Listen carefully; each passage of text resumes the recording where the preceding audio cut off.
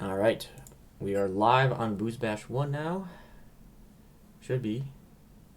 Here it goes, yep. Spectator link has been posted. Oh, sorry for typing, everyone.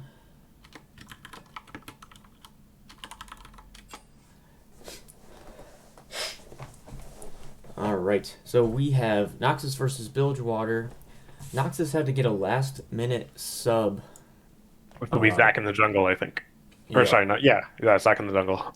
last-minute sub for their jungler, Mr. Jesse, and I think that means since it was such last minute, they are gonna miss at least one ban on the first game, right? Yeah, I think they lose a ban for this. Let's see if that comes back to hurt them. Jesse Roy is an absolute monster in the jungle. Let's see if Zach can live up to the fame. I'm not even sure what Zach would play in the jungle, but he's a pretty talented player, so I'm sure he'll make do just fine. Let's see. Um,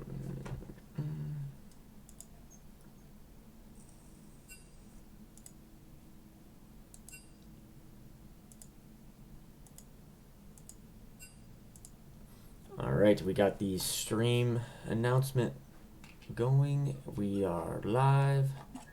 The team's getting into the draft here. Let's see what happens. The Katarina ban immediately, naturally. Yeah, let me get over to that pick and ban here. From Bilgewater. No one gonna deal with that Matty Cat mid lane. No, yeah, you definitely cannot let the Katarina through. There's always one team every BoozeBash who makes the mistake once, and then everyone sees and The requisite Katarina ban tax. yeah, they're immediately reminded why it's always banned.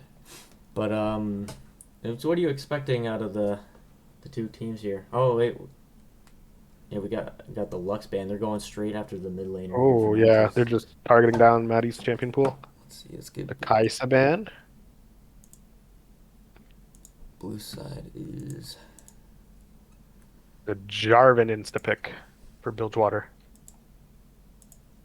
yeah. That's Is that Basmaron? Is that No, that's not. That's Pingu jungling, right? Yeah. I believe so. Jarvan is a good, solid early game champion, honestly. Pingu did. They do like flex around their roles quite a bit. If they leave a Nivea open, I think Pingu will snatch that right up. Okay. There's the Maokai pick. Might be for Zach's jungling. Might be. I believe it's Kaluna support, right? Might also be her on the Maokai. Yeah, who is their support? I think it's Kaluna. Oh, I'm sorry, No. that's Bilgewater. I'm mixing people up.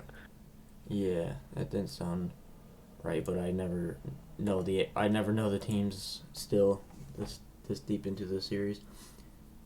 They got it's Miss Pretty Kitty usually that goes on support or ADC. They kind of swap around with Okay. either Miss Pretty Kitty or I think the Hune guy. Is that who for a good time is? Yeah. Okay. Yeah, it looks like the Noxus did miss a ban. I wonder what got left open as a result.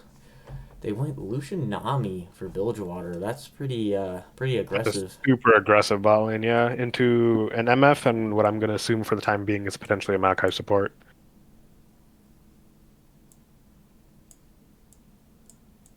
Camille top lane for Noxus. I'm going to assume that's probably Evan on that. I would hope it's Evan top. I've not seen Actually, him. it would be super unusual for him to be on Camille, though, because his champion pool does primarily consist of Juggernauts. I think it might be Zach Jungle Camille. I've never seen Evan play Camille, but Neither have I, and it's not part of his usual champion pool, but it'd be interesting to see. yeah, I mean they swap around their roles a lot, but I've never seen somebody else go top other than Evan, and I don't ever see him playing Camille, and I don't ever see him blinding it first round and Yeah. So I would assume that's Zach jungle Camille, if I had to guess. There's a Second round, Nautilus ban, so yeah, second I round think of bans coming through. They don't want to see these late game powerhouse champs, Aurelion Sol and Ornn on Noxus' side, and looks like the they're Mumu trying would be a to. huge problem for Bilgewater as well because they're such a short range team. They would really struggle to stay out of its range. Yeah, it looks like they're trying to ban out some of the popular jungle, popular support champs on Noxus side. The Mumu and Nautilus looking pretty strong in this season for support. Eyeless mid. Ooh, Interesting pick to take Silas, actually. There's some like okay ults, but nothing particularly amazing. Nami ult is nice, Jarvan ult is usable, Lucian ult is meh. yeah, it's interesting they would blind the Silas. I guess Yeah, nothing that screams Silas, unless they're trying to deny or unless they're trying to like cut off a specific pick. Like a Malphite top lane maybe, but yeah. Some Bled. I feel like the Silas could be punished. I'm not. It has some really bad matchups, but I'm not sure if any of them are played. Kled Bled? probably going top. That this huge jungle guy plays Kled top, right? I believe so. Well, their top lane is Basmer, right? Bilgewater's top lane is Basmer. Oh So yeah, that's presumably I Basmer got it on the mixed up Cloud. this time. Whoops. Talia mid. Ooh, Talia mid into the Silas. That's a really good matchup for Talia, but spicy. if Silas is able to get on top of him, it could be troublesome. That's Dirac on Talia. Interesting. Let's find out if he has the hands to play this mage. There's a Malphite. So that is a Camille jungle, you're right. Have it locked in? Yeah, locking in the Yeah, Malphite top into Maokai the support. Kled. Malphite This is is very much a Wombo-y, combo-y team comp. Um, yeah. Most of the damage coming from Bilgewater is physical. Talia is going to be the only one able to damage this Malphite this game. who's playing AD carry on Nox's team? Is it Maddie? I think it's usually Miss Pretty Kitty who's playing the Misfortune, but AD carry? Okay. I think it can go either way. Is that fear I smell? So Talia's supposed to be a good matchup in the Silas. Kled is a not great, but not terrible matchup into Malphite. Kind of depends on how it gets played. I think Malphite usually has the advantage early game. Yeah, I mean, I think Kled could actually do quite a bit of work into This is going Malphite. to be a difficult Lucian game, honestly, but But yeah, I think at a certain point, Kled is not able to just kill him and. yeah, exactly. If Kled doesn't snowball early, he just kind of just, like, Malphite's tankiness tends to outscale him pretty fast. It's also worth noting that their only magic damage is the Talia. Yeah, that's what I was getting at as well. Is if the Malphite does end up getting a lead in the top lane and is just building straight armor, Talia is going to be the only one to answer it, and that's a pretty tough job for one control mage to take Yeah, out a tank and like that. to stay alive against a team like that is also going to be difficult. Yeah, it looks like both teams have quite a strong like dive in, engagey kind of comp. Their champions looking. Yeah, To this go game's going to come in. down pretty heavily to how the early game goes, I think. Yeah, it seems like depending on how the early game goes and who's got the gold leads, I feel like whoever gets the cleanest engage or if Noxus gets their wombo combo off with the MF and Malphite, it could be dangerous and maybe Silas picks up a Juggernaut or something. It's worth noting that Talia does have pretty good roam pressure early. Her passive and her ult lend itself well to roaming to other lanes. Whether they have the setup to take advantage of that in other lanes or not will depend. But is Camille still a good jungler? I haven't seen her jungled in a while, so I don't know how effective she still is at doing it. Assuming that it is a Camille jungle, anyway. It could be like a Maokai jungle or something. Yeah, I would. Or actually, it could be a Silas jungle. And like a Camille mid lane. Yeah, I'm honestly confused. I mean, the Camille jungle actually has an absolutely awful win rate, but it's Her clear is pretty much non-existent, so she's super reliant on. It's like she just feels like a worse Jarvan at that point. I don't see anyone playing Camille on their team, and maybe it's a Zach thing, but who Well, knows? does their mid play Camille? What's that? Not. It could be a Camille mid and a Silas jungle. That's also a possibility. Oh my gosh! I guess we're at the wait and find out. Holy cow! I mean, they have like 4 champs that could jungle on their team, technically. So I can't do predictions in the chat, but Tay, who do you think is winning this team based off the picks here? If I was going by ease of execution, I would say probably Noxus. They do just have like the easier to play comp. Right. But this is also Arcane, so harder to play comps that have potentially bigger awards can absolutely work. Yeah, with the Talia roams early and with the really high pressure bot lane of Lucian Nami and hyper aggressive top laner like Kled, if she can get some early roams off, it could be the game changer. Bilgewater just kind of needs a lead basically for this to work. But if they get a lead, it will work. So red side is Noxus, correct? Yeah, it should be. Red side Noxus, blue side Bilgewater.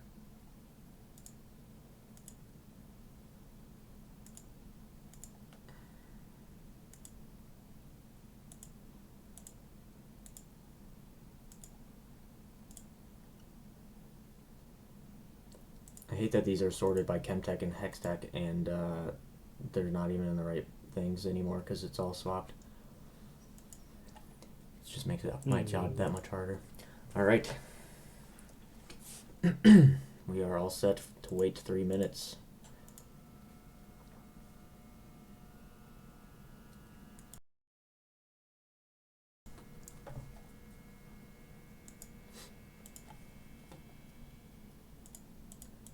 Hey, anybody in the chat, can you confirm if my audio sounds all right? Is Tay loud enough? Is the game audio too much? Awesome. Alrighty. When you're casting, do you like to do the play-by-plays or like the analysis kind of thing, or do you just like to? I tend to prefer analysis, but if you want me to do play-by-plays, I can try. I may just struggle to keep up a little, but I mean, we'll see. I can try. I like to try to do the play-by-plays. I wouldn't say I'm particularly good Well, at let's it, give it a try and see where it goes then. but yeah, maybe we can hop off or something on and off if it gets real bad. We'll figure it out.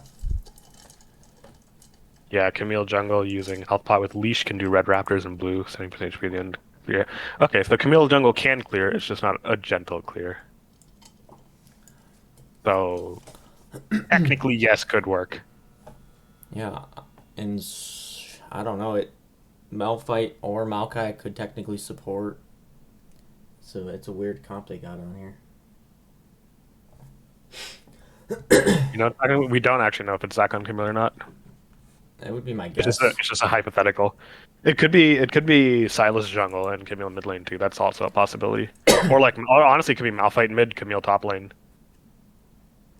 Silas jungle. But I think that would mean Evan would be on Camille, which is possible, but unlikely, I would imagine. Yeah, I'm lost, honestly.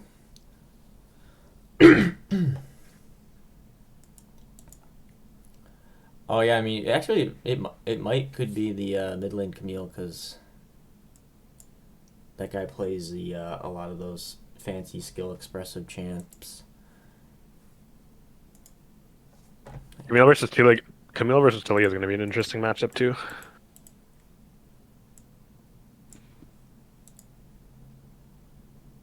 Yep.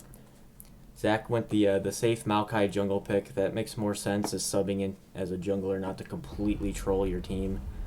So is that the Camille support then? Okay. Now this gets interesting. So Camille support offers better damage, better lockdown. Well, longer range lockdown, not necessarily better lockdown. But obviously lower durability and just a generally lower utility kit than a Maokai support. Welcome to Summoner's Rift. Looks like we got a 5-man Noxus lane. team stacking top. Oh, well, maybe Kled 30 walks into seconds this until bush. minions spawn. I imagine Camille support starts E, right? So, yeah, hook shot start. So they're going to be looking for a snipe off the stun here. Forcing the flash off After the Kled. flashes, okay. I don't know if he needed to do that, but fair enough. You know, they're not wanting to get caught early game. But that is really useful for the Maokai to know, because that opens up an opportunity for a gank, potentially. Although, I don't know how effective a Maokai Malphite versus Kled would be. But regardless, a flashless Kled is a lot less pressure on the Malphite, which eases up that brutal early game that Kled has. Yeah, no flash, no TP on Kled. If he dies early on from a gank, he could be out of this game before it even started. Alright, now it took me a long while to figure out who was going where, even though we already said who was, but finally got the portraits in the right spots. Noxus does have vision. Both teams have vision of where the junglers are starting. Both starting at their reds, looking to influence his bot lane as early as For possible. Jarvan, but yeah. Both junglers starting top side, which means we might see some jungler versus jungler interaction potentially as they clear towards the bottom sides of the map.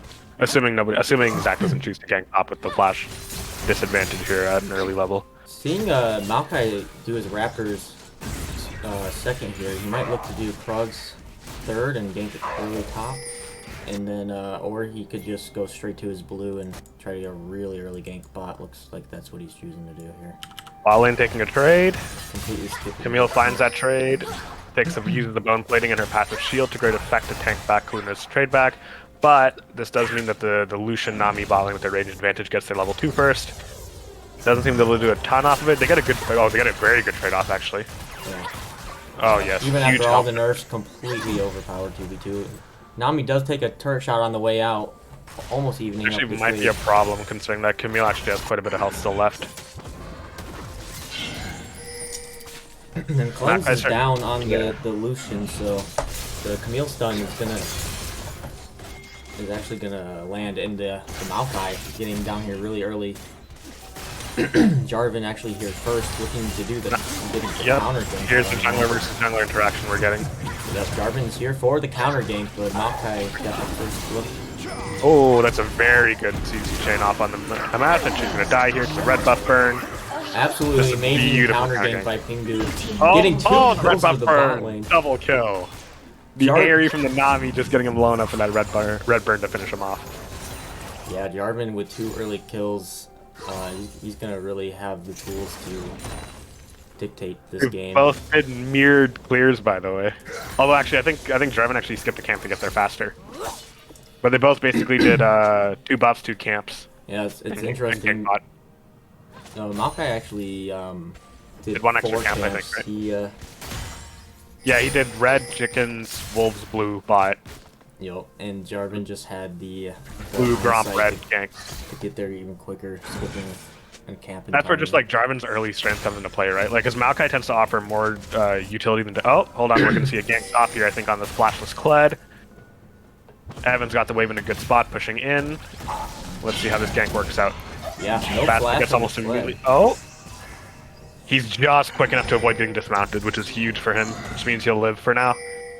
Yeah, I'm surprised he was able to get out of that so easily. I mean, he eat through the Maokai to get a pretty good distance gap in between them.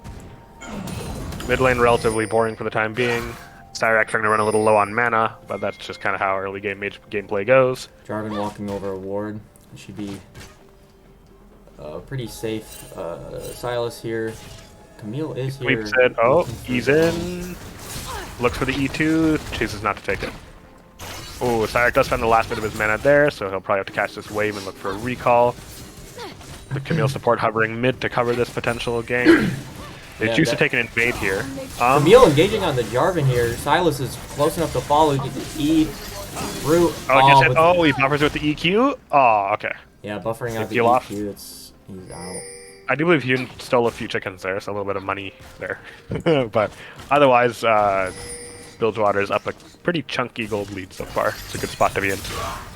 Silas going really aggressive onto the Silas or Talia here, seeing she's out of mana, but takes 2 turret shots on the way out. Don't know Summoners force him either too, and both are incredibly vulnerable to ganks. Jarvan sees the low health bar on the Silas and there's no ward on the top side, so Maddie doesn't see this coming. He is stissing towards flashes in, gets denied. in the right place, the right time. Okay. Silas hitting level 6, almost keeping him alive and getting the Jarvan ult, But I see the Q detonation because yeah, didn't move fast enough. This is not so great for Cyrac though, because Maddie gets to TP back and catches huge wave, and that's going to be an XP and gold deficit, which is not a good spot to be in as a mid laner. And it seems Noxus has frozen their bot lane for a while now. Yeah, But it's worth knowing that Matt has a massive gold lead. Veritas is up a ton of money. They're using this bot lane priority to get Dragon. Mid lane, considering Maddie just TP'd back. Zac does find them doing the Dragon, but can't do much about it, and so that will secure the first Dragon of the game, Infernal, which is also actually really good for their team. They all benefit so much from having more damage stats. yeah. Pingu's Garvin here is absolutely clutch for Zac with Bilgewater, the gank being in the bot right lane. place at the right time. Silas was The luckily Cyrac able to get died. Is it in range? It's not. He's just barely out of range at that point. Click snare. Manages to escape with his life this time. Yeah, Lucian Nami just doing Lucian Nami things to this MF and Camille support. Maddie taking absolutely brutal trades every time he gets a chance, taking advantage of that Nami buff to do absurd amounts of damage. Close to a 20 CS lead in the bot lane here. He's got a. He's already got an early Dirk.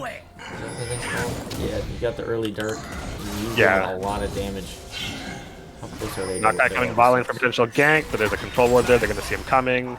They shove the wave out and back up. Yeah, the Lucian is almost. He have 6 on his wave. He's going to back here instead though. So Basmer didn't really find the early cheese he needed on Heaven to really start snowballing the matchup, which means Evan's in a very good spot right now. He gets to start stacking armor and he's not behind.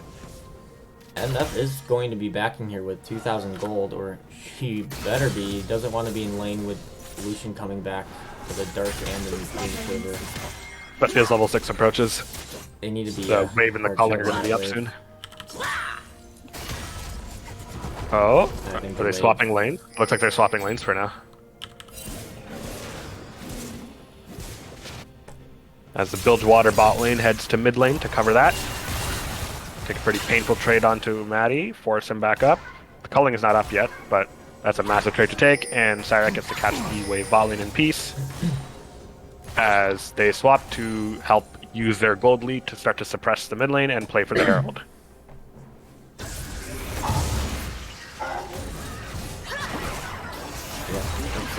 They bot lane getting the early show on Herald here. Really good coordination from Bilgewater to get this early objective. Makai ulting, but he is all alone. No one's behind him. Follow up. The bot lane switches as well. Cyrac potentially getting caught out here by the Camille ult will eventually die. And this is why nobody was following the Maokai, because they found a good pick onto the Bilgewater mid laner there, Surat. And They managed to trade back. They managed to trade back a kill for the Herald, and Maddie gets to push the bot lane unimpeded, which means he gets to get further ahead. Malphite in a little trouble here, getting slapped around by this Yordle squirrel thing. Might Maybe have to flash away. Oh, it fled flash. Well, never mind then. Basmer did find the all-in he needed. He's not. That can't kill him either. Yeah, and that is a fight Maokai does not win, even if Pingu wasn't right behind to help. That Kled W damage is nasty. It does so much. Kled still has ult, looking to dive onto the Maokai. This could be dangerous. Drops the turret aggro. Drops the turret aggro. There's the TP though. Is Zac's W gonna come back up in time? No. Oh, gets him with the flash poke. Evan chasing Oh, him down. Kled just queuing right over the wall, right into the bot lane of Noxus, giving over a free kill. Camille does pick it up. It's 2 kills for Camille. Very Not great ideal to have support 2 kills here. on a Camille, but she does have a Sheen, so I imagine she's going to buy some actual damage. Camille actually getting better of this trade here onto Silas. He's maxing his E, or his W, I mean, so that it's only going to take 1 W to like full heal him here at this point.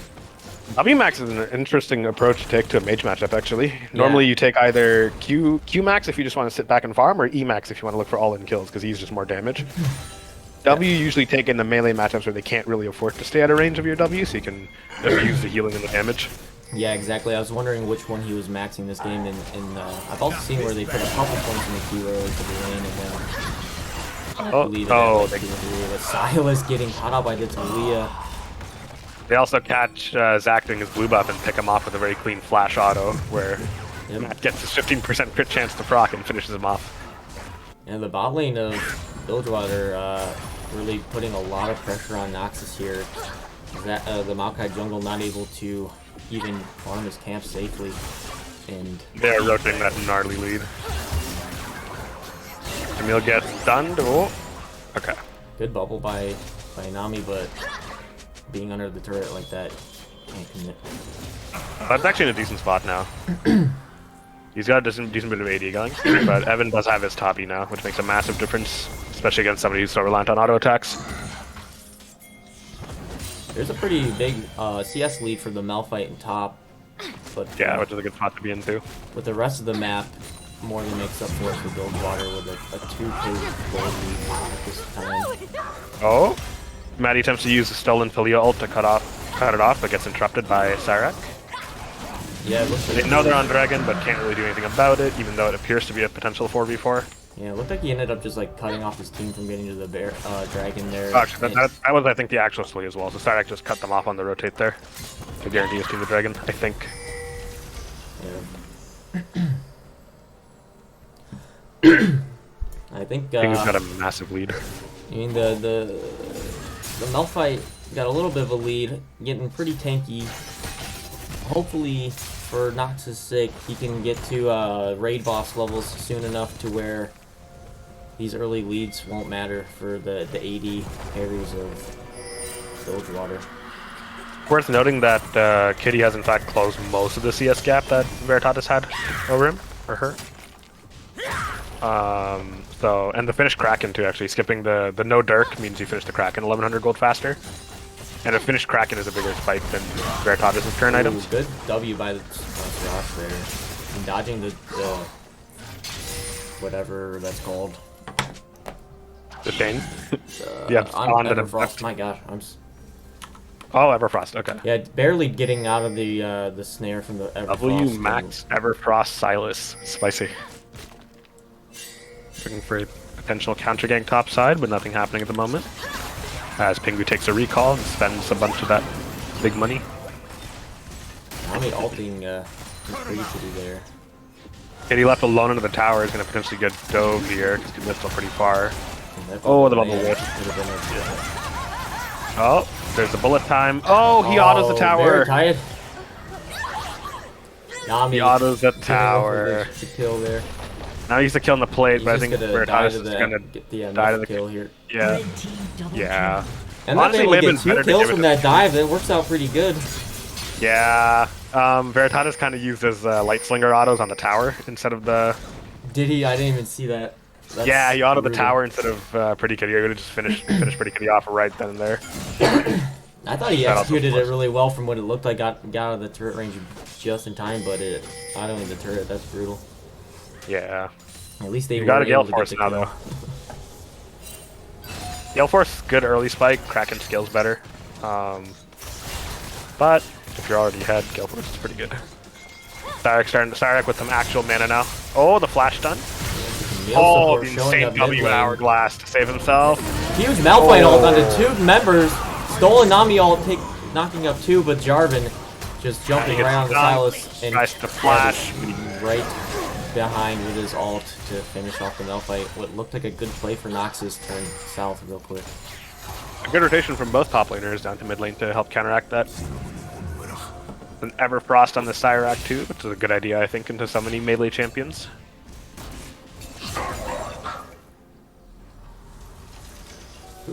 On the Talia? Yeah, Yeah, because they kind of have to engage, right? So Yeah, I mean, Everfrost with their tends to team make it being fun. so far ahead, and you know, Strasha doesn't really have to do the damage this game. I think it's fine. Oh, stolen! Herald by he actually Zach. gets it with the Q smite. Oof. Can they trade kills back for this? Potentially, if they catch Zach, Zach flashes over the wall and gets out. Does Q make it out? He does. Talia TPing into the dragon pit to help with that, and Nox is able to find a kill onto Kled.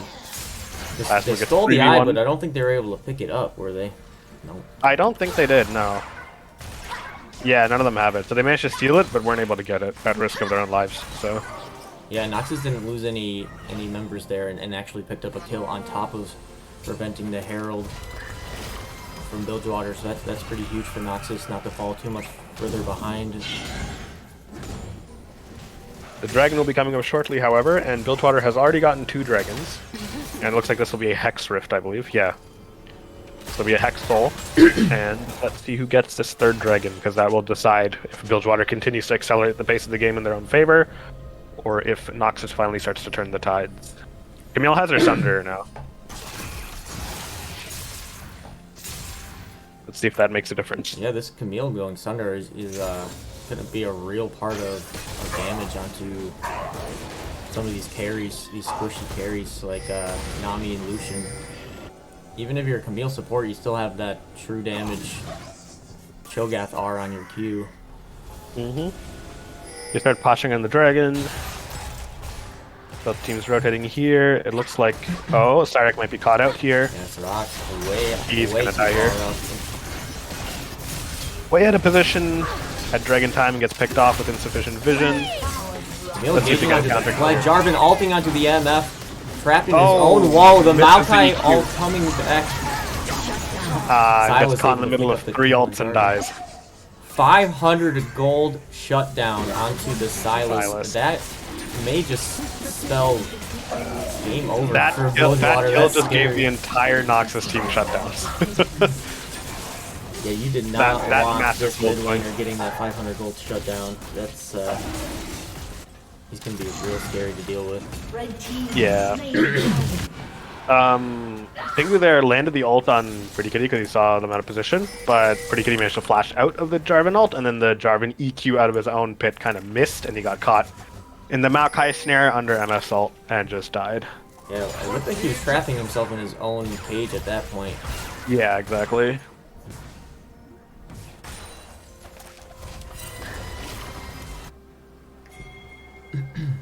I think at that point, like, if Shire gets caught out, I think you just let him die there and look for a better engage. But fighting in a narrow corridor against a Maokai MF is usually not a good idea. And ideally, you want to be the team engaging first as Yeah, at that point, Bilgewater. I mean, if you are then EQ out, that makes sense, but instead he... It only works if you don't miss your own flag. Yeah, Yeah. It's as somebody who tends to miss that once in a while, I can't blame them too hard because it happens Red team's turret has more been than I would destroyed. like. But Vertada's still in a pretty good spot though. yeah, I mean Keeping up okay. the Noxus did catch up the gold lead. It is a really close game now, and it stopped the dragon stacking for Bilgewater also. So a lot of good signs for Noxus.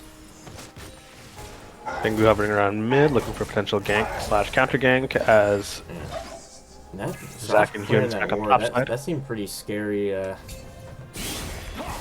they got 5 people That is- grouped up around mid. There's no wards over in the enemy jungle there. And I don't know, maybe anybody could have flown out and killed you there. Looks like they're looking for a potential play mid lane.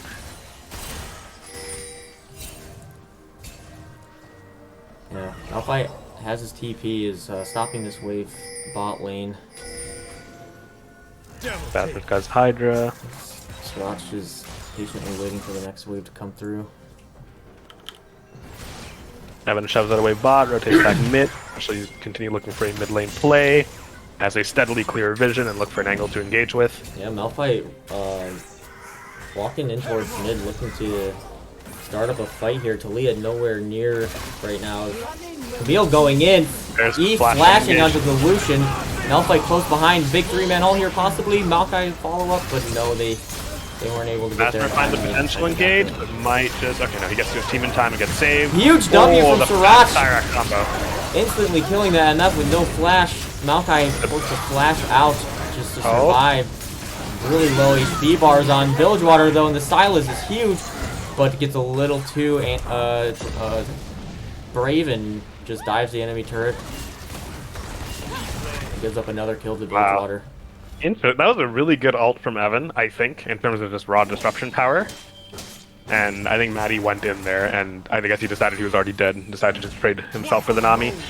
But the issue, I think, is also that Veritatis picked up a shutdown there, because Camille kind of, I think, either overestimated her own damage or overestimated her team's ability to kill him there. He got the Gale Force off and got peeled just barely enough to survive that and claim the shutdowns. So a bunch of that gold just swung right back into Bilgewater's hands off that because all the shutdowns got claimed that fight. Yeah, Bilgewater getting away with slivers of health bars. That was a very nice two-man combo from Cyrac too, which kind of like that was already a decent fight, and then that combo turned into a complete rout where Bilgewater got to claim all the kills. Kled, Silas Kled ult. Oh, he flashed. Diving the turret. You can't flash Kled ult. Getting bubbled under the turret here by the Nami. Oh, doesn't get the third turret shot. There's always the panic flash try on the Kled ult, but it follows you right through. And he does die there, unfortunately, and also burns his flash in the process. And Maddie picks up his counter kill. Yeah, Maddie knows who's his target is this game, going straight for the Lucian in both of those team fights. And Lucian doing everything he can just to get away. This time, not able to. And other dragons coming up shortly, though, and this numbers advantage is giving Noxus the ability to position very aggressively. Camille giving away the the position. They seem to be aware that something isn't quite right, so Bilgewater's not going to walk into the trap entirely blind. Yeah, the Jarvan got a little bit of vision on Camille there. Jarvan able to smite it away, he does. Camille engaging. Camille engages, doesn't find anything. Does use her aftershock though. That's an interesting thing though too. Is that aftershock on cooldown makes her a lot less tanky. Huge Everfrost by the Leah knocked up onto the Maokai. MFall was pretty big, but not enough to take out. And they find their two pickoffs. That's amazing. That pretty much guarantees them the Hex Dragon. Yeah, Silas is looking for the sneaky flank around behind Bilgewater here. He's not on any vision. Veritatis is here now as well, so Bilgewater's in full They got force. some really good flank angles onto Bilgewater here. I wonder if they're going to try this, take this 3v. He's looking for an ult. Malphite. Silas in onto the dragon, not able to steal it. Malphite is way back, not thinking enough. They get the dragon. They're unable to get to Veritatis. Veritatis is your target here. At the high value, you need to take him out, but they fail to quite reach him, and another bunch of kills get cleaned up there. Weren't able to take out the ADC in time, and he was able to just free hit that whole fight. And Matt is huge, and so is Pingu. So like the gold lead is starting to get very sizable. And while taking a dragon like this is really like the first Hex Dragon, sorry, that Noxus managed to take helps like sort of drag out the game a little. Problem is now that Bilgewater's on soul point, the next dragon becomes a huge problem for Noxus if they don't get it. Yeah, I'm kind of surprised that Noxus decided to take that 3v5 fight. They did have some good angles, but they're not able to execute it perfectly. It's just kind of a bad situation. Get the Baron. Zac dies, attempting to steal, doesn't quite pull it off. Baron was secured by Bilgewater. He fights breaking out. Silas stealing the Kled art, ever crossing onto the Talia, taking her out. Stop watching in just in time, but he's got nowhere to go in solution again in these fights. Just able to free hit everybody. Another 4 for 2. Like, it's nice that they denied Barons and got the Jarvan. Or denied some Baron buff and got the Jarvan shut down, but their whole team gets wiped for this. And they're just sort of getting wiped over and over, and that gold lead that is steadily growing in size, and so is the tempo lead. Yeah, and Kled didn't even have to use his ult during that fight and was able to chase down the Malphite and force out a really important summoner spell Flash, which could be the deciding thing in the next team fight, trying to get onto this Lucian. The 3.5 item Lucian now, he's huge and hits like a truck. Yeah, I mean, both teams seem to have sort of a go-in comp, Jarvan and Kled, but Noxus is definitely the one engaging these fights, and when they're not able to find the proper engage, the counter engage of Bilgewater is just completely brutal, and Camille is feeling. The MF kind of needs to be alive for this comp to work, because Silas can't kill everyone on his own, mostly. Maddie's getting pretty close, but find a decent engage. Oh, down. MF getting a big ult onto a lot of players there. Jarvan is so tanky somehow, or MF just does no damage. Talia. Silas immediately gets peeled off. Sarah goes in a little too deep. All by herself. Okay, Stop watching to buy time. today. The ADC and Nami are there just in time, and then I can't even tell who that player is. Oh, Camille goes back in and almost dies, has to flash out.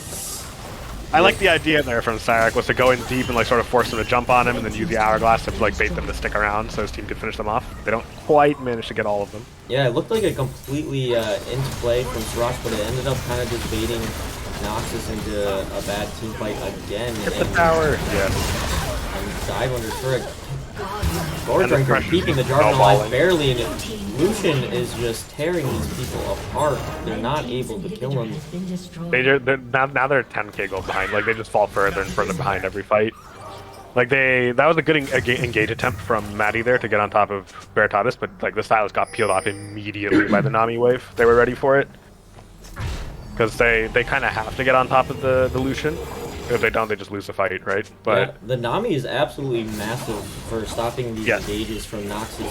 He's not you Nami wave that the whole entire engage just gets stopped, and then you bubble whoever's too close. And Luna's waves have been absolutely nuts this game, keeping Veritatis alive after these attempted engages from Maddie.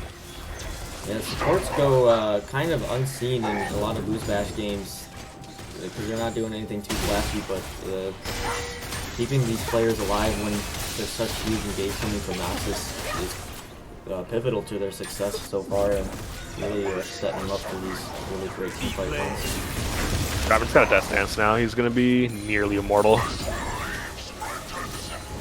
Yeah, No. the MF ult was already doing Master. no damage. I can't imagine it does anything now. Led going in a Master little engages too the deep, fight. but the Nami ult Oh. again, stopping everyone. Jarvan ulting 4 people at once, or was that Silas? I don't know.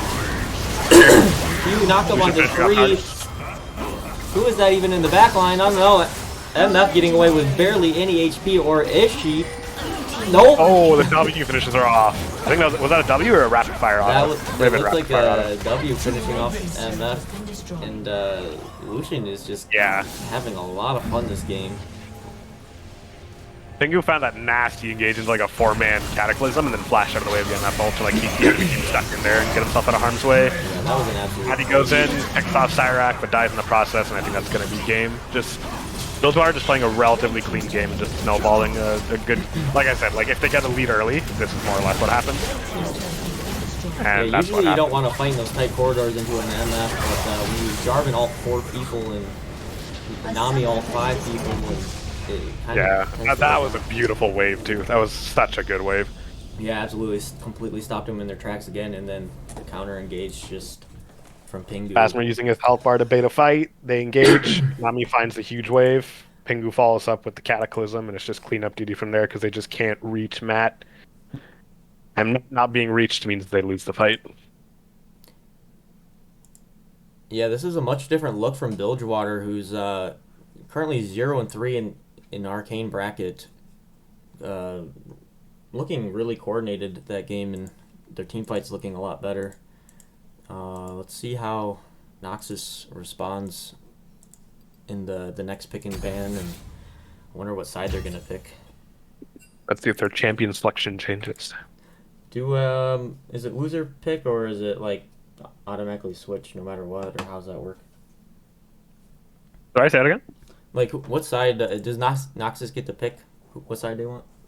I think it's I think for playoff games it might be loser's pick. It Oh. used to be like each team gets to play either side once, and then the last game is a coin flip if it reaches third game. Okay, yep. But I think for playoffs it might be loser picks. Noxus does get 3 bans this time around, I believe, right? So maybe we see Yeah, they get their full bans this time. That's true. maybe we see a Jarvan on that list of bans, because Pingu looked like a different jungler on that champion, completely making a game deciding plays. The early counter gank for Maokai, that would have been such a good gank for Maokai, but turned it completely around, getting 2 kills.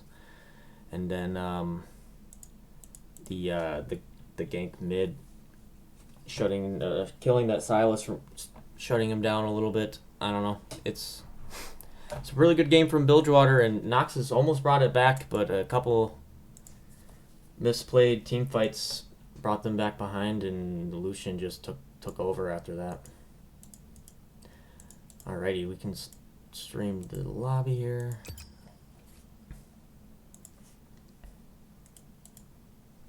What do you want to see for the pick and ban stage from Noxus to try to have a better comp going into this game too? Oh, they picked Interesting. red side.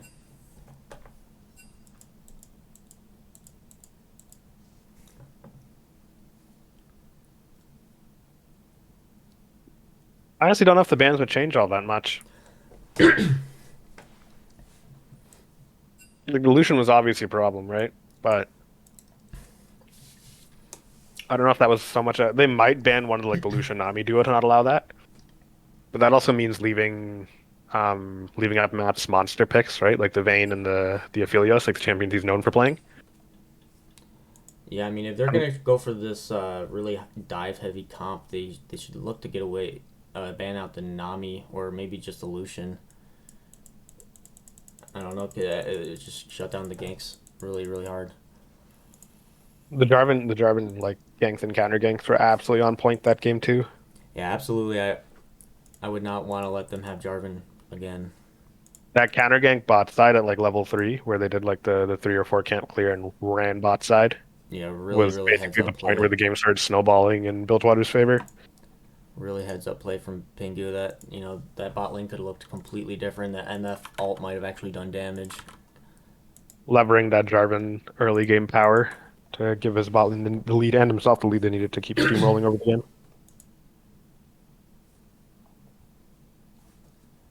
All right, we got the pick and bans here. Got the draft link here, waiting for the teams to be ready.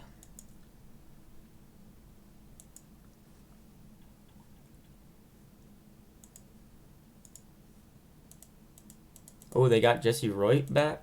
That's good.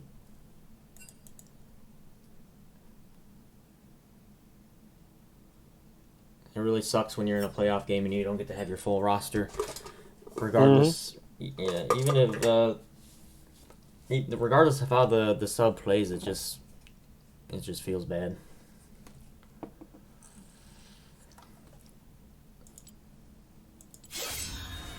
I thought Zach had some pretty good moments in that Maokai game, but when you're trying to be a tank into that much damage, you can't really do much.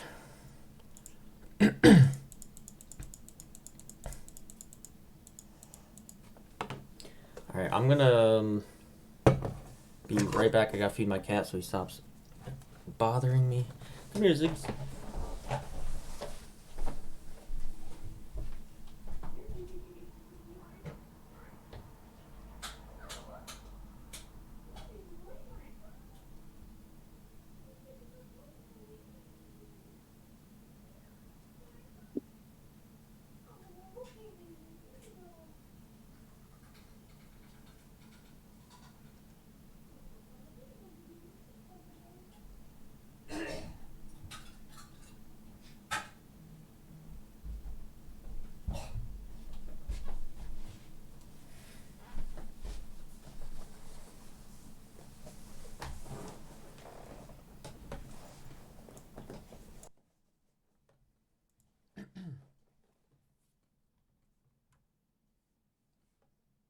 Alright, picks and bans are starting. Let's see where this Bilgewater goes. banning the Udyr, the Katarina. Noxus doesn't want to see the Jarvan again. They immediately banned out, as is the Lucian. They're going to force Matt onto a different AD carry. Banning out Maddie's 2 picks. Yeah, this leaves open the Shen or the Anivia. Okay, Gonna they're get choosing to ban banned. the Shen. Possibly. And I wonder if we're going to see Pingu, now that he doesn't have his OP Jarvan pick. Oh, there's the Aphelios. We're getting Matt's Aphelios. Aphelios first pick for Bilgewater. Pingu's Anivia is open. If he wants a mid lane, yeah. Jesse's back too, which is why the Udyr band's up there. Yeah, the only game that Bilgewater has won yet this far was with Pingu on Anivia. I mean, besides the game that they had just won. Well, let's see if Noxus puts up a better fight with their entire roster to bear. And their full bands available this time. The Ornn top lane. Yeah. All right. I've Seeing been another playing chunky. Ornn, super powerful pick in this game right now. Good tank, solid kit, scales like a monster. Yeah, and let's see if this Aphelios can get far enough ahead or be peeled enough to shred through this Ornn. It's possible, Helios but does scale a lot better than Lucian. He does have more defined windows of power, though. again with the MF from Miss Pretty Kitty, I Pulling out wonder the if they comfort try to pick. first round the. I wonder if they go with the Camille support again. It's doesn't seem like the worst thing against an Aphelios, but Yeah, Helios does have, well, less escapes than a Lucian. But depending on the conditions, Aphelios can put out a lot more damage a lot more quickly. yeah, you wouldn't want to be Camille ulting onto a red white Yeah, Aphelios exactly. probably. Mordekaiser into Ornn. Ooh, Azir. Okay, we're seeing some shuffle gameplay. Okay, so Bilgewater chose a much more late game oriented team this time around, right? We're not seeing like the Lucian, Nami, Jarvan. Even honestly, even Tilly is a bit of a lane bully. But Yeah, and it looks like Noxus is answering with sort of the same deal, picking MF, Ornn, really big team fighting champs, and Ornn, really big late game scaling. But then that goes all out the window with the Jace mid pick. Ace mid. Hmm. Assuming Really, that's a Jace mid, this is going to be a relatively AD heavy team. Like obviously, Ornn does some magic damage, but yeah, we're gonna granted, have to Bilgewater see. doesn't have any heavy tanks yet, so armor stacking may not be a huge issue for them to deal with anyway. We're gonna have to see an AP jungler out of Jesse here, and I'd almost be okay with having them pick like a tank jungler like Zach. Like right They now, ban out the Zac, Bilgewater's actually. team would just shred Zach so fast it wouldn't even be funny. They actually banned out the Zac, I think, to Yeah, I deny know. the That's long why range follow up engage. I feel like I would have let them pick the Zach. I mean, it's got really good engage, but Well, Bilgewater's playing even harder to protect their backline this time, right? When your backline is in Aphelios Azir, you want to keep them alive as long as you can because they're an absurd amount of damage if they get to stay alive. yeah, I guess they're Mordekaiser just into banning Ornn out is also Jesse's interesting. really most played AP jungle tank champs there. And I wonder what that leaves them with. Mord into Ornn is also an interesting matchup. It basically comes down to how good Ornn is at using his Flame Breath to unstoppable either Mordekaiser's E or Mordekaiser's ult. Because if he doesn't, Mordekaiser just kind of auto wins the trade, and if he does, Ornn wins the trade generally. Yeah, that's gonna be Jesse on Nico jungle, I believe. Ooh, we're gonna see some stealth cheese plays. That champion's new ult is incredibly powerful too. She does it out of like disguise or camouflage. Yeah, there could be some really huge team fights for Nico here, set up with the Ornn. Lulu, yeah, they're playing super hard into the double hyper carry setup. Lulu and Chanter. I would have Lulu liked can to. provide some pretty good pressure early too, depending on the enemy support. I mean, I would like to see Noxus maybe go more into the poke. Maybe get like a poke ADC. Kong. Oh, we got the Wukong jungle. They have a good mix of physical and magical damage too, actually, on that team. Yeah, Bilgewater's team comp looks amazing here. Like, Good disruption. I will say they have pretty limited dive to reach the misfortune this time. They don't have the Jarvan this time. And while Wukong can kind of dive, he's no Jarvan, which means it'll be a little more difficult to disrupt and or just keep MF from ulting because you can't just stand in front of her and make it hard for her to stand still and cast it. yeah, I feel like it's going to be hard for MF to get enough Ashe good support. fights without being in the range of a Wukong alt and a Azir shuffle or Yeah. something like that. We got the Ashe support here coming out Yeah, of I think so. Noxus. Excuse me. Yeah, I'm not really sure about the comp that they got here from Noxus. Noxus has way more hard CC though. Bilgewater actually has a surprising lack of it. Yeah, you're right about that, but it's like, can they even get on to Bilgewater for the That's basically what's going to with decide any the game. real Because if they CZ? can't reach the Bilgewater backline, Bilgewater's going to win the game. The Ashe And if, actually kind of sounds a little bit better now thinking about it, because if you can get you can catch one longer of these range. squishy carries off with a really good Ashe arrow, they're going to be set up for the rest of the team just to take them out. Yep. Asher provides them with a decent long Excuse me. range engage in combination with Ornn ult to look for a way to get on top of that backline because they need to get on top of them. Chrysora asking if there's a prediction for this game. I'm not able to make predictions. I'm not a mod, but if get any mods to put up a prediction into the chat, I'll message somebody in the casters here. Tyrant. Hourglass is the best item in the game. Hourglass is a pretty good item, that's true. Oh, there's a prediction up right now. This is actually game 2, not game 1, but that is I okay. don't blame you. I'm quite strong. Somebody putting 800 points onto Noxus.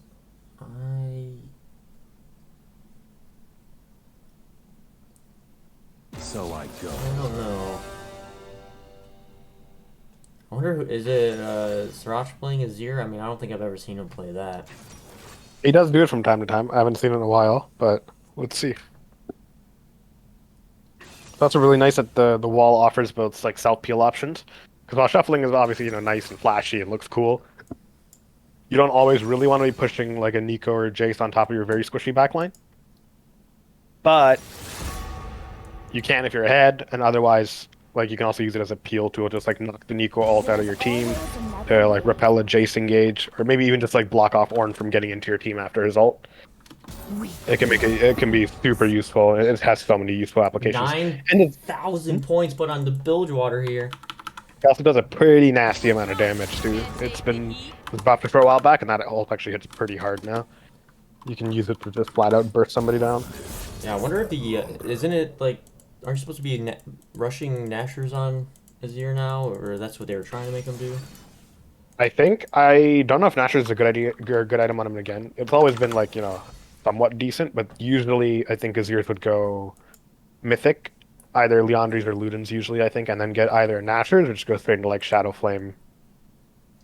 I also think Azir's would usually like choose between like Zerkers or Sork Boots depending on what they chose. Like if they went Nashor's, they'd go Sork Boots. If they went Luden's, they'd go Zerker Greaves to compensate for loss in attack speed. But I think nowadays they've begun to prefer just flat out Sork Boots every game instead of the Zerks. I've seen a really good Azir build going around with building a Rod of Ages first into the Nashers. Oh, that would be effective too. That would be really slow though, is the issue. Yeah, I mean this game is looking like it might be a slow one, possibly with. Well, I mean, Rowan Nashors would be an absolutely nasty 2-item spike if you can afford to get away with it. I think if you go like Roa into Seraph, or I don't know, you get Seraphs in there somewhere maybe, or maybe you just skip it and go. Jace is going to be a pretty nasty lane for Azir though. Yeah, that I think that's got to be a counter matchup, right? Jace just kind of has the option to choose, how he wants to take fights. Yeah, he can farm safely and then if Azir. And Azir, yeah, Azir's poke is still pretty good, but his range isn't really what it used to be anymore. Yeah, we got 11,900 points total bet on Bilgewater here. I threw a little bit into Noxus because I still believe. if this Jace can punish the Azir, set him behind, and the bot lane CC with, that could really punish the Zephelios early. And I'm excited to see what Jesse can do on this Nico, because he can look like an absolute like genius, or you can look like an idiot depending on what you're transforming to and when. But you catch somebody out one of those big ults, they got plenty of CC to follow up, CC and damage. Jace also tends to run out of mana in lane, because his method of getting mana back is autoing things in hammer form. But autoing things in hammer form requires you to go in melee, which generally tends to put you within Azir's threat range. So it requires some pretty careful spacing to take advantage of that and get enough mana back to actually function in lane. Yeah, that's true. But like Jace wants to like bully and stomp out the lane, and Azir wants to generally kill out and farm out the lane. If Azir can get a lane even, Azir is generally winning the lane already. Oops, I just took off the team icons thinking I had to switch them, but they are picking the same sides, trying to make my job easy, but I'm making it hard on myself for no reason. What are your thoughts about the patch coming up here, and how that's going to affect the BoozeBash finals? I'm both disappointed and excited in equal measure, I think. Like, if it's not already obvious, I tend to play a lot of mages, and the fact that mages didn't get a lot of changes is a little disappointing. But the 1100 gold chapters. Oh, that's Super huge. spicy. That is a huge change. That's really good. Yes, and I'm a big fan of death cap, so 5% more AP is always welcome. Oh, I forgot about that change. That's actually pretty big too. I'm not too sure about the lethality mythics. I like the new Yo moves a lot. I'm pretty I'm happy that afraid of Ghostblade is going to that. come back. I think that might be a nerf to casters when the 80 assassins are just freaking one-shotting Oh, you. I miss getting Ghostblade first on Assassins. It used to feel so good to get Ghostblade first on like Talon and Zed, and it might be time to do that again. Not too sure about the new Dustblade and the new Prowlers. The Didn't they? changed Didn't they Prowlers is take kind of a? disappointing. What did they do to Ghostblade? Didn't they take the active off and turned it into like out of combat movement speed? No, it's still what it is. It's just not as strong anymore, and it's more like you don't want to get Ghostblade over a Mythic every game because like the Mythics are so much of your power budget. So Ghostblade sort of got relegated to like a second item, Well, whereas back when, Ghostblade is a mythic now. it's going to be a Mythic after the patch, yeah, which That- should be I think tomorrow. That's what I'm saying. Didn't they change? No, it's still got, so the way it works now is it's got better stats now, obviously because of Mythic, right? So it got a little bit of an upgrade in stats, but now it has just passively it builds up these things called shards when you're out of combat, and the shards give you stacking move speed buff out of combat, like the current Ghostblade works, I think, where it gives you out of combat move speed. But being at full stacks also gives you 10 to 20 scaling with level lethality, which fades, I think, 3 seconds after you deal damage to a champion. Oh my god. You keep those stacks until you hit an enemy champion. It's not like first strike; the stacks can't be knocked off of you. You're basically the one that decides when they start to fade, and it basically gives you damage on your next trade. And the stacks work like Yasuo's flow shield. You just build the stacks as long as you're moving, I think. Welcome to Summoner's Yeah, that's gonna be really. I don't know. I doubt that it's gonna be balanced when it comes out. It's still got the active as well, with obviously the active increase in move speed. And while you have the active ticking, the shards stack up twice as quickly. Oh, that's kind of cool. Yep, and when you have the fully stacked thing, you get the little trail of like pink and purple flowers that Ghostblade's been known for, which is super nice. Very important. You gotta have Exactly. gotta have The visuals are important. I'm gonna one tap your AD carry. I want to do it in style. You gotta look good while you're murdering. Exactly. The drip is important. All right, let me get the Minions tips have here before I spawned. forget. It is blue side with 1 tick. Boom. Easy. All right, so level 1's looking a little, Low. calm, safe. No invade attempts from Noxus this time around. Guess he's turning on chickens this time. Yeah, got a topside start for both junglers here. I wonder what Nico's early game plan is here. She might look for a cheeky minion lane gank onto Mordekaiser. That's the going strat right now, is just do these 3 camps and then come in on the 3rd wave. Find out where this goes. They're not doing mirrored clears this time, I don't think, unless they both gank topside, which they might. They have the option if they want to do an early cheese gank topside. Haven't taken advantage of that grasp to bonk Basmer for a little bit of health. That's an ignite Mordekaiser too, so playing for aggressive lane kills. Yeah, if this Mordekaiser Nico can do. gank works out and he doesn't have TP, that could be huge. Honestly though, for that Mad Boy. leash kind of screwed him a little there because he got the lane late, which means Evan got the push and got the level 2 first, which is why you're seeing the little bullying going on right now. If Basmer had his level 2, he'd be trading back a lot harder. Yeah, see? That's the difference that getting that first level 2 makes, and that's kind of the difference that leashing makes. Is you get the lane later than your opponent, and they tend to get the level 2 push on you. If you're getting that little bit of poke. Here's running the Comet. Yeah, see, this is what the Mordekaiser trade looks like. If you don't fire breath use the unstoppable to dodge the E-pull, Mordekaiser gets to take a very, like, even missing as much health as he is, Basmer took a good trade there. Doesn't Ornn get like damage reduction during that too, or no? Does he? He used to get a shield. I don't know if he gets anything now. It might just be the unstoppable. I have the actual guy here. So. I can just look at the tooltip, yeah. Yeah, no, it doesn't. It just, it does damage and makes him unstoppable during the animation. Yeah, I thought it used to do some kind of defensive thing, I believe. Jesse tries to gank bot lane, Oh, doesn't really force any summoners. I missed how he tried to gank that. They must have counted the minions. He tried 3 camps topside and ganked bot. Skipped every bot camp. Yeah, straight that there. was super. Yeah, that was a super ballsy hit. Oh, he's actually Oh. getting caught out by the Wukong. One more Q could do it, but no, he's All right. on a ward here and forced to. Pingu considering the flash auto Q on that clone before realizing it was a clone and deciding not to do so. But Pingu's got himself out. Got a pause coming in through King Nazgul.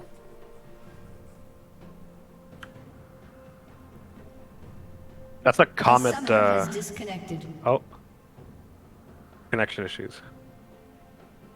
Styrak on that comet is year 2 for that lane poke against Maddie's first strike. Maddie also running Ignite, which is super spicy into his ear. Well, let's see if it works. I'm gonna run to the bathroom real quick while I have a second. Yep.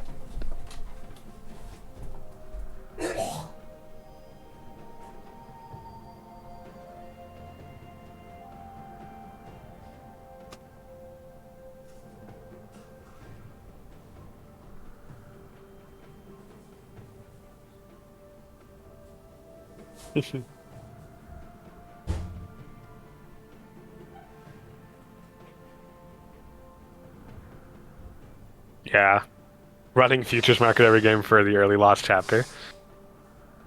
I wonder if we'll see an interesting spike in... It's probably not a good idea, but I'm curious to see if any mages will start Sapphire Crystal and then go for like the early recall to get the quick chapter, the way Assassins tend to start Longsword and get their 750 gold back for the Dirk. Favorite breakfast cereal, huh? I'm a big fan of Honey Nut Cheerios.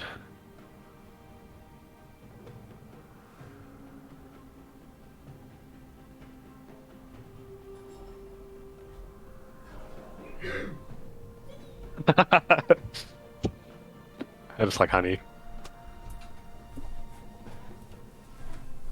So chapter now, I think it's not double amp tome crystal. I think right now it's double amp tome crystal plus 80 gold. After this, it'll just be amp tome plus crystal, and then like whatever the difference is. I think is 360. Yeah, so it'll be amp tome crystal 365 gold. I think if I'm mathing that right. A summoner has reconnected. Yeah, so it actually will be the same cost. So if you wanted to, on a mage, hypothetically, you could start Crystal, take a 750 gold recall, and get your chapter.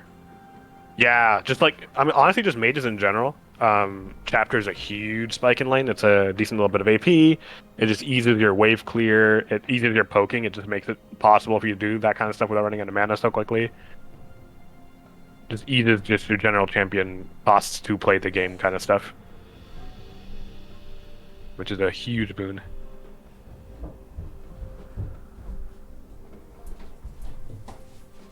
It also means mages will get... It's going to close a window of power I think Assassins have versus mages, though, which may be a balance issue, but we'll see. Because Assassins generally should have a slightly earlier window of power against mages.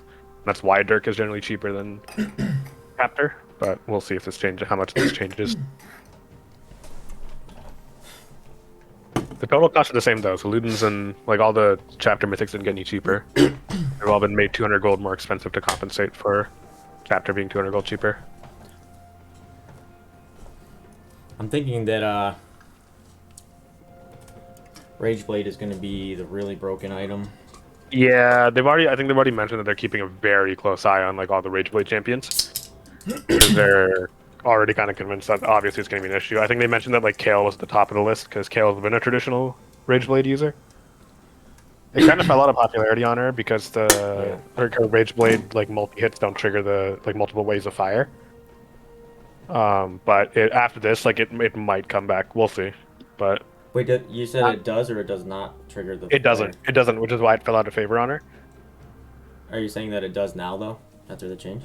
No, it doesn't. I still don't think it does, even after the change. Oh. I don't think it will. But the stats are just generally better. Yeah, they put AP on it or something now. Yep, and Kayle benefits from having AD and AP, and her passive gives her attack speed scaling with her AP. So, potentially. Yeah, getting an eye on Kog'Maw too. Getting the Nashers with a Rageblade. I feel like you probably still want to go with the Nashers first though, and then.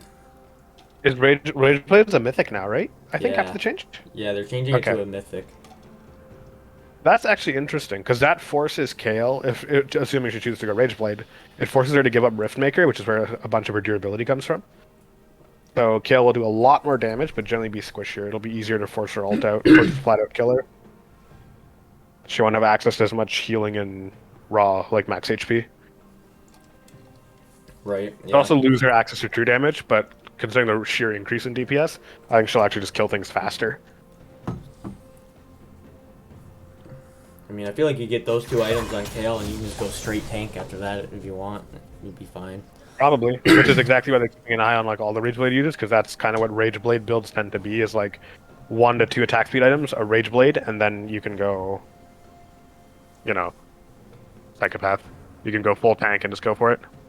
Yeah, I mean, Jinx is already really OP right now, and they're putting back the Infinity Edge Rush ability on the 80 carries who just love to crit. And Yep. Jinx with the IE into Hurricane is going to be really crazy. Alright, we are back into the game. The volume sounds a little quiet. I don't know, that's just me. You can get into the jungle. Sack is taking full advantage of that Comet and poking Maddie around in lane, doing a very good job of shielding himself with the minions. Ornn actually forcing the flash out of Mordekaiser there. Forcing him into back without TP, and I don't know, I wonder if he's going to try to hard shove it into the wave. He might as well, because it's not pushing back on him. Yeah, ideally as a top laner, if you're running Ignite into, like if you're playing like this matchup and like you're running Ignite, you really don't want to leash your jungler if you can get away with it. He did anyway, obviously, but ideally you want to be in lane either at the same time or first, because you really want to push for that aggressive level 2 and start getting good trades. But since you have to come to lane late, Evan kind of got to take the advantage there. It looks like they're trying to set up a second dive onto this bot lane, getting poked down over and over by the Ashe. Forced to ghost away from the Wukong, but and they outrun. they're able to kill him anyways, and now Bilgewater has to turn tail and run, but Jace. Also interesting to take the here comes Maddie with the flash EQ, gets Kaluna. Trying to get into melee range to take the engage in. Taking the W on the Wukong. Oh, gets him, but he's gonna die for it too. Does he get the Q off? Oh! He gives the kill to Veritatis. Basmer, see, this is what I mean. When Basmer gets to trade at full health like he wants to, this is more or less what happens in the matchup. Oh, good flash by And Evan Nazgul. I can't believe it actually got out of range with flash in a straight line. And to think if Evan hadn't forced the flash earlier, Basmer could have followed that with like a cute flash and killed him there. Yeah, I mean, Evan flashed at such a last minute, it would have been hard to react to that one, but he was so close. With all the stuff that happened bot side, Matt got away with a lot there. He's up almost 17 farm, and has a pretty sizable item lead. Yeah, the Aphelios getting this far ahead this early, spells trouble for Noxus. Also, Maddie without flash, because he used the bot side to get those kills there, is super susceptible to an Azir that's about to be level 6. Oh yeah, that's you can actually just get knocked into your you can just get knocked into your jungler and you just die. You are not allowed to do anything with Azir level 6, and you have no flash on the mobile stance like that. Yeah, Noxus you gotta be pretty first careful dragon. how far to go. Last time it was Bilgewater getting those early dragon stacks. This time, Noxus is on the ball and stopping some of that late game assurance from Bilgewater that they had the last Early time. Ocean is super nice too. Yeah, and also early Ocean Dragon is huge. Maddie's using that early Dirk spike to help push in waves and look for roams. As you can see, he's moving after every wave, looking for just potential to do anything anywhere. Yeah, getting some deep vision into the bot side jungle, as it seems to be a hot spot for ganks from Wukong. Evan and Basmer have just been living on their own little island up top, trading flashes and trading blows. Evan with a little, the 20 CS lead over Mordekaiser, quite a bit. Oh, see, he used the fire breath to escape the E, but wasn't able to get it out of the R. He'll force Evan to use the R. He'll live. Ornn actually might want to. I mean, Ornn might actually want to be careful ulting the Ornn there. Jesse makes it in time to clean that up, and unfortunately Mordekaiser's now missing his ult and doesn't get a kill out of it. Yeah, that feels absolutely awful for Mordekaiser. He's already down 20 CS, and now he's giving a kill to Ornn, and about to lose an entire wave under the turret. Actually, 2 waves. But the hope for Bilgewater here is his bot lane with Aphelios with almost 30 CS lead over Miss Pretty Kitty, and getting just completely shot down by this little Yordle Lulu. Note the choices in the summoners too, right? Like the Bilgewater bot lane is running cleanse heal. Like the entire MO is to keep Aphelios alive as long as possible. Yeah, absolutely. Right? There's no like ignite for kill pressure or anything. It's just pure keep Aphelios alive. Yeah. Oh, lands the Didn't EQ. get to see if that hit, but it looked like it did. Yeah. Yeah, it did. It did some pretty heavy chunky damage. Yeah, the solo Maddie's lane trying to use is that going really well for Noxus, but somebody needs to stop the bleeding bot lane before this Aphelios just runs right over your fed horn. Fed Ornn is fun. Fed Aphelios is way more fun. Yeah. Zero is keeping it close in the mid lane, keeping up on farm and XP. Yep. So they swapped their bot lane. We saw them do this last game as well. The idea behind this is basically to have your mid lane being pressured by ideally your bot lane with lead, which is what they've had both past game and this game. And the idea is to use like the 2-man advantage, as well as just like the gold lead, to help put pressure on the Herald, because from mid lane it's a lot easier to rotate the Herald than bot lane. And you also just let your mid laner, because Azir's a lot less useful in a fight like this than Aphelios plus Lulu. Yeah, really. Especially because they both have their ults now, so you'd rather have like the 4 people to contest this, and your mid laner gets to sort of like farm a side lane in relative peace. Yeah, I really, they did the same exact thing in game 1, and did they actually, and didn't they get the Herald stolen from them, or was that the No, that was the one? second one. I think they did end up getting the first one. So this strategy worked both the first game and worked again this game. I think Noxus realized what they were doing was a little bit too slow on the rotation. And I think Maddie also stuck around to help with that potentially, and which is why he's late on this recall, which gives Cyrac all this free room to keep shutting this down. He gets to secure a plate, gets to take a couple of waves, and deny Maddie a couple of waves because he's just going to die to the tower. I really hate that MF moved up to help with that Herald and gave up like 3 waves bot there and gave Azir 2 plates. I mean, Azir is probably ahead of Jace now. Oh, flash alting from the Wukong onto the Nico barely getting out. Creating flashes. Well, the idea there is that like MF comes mid and then Jace goes bot to catch that, right? Oh. Oh, Azir. Oh, I he didn't even gets see him. Azir A little get bit of over an there. interesting ult, but I'm going to assume he meant to use it that way for the damage. And He not ulted go into the Nico soldiers. almost to safety, but actually just killed her instead. Oh, Jace walking right into Jace, 3 he's members. in. Uh-oh. Getting Gets snared caught up by the ground and Aphelios and turned into a Dies. squirrel by Lulu. MF ult not able to reach anybody, and Ashe definitely not able to finish any of these players off. Unfortunately. See how Maddie pushed out that wave before rotating there? So now like this is all the stuff that may go back, may get lost to the tower, but Cyrac rotates bot to catch it. So a lot of it's just like trading waves back and forth, and then rotating and looking for plays. And you knew the Nico was low and had no flash because of the engage that happened mid with Wukong's flash engage. And was able to find Jesse on his wolves and was able to, barely, but was able to finish him off. Yeah, it's And picking up unfortunate the kill. their Nico did get killed in the jungle and the roaming path that... Basically, Maddie, Cyrac rotated and got a kill, Maddie rotated and died. Not a great Yeah. trade, obviously, but... The gold is still very even between the two teams, and Noxus does have the first dragon. But Mordekaiser with no TP is walking towards top. I'm wondering they're even going to try to contest the second one here. Bilgewater has a much better gold distribution though. Like they have their gold exactly where they want it, right? Whereas Noxus not so much. Because like, you want like most of their gold is on their Azir and their Aphelios, which is exactly where you want your money to be. Yeah, they As got opposed to having like gold on your Ornn. Yeah, it looks like Ornn is trying to get the TP angle here, walking away from Mordekaiser so he can join in on this. He's trying to get a back off from TP. Using the Herald to claim some plates and buy some pressure. Cyrac playing rather passive, potentially baiting in Maddie for a gank here, but Maddie's got the push warded and we'll see him coming. That's a great cleanse by Veritatis, and he's got the red-white, and he's just gonna lawnmower his way right through the rest of the Noxus team. No, Dude, I mean, they're nobody like going pure down, survival, but pure survival summoners. The idea is to make sure Aphelios doesn't die, and that's the whole idea.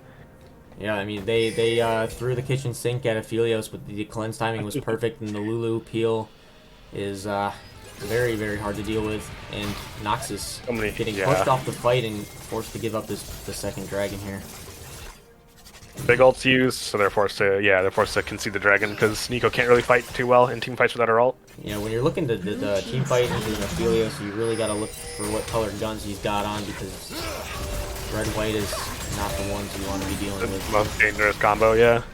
Oh, just barely misses the sniper Q, the Calibrum Q. Ornn growing this gold lead in the top lane even more with these turret plates. He's up 2,000 gold over the Mordekaisers, an absolute massive person tank up top.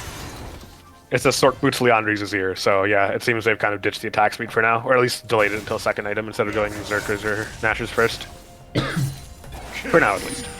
Yeah, I think that's probably pretty good. You're gonna want something to be able to burn down this Ornn, and Ornn has a Jackskill finish now, so super tanky. I would want to be starting to build the chains item like now as Ornn for the Aphelios. He's gonna get shredded.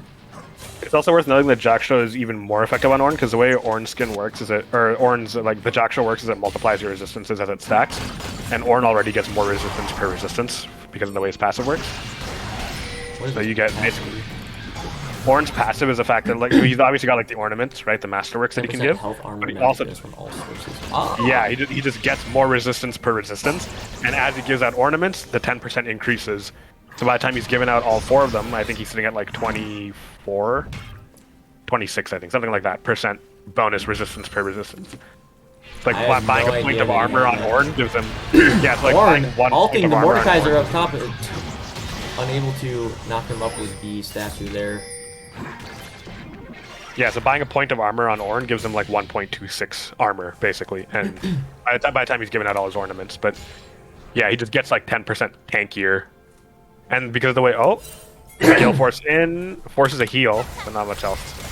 Oh, Aphelios in a very tight situation here. Nico finding the angle onto the priority target, and Jace chasing down the Azir. Huge picks for the Noxus. Wukong coming in with a great counter engage, picking up 3 kills for Bilgewater. Nasty. Crazy good ult from Pingu. He's really having a good series tonight on Maddie actually solo killed Cyrek bot lane too.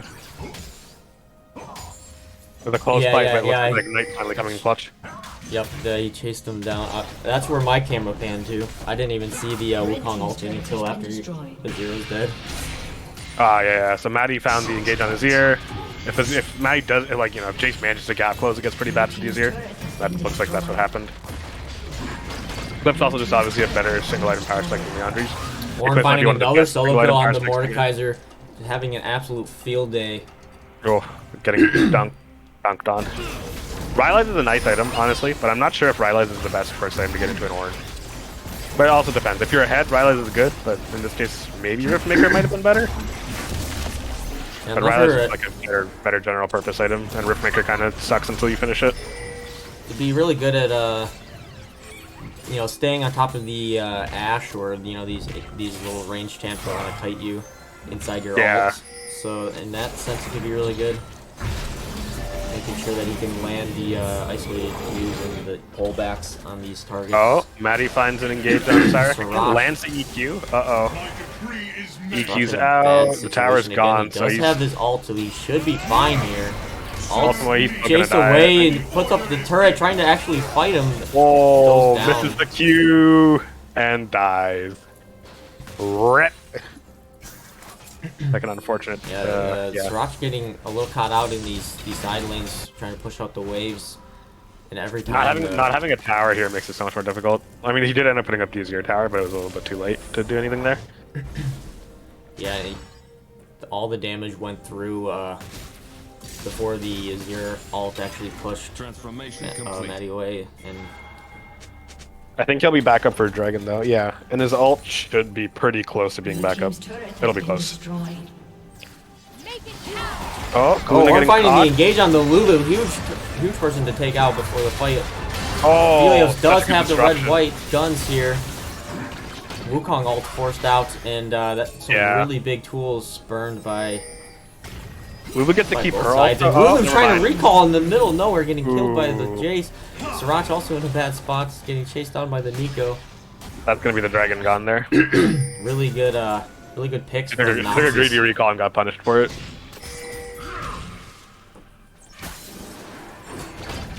Yeah, Lulu was. I don't think Lulu was able to get her ult off before she died there. No, she died from Fog of War basically because Maddie found her busting in the bush and just EQ meleeed her. Yeah, an unfortunate recall position for the Lulu, but Get the Mountain Dragon. Mountain Dragon's even nastier with an Ornn, by the way, because it also stacks 100% resistances. Slain the dragon. And it's- like Ornn has 200 armor right now. yeah, I'm wondering if the Helios is going to. Yeah, the Helios went Gale Force. It's not a great for damage option, but they go for the tower and they Oh my overextend god, really the hard. damage coming out Oh, from the no. Azir. He's really pushing up to get the last hit onto the Jace, trying to get that shutdown. He's got the Lulu behind him, though, so he's Pumping gonna out keep damage going. onto the Ashe and the Nico. Jace is sticking around to try to get an EQ, and then boom! Oh. This mid laner from Nox is making huge plays, turning a really bad fight into a. Oh man, never mind. He and missed she the Q. sidesteps the He's Q. terrible. The Azir play a little potato there, but I get the Yeah. idea. I think the wall was just misused a little bit there. But Pingu is looking to finish off Maddie. Let's see if Maddie can escape with his life here. Yeah, Azir is pumping out damage already. He found him.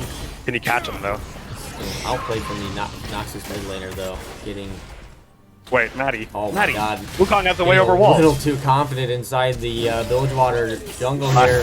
And gets Giving him a with shutdown spike. over to the Wukong jungle. Pingu is an absolute monster in this series. And Finish Noxus them all. backline is going to want to be careful to not get hit by that Wukong ult this game. Well, besides the mildly potato mechanics, Stark's doing a pretty good job of staying even in farm, which is Helios well, getting hit by a very long range R, taking 0 damage at the end of it. Both ults burn from Noxus and E-shield from Lulu. And he walks which is like away. it's kind of okay because there's no objective coming up, so it's not a huge deal for ultra on cooldown. But those ults on cooldown means you really want to be forcing a fight when those two ultra on cooldown. Yeah, it was a That's nice where a lot arrow of their from power Ashe, is. but I mean, if there's nobody close enough to capitalize on it, it's, Red team's turret. I mean, it is Doesn't a really do very anything. short cooldown, so it doesn't really matter. Orange got his first his self upgrade, and now as he gains levels past this, he'll be able to give out ornaments to his allies. But the unspoken parasite is now what his Jock show has become, and he just gets more stats per stats, Unspoken stattier stats. parasite. That's like the League of Legends trivia questions that I'll never be able to answer. Is like, what are the Ornn upgrade names? I love the Ornn upgrade name. The new mythics are getting them too, actually. Yomu's Ghostblade will be Yomu's Wake. Infinity Edge will become the Edge of Finality, and Navori Quick Plays will become Flicker for the new mythics. Damn, there's some sick names. Right? Blue team's turret has been destroyed. I think the Ornn is huge though. That farm difference is starting to really show. Basmer is kind of too... Like, Basmer should be able to hypothetically fight an Ornn, but he's too far behind, basically, from a Mordekaiser point of view to be able to do it. Oh, Ophelia's getting hit by another Ashe arrow, flashing away, but the follow-up from Nico is too strong.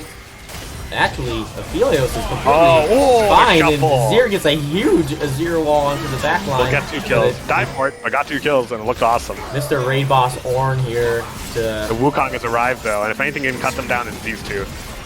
Oh, he misses the knockup combo, Throws his Q in front of him. and has to ult and flash. Yeah, Nazgul burning everything to get away from this machine gun, chakra throwing moon guy. Honestly, a two-kill trade for yourself for an Azir is super. Yeah, see, gets the Nashor second. That's more or less what the Azir build looks like these days. Seems it hasn't changed much recently. MF just ulting the wave, and maybe Bilgewater looks for a Baron here, with MF ult being down and Crystal Arrow about to be back up, and Maddie's still here, which is kind of a problem. Oh, Maddie finds an engage on Matt. No, he doesn't. Jumps to the wave. Crystal Arrow threads that needle. Doesn't do anything. And is on cooldown again. It's not a very long cooldown though. It'll be up again pretty soon. Yeah. Now he's got his Bloodthirster now. Now he's gonna start to build like those really high-powered items, Infinity Edge, LDR, where his damage really starts to multiply. Yeah, But until he gets those, he's really gonna struggle to kill the Ornn. yeah, he's got the most game. Man, Mog, I can't speak. The Ornn's got 2,600 gold lead onto the Mordekaiser. Yeah. But besides that, I mean, look at the carries from Bilgewater's side. It's 9,000 plus gold on Wukong and like it's gotten a little better for, because I said I think earlier that Bilgewater has the gold exactly where they want it. Noxus has gotten a little better too. Oh, Noxus setting up the death push, getting the Seer dead instantly. Wukong finds Wukong with the counter engage. Can he hit all 5 people here? Big ult. Has to run away a little too deep. Big Ornn here onto the Helios, doesn't get the second cast off. Jace is gonna die. Jace is in the back line getting beat up by Yordle. Aphelios dumping damage onto Noxus, but definitely not enough. And Noxus gets a clean ace, and the Dragon or Baron to follow. The bush ammos, they could honestly do both with all 5 of them dead. Like they could like 1 or 2 man the Dragon and the rest on Baron. Yeah, it looks like that's what they're doing. Yeah, this Ornn is not too concerned about Baron damage at this point in the game. There's the first ornament upgrade, the Wormfallen Sacrifice for MS Kraken Slayer. Wormfallen Sacrifice. We'll be getting Syzygy, Hextech Arrow Pack, and Ashe doesn't have a mythic yet, so she can't get the upgrade. Okay, maybe Ornn does care. They're taking way too long to kill that. This MF is just not dealing enough damage. Yeah, they get off of it. They decide to take the dragon instead. But honestly, Mountain Soul in general is so huge for a team with an Ornn on it. Yeah, he's getting plus 16% armor and magic resist on top of his already 10 plus, what level is he? 2 plus 2. He's getting 18% right now because he has his own mythic upgraded and he has MS up. So he's getting currently 18% more resist per resist from his passive and an extra 8% from each mountain dragon. 16 plus freaking. So it's 18 plus 8 plus 8% armor and MR. That's a lot of well, resist. Bilgewater with a huge Baron rush right under the noses of Noxus. Yeah, so that's actually what the splitting thing cost them. Because when you split like that, right, you obviously do each objective slower. And if you do Dragon slower, you get the recall off slower and just like your entire tempo slows down. So when you do that, you like give up that like pressure of like being back on the map. So since they only 2-man the Dragon, and like the idea there was that we give up time here, like we slow down the pace of this game to trade off for both objectives. But since they couldn't do the Baron and had to give it up, they kind of like gave up the upside but still suffered the downside. And Bilgewater jumped on that chance and took the Baron while they were still coming out of base. Because 5 people, especially with these two, like an Aphelios MF, they melt Wukong engaging under the back line. The MF is completely alone, getting shredded by the Aphelios. The Azir with a huge ult into the back line, actually pushing them away. Not close enough to push them backwards, unfortunately. They both escape with a sliver of health, and so does Jesse off the back end of that. But that's a decent fight. They get a kill and force some summoners. Maddie's flashes down after that. Yeah, the late game team comp from Bilgewater here is starting to scale. Getting the huge DPS champs of Azir and Aphelios. This really tanky Ornn is starting not to matter, unfortunately. Like, look how little damage more does to him, right? But like once the Aphelios has a Whisper, or even if the Azir gets to hit him for longer than like 2 seconds. Getting gets cleanse on the arrow. Gets hit by the Ornn ult anyway. Ornn ulted also. He got pulled out of his knockup. That was weird. Oh. Azir going in, DPSing the Jace. MF ult is actually pretty big, forcing Bilgewater back. Nico flashing forward into the team.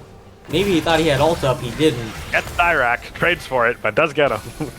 That was actually kind of a late MF ult. Like, ideally, you MF ult a little earlier there, but maybe I wasn't paying full attention, so maybe MF wasn't in the right spot to ult there safely. Yeah, Ashe Arrow going to be coming up here very soon. If they can keep the chase on, Fearless is back up, and... Veritatis doesn't have cleanse this time, so if this next arrow connects, or if it connects on Kaluna, like that. They got the Lulu here easily, but Wukong is in the back with ult, and it's going to be a shred fest onto this back line. Does he have enough damage to finish him off before he dies? He does kill one, and Aphelios picks up the Ashe, and Mord is there with there's where he unstoppable it, but it doesn't matter because Aphelios has Gravitum up, and he's just going to get slow, like chain slowed and run down. Away from this. It's unfortunate, and it's shutdown going into the Aphelios. Yes. They traded 2 for 3 there, and Mord's actually second tier armor too, so he's like really not respecting. Oh, huge snare by the Nico, getting the Aphelios shutdown onto the Jace. And that Mordekaiser isn't long for this world. If I No, notice. he's gonna die to the next EQ. Yeah. Absolutely. You don't miss Left those. himself no room to dodge. 9 and 5 on this Jace. I was a little skeptical of the pick. It's either hit or miss, and he's been hitting these Qs and coming up really big for the Team Noxus. So Azir has the freedom to get an Hourglass here because Noxus hasn't opted for any MR yet. Even the Ornn has chosen not to respect the Azir damage and is stacking pure armor instead. Yeah, this game too from Bilgewater and Noxus, it's real close both ways. Just trading back and forth. Aphelios just finishes Infinity Edge and his Last Whisper though. This Aphelios that is an extremely strong Aphelios now. He has his core crit items finished. He's a 3-item AD carry, and he's kind of a monster. Yeah, I mean Aphelios is the you know, the damage on this team right now, and when he's got his flash and cleanse down, he's got to be aware of the Ashe ult and the really easy engage that Noxus has got on him over and over and over the team. Dragon coming up. This is going to be the Mountain Soul contest for Noxus. Yeah, if Noxus is able to pick up this Mountain Drake Soul, it might not matter how much DPS their mid and ADC are doing in Wukong. It would be ideal if, yeah, it would be ideal if Bilgewater could deny this. They look like they're in a decent spot to potentially take a fight here. Basmer a little far out. Yeah, no, he's up there. He's fishing for vision, looking for an engage. Matty has an Edge of Night now, and his Suzuki has been upgraded. Or his Eclipse has been upgraded into a Suzuki. Yeah, trying to walk into this Dragon Pit without getting completely blown up by an Ashe Arrow and Jace poke. Looking around for a flank as both oh man, huge Ashe Arrow onto the Azir. Follow-up ult by the Ornn. Missing the second cast of it, unfortunately. Huge ult from the Aphelios Azir while keeping them back. Oh, Matty's still alive though. Matty's still alive. Yeah, Nico able to take out a lot of people, but the Aphelios is alive and he's got plenty of damage. He's red-white. But Jace is right there looking to jump onto the Aphelios and boom! And down they go. Tons of damage coming through from this Jace and he is a monster. yeah, you know, he just sits and waits in that bush for the yeah, waiting for the Aphelios to get a little too brave and walks up thinking he's unstoppable with the red-white, but just gets completely dunked on by this Jace. You know, tons of damage. Yeah. Jesse actually there, when he got the Nico ult off, Cyrac tried to ult him out of the middle of his team to like try and deny the Nico ult, and Jesse stopwatched him. So the ult passed right through him and he got the impact off. Yeah, that was a really good Nico ult from what it looked like. I basically won the team fight there. It was a little bit of a weird fight from Noxus as you know, they went in, they got really good Ashe stun. Unfortunately, they missed the Ornn knockup, or else it would have been an even cleaner fight. But still, at the end of the day, a one fight for Noxus and a Dragon Soul secured. This Ornn is getting 16. He's got 450 armor, by the way. Plus and 24% on top of. Yep. What? He just upgraded. The arrow pack, I think, or he just built an item actually. I wish it would tell you like numbers on this. Oh no, he did just upgrade. Okay, so that's the upgraded arrow pack now for Nico, and eventually the Imperial Mandate will get upgraded to, I forgot what it's called. It's something. It's like something of command or something like that. Yeah, he's getting like. The Nico ult gets forced by Matt, but he gets Mikhail. So now they got. Oh, they actually used both. That's unfortunate. Matt popped both his Mikhails, but Matt popped his cleanse, and Kaluna also used her Mikhails on him. They kind of, you know, use both cleanses for the same CC, I think. But Basmer gets caught here, or gets a counter engage up. Yeah, Ornn again not able to get off his second part of his ult, but doesn't matter. Jace is massive. Blue barely escaping with his life. Azir way in the back line doing a shuffle on the nobody. Big Aphelios ult in the back line. Pingu there to follow up, turning invisible, about to kill the Ashe, but they just flash over and send it. I think Meritage is going to get slowly run down by the Undying. Oh man, Pingu, Jesse barely able to kill Pingu there after missing 2 of his abilities. Another that was a really good Azir ult too. He actually split up their team there, and that's why Matty died, because Matty went in and the rest of his team got walled off. But it ended up not mattering because Triple Mountain makes you extremely tanky. I didn't really see how Azir got into the way back line there, maybe he kind of He EQ'd over the wall. I mean, he probably got an amazingly huge ult on somebody, but then he was just there by himself. He knocked three people. He knocked their backline. That's why their backline was so low. Was the ult knocked them aside in the hourglass there to like buy his team time and split up their backline from their front line. The issue is more that like Triple Mountain makes you super tanky, and they just basically weren't able to kill the Ornn there because Matt didn't have the space he needed to mow down the Ornn without getting hit. Yeah, this MF is actually starting to do some damage now that she's not miles and miles ahead like she was the first game. To give you an idea of just how powerful Mountain Dragons are, MF has bought exactly 0 defensive items and has 111 armor. Now, Bloodthirster is a defensive item. Look at the shield she gets from that. Yeah. Oh, which is also losing the next bash, which is going to be nice. Yeah, look at the shield these fucking ADCs Oh, get. arrow? Azir getting hit by another Ashe arrow hits, setting up a free kill for Noxus Ash onto is in the a straight main. line, unfortunately, but that is real hard to react to, and just gets nailed by the double R, which I think is going to secure. You just can't be Noxus alone in prepared. the lane. Traditional arrow down mid. Yeah. Makes it or just start walking back left and right and then but free Baron going over to Noxus VP now want to try to fight a 4v5. Oh, that's what's called Seed of Command. That's the upgraded Imperial Mandate. And now the Ornn has, yeah, just so many stats. Yeah, this Ornn is absolutely massive this game. It was looking like the Azir and the Aphelios were going to be able to deal with it, but there's just way too much damage coming through that Aphelios has to worry about. He can't just DPS this Ornn. He's just tanking long enough. Another air. Connect on Veritatis, buys him some time. Yeah, that's going to be inhibitor gun down. Ashe arrow, and he just got too much damage, too much engaged, scaring people off of their own turrets. Getting a free inhib there. Noxus are almost up 10,000 gold here, and with Elder Soul coming in less than 2 minutes, they got, you know, Bilgewater's got to fight for that, or they can just run it right down mid. He's got anathemas. Who do you put the anathemas on? On Veritatis. Makes sense. Yeah, he's bought exactly 0 MR. Oh, there's another crystal arrow. It doesn't hit anything. We're gonna see a lot of basically off cooldown cross map crystal arrows. Yeah, let's get a cooldown check on the Ashe arrow. It's gotta be like nothing. It's 36 seconds, 37 seconds right now.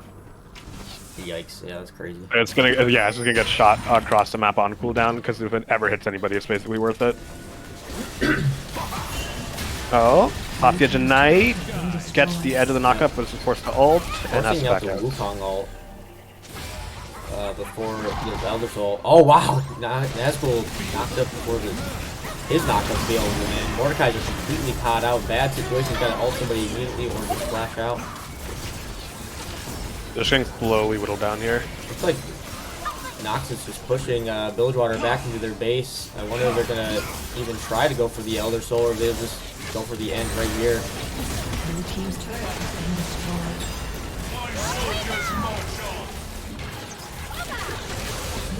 Yeah, these Ashe W's are just so annoying, and just keeping the team back so they can keep poking them with the Jace Qs and the Nico snares. You know, I thought Ashe support was dead, but it's looking really, really good this game.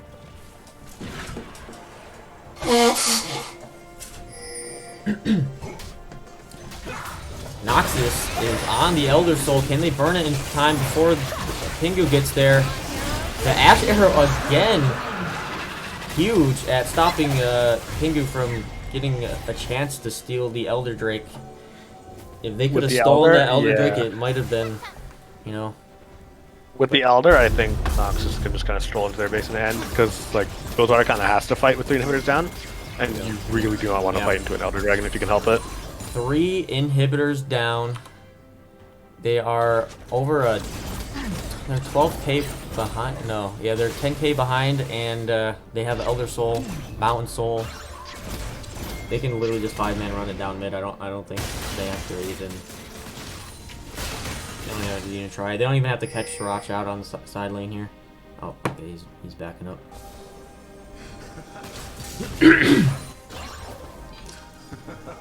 Yeah, I mean, Ornn just completely. Yeah, like look at that EQ Bashing damage from this Jace. game. It's half health. Oh my god, Oran's actually gonna get a second part of his ult off.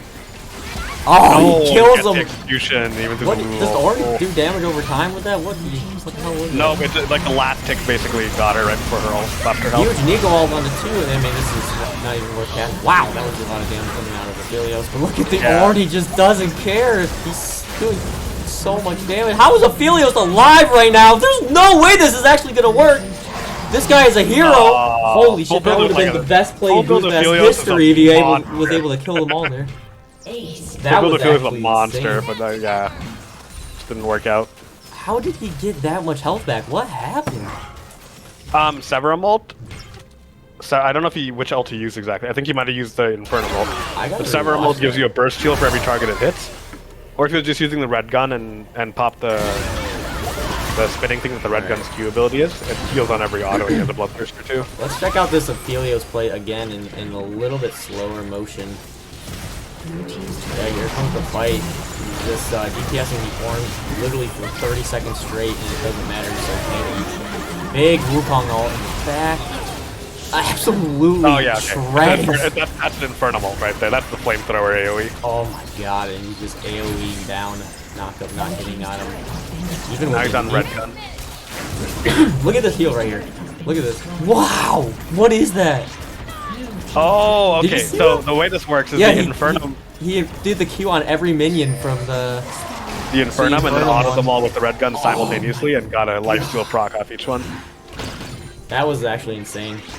That was a good attempt from Bilgewater trying to save that very good game. They probably lose regardless, but I think with white-red, he may have been able to actually kill them all there. It was super close. I don't think he was. I don't know. That was crazy. He just went from like 0 HP. I'm like, oh, he's dead. It's not even close. And then just fucking just got full bonked. heal. Wow. He gained a full health bar and lost it just as fast there. Noxus able to bring the series to game 3, 1-1, and that second game was a nail biter, very close, really entertaining to watch. See the damage graphs here. Jace really did a lot of damage for Noxus there. I'm very surprised at how little damage the MF did that game, being 8, 5, and 14, only doing 17,000 damage. She didn't really get to auto attack anything. Most of her damage, I think, there came from her ult.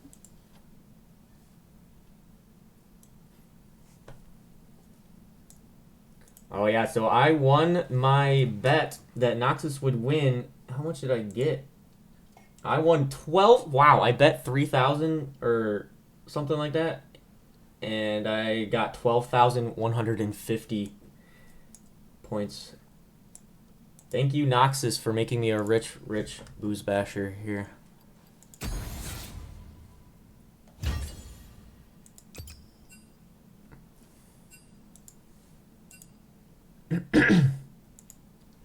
Alright, what are the sides there? Keeping it blue side here for Bilgewater.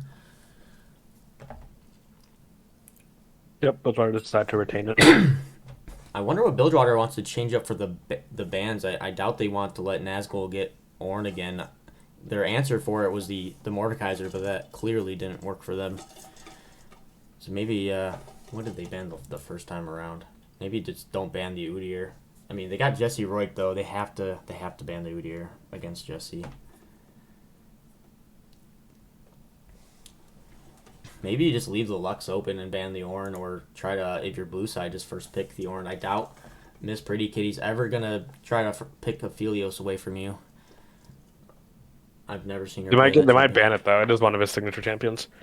That and the Vayne. Yeah, I mean, I don't think Noxus has to switch up the bans. I think those bans are perfect right now. But like, you just don't need to first pick the Aphelios. Maybe get Basmir on Ornn and take that away from Nazgul. Is what I'm thinking. They would want to do here. Excuse me. Pingu is an absolute monster in the series right now. I wonder if you let them have the Lucian Nami. I don't know. They kind of got beat up in lane regardless of what matchup they're playing against. They played against a Philios Lulu and lost to that as well. But are we in draft 3 now? I think we're waiting for them to start. And let me get the thing swapped over.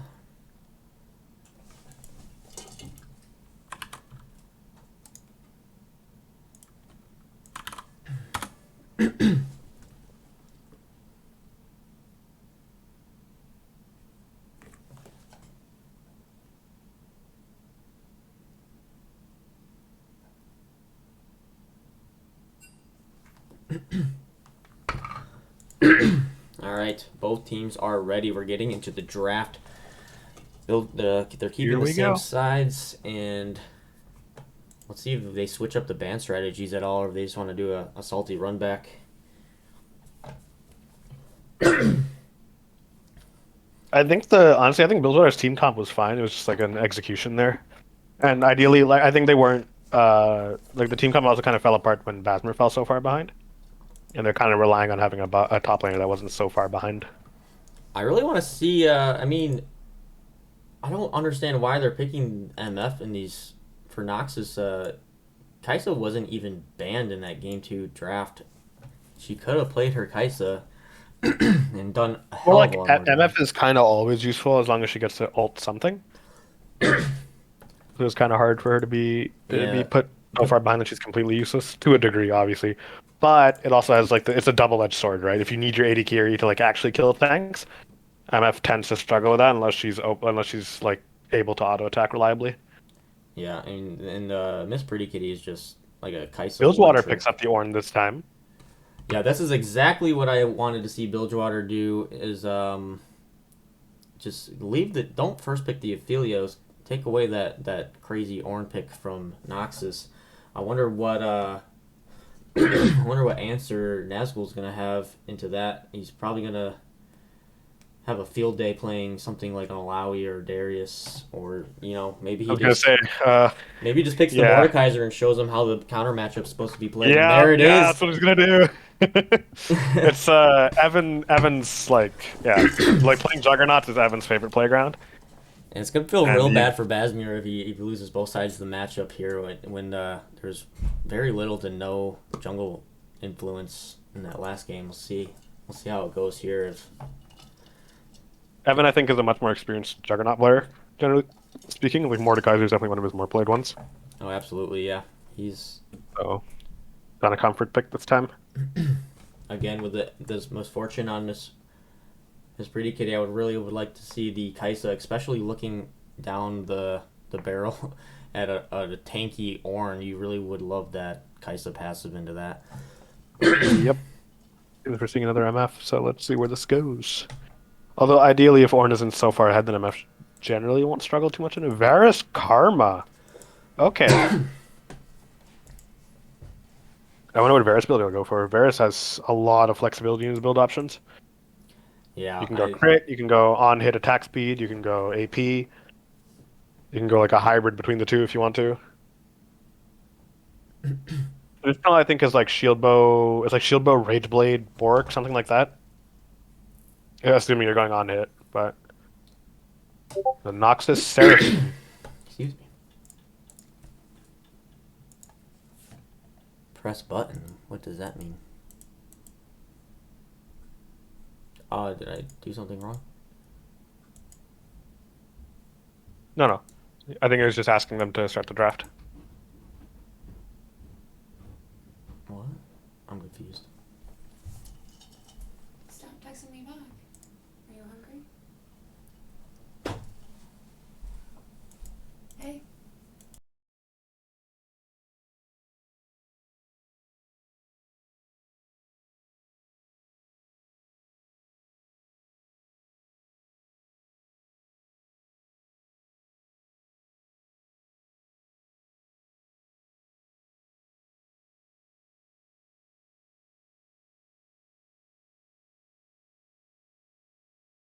You didn't. Oh, at least in the Discord call. I'm not sure about the stream. Okay.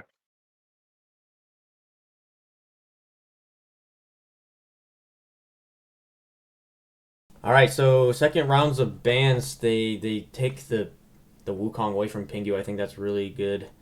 Lissandra The Nico taking. catches a ban this time too. They do This, not want to deal with that again. yeah, I they left Pingu's Anivia open, but he's playing so well in the jungle right now. I don't know. I think maybe you put Pingu on Anivia mid and what the hell? Garner. A Skarner jungle coming through for for Jesse here. This I mean, it's gonna probably just gonna build QSS on the Varus, and Karma builds Mikhail's, or one of those two, and probably won't Yeah, be I don't know too how big of a effective problem. he'll be, but we'll see. Garner's usually good into like single threat comps or dive comps, but Yeah, Vi. Okay. yeah, that's my. I want to see Pingu on Anivia mid, and then get Sirach in the jungle, maybe. I don't know. Actually, Pingu's I'm been doing pretty sure that's amazing in Pingu on the jungle. Vi jungle. The Vi jungle here. Much more likely to be Pingu. Yep, definitely. I love the Ari. That's really strong pick. Super flexible champion, comfortable blind pick usually. Just a good all around kit. Can be super effective if you get the lead. Yeah, draft's looking completely different all three of these games. The MF's got much better setup for her alt this time around. Skarner alts somebody directly towards you. You just lay down a bullet time over their head, and Seraphine Tristana ults. mid, I think. Excuse me. Interesting. Ah, yeah, the Tristana. It's pretty scary. I played a normal game with him, or a flex game with him, and he was trying to carry us on it, and we just wouldn't let him. And it's a pretty scary champ. Pretty much comes down to how the early lane gets played to find out how ahead Tristana will be. Yeah, I wonder if they go the lethal tempo for some of these late game fights, or Hail of Blades for the early pressure. All right, With looking at Tristana mid, it's usually Hail Blades Ignite, because obviously you're looking for the level 2 all-in kill. right. But let's see if they find it or not. All right. Can we get another poll in the chat for who we think is going to win the series here? If I'm looking at it, I'm thinking Who dares for defy Noxus my W will? all the way.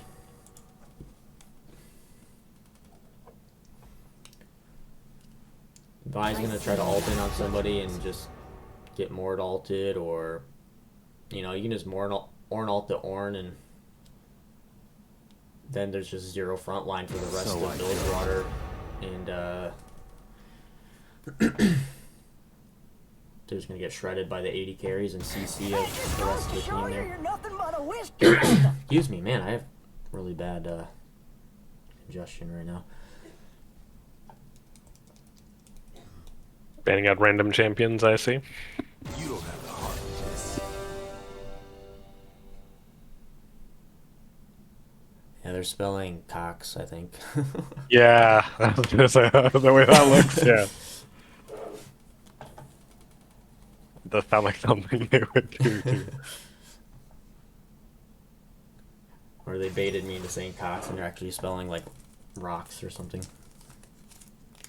Let's be real. Yeah.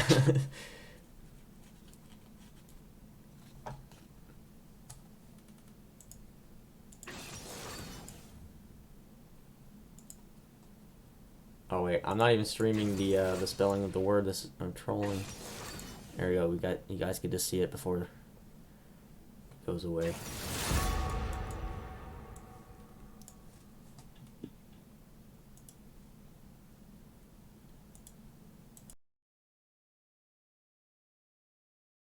Foolish child.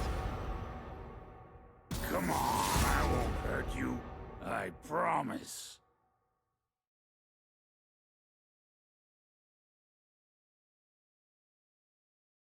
Who questions my ability?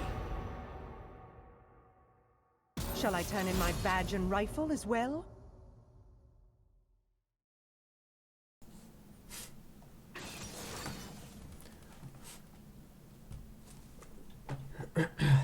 right. Both teams, BoozeBash career, are on the line. One team is going into what is it? The loser bracket finals, or I think so, yeah. semifinals, or whatever. And the other team is gonna have to watch the games from home. A lot on the line for both these teams.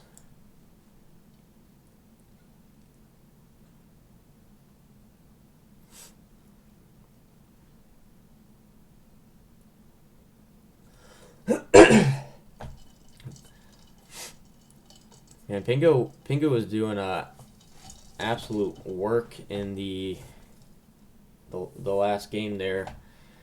And Aphelios, an absolute monster. Let's see if they're able to get another early advantage like that, and hopefully maybe not have a giant raid boss Ornn running them down. And I don't know. The Noxus just kind of played the late game skirmishes a lot better, and Jay's finding really important Picks and just EQs that do a ton of damage.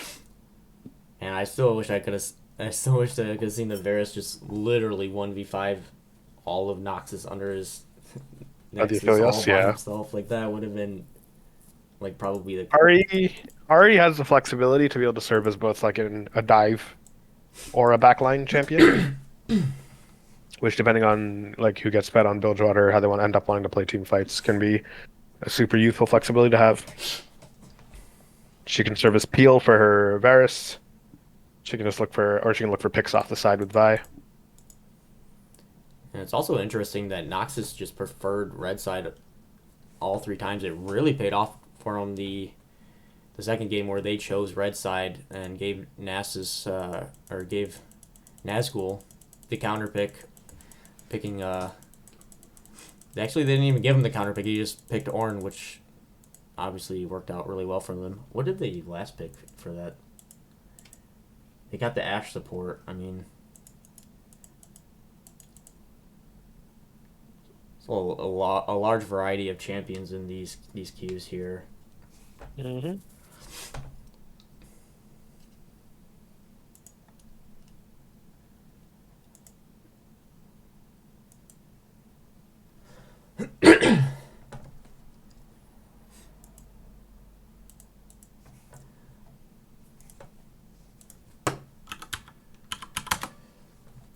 Alright, did somebody already put up the poll for game 3?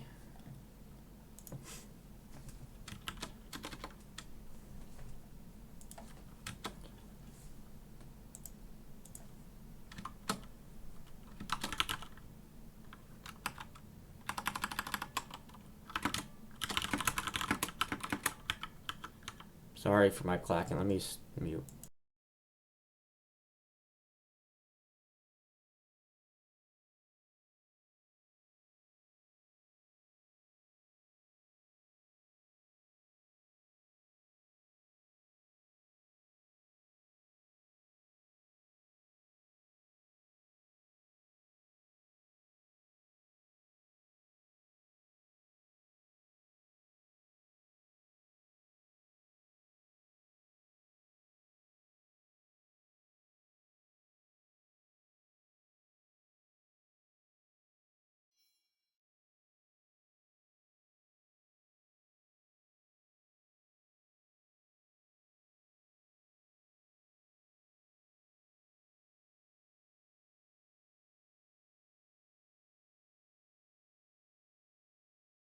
Hmm. Yeah, how do you think this level 1 is gonna go? It's I don't think either team wants to be looking for an invade necessarily. Ari can start.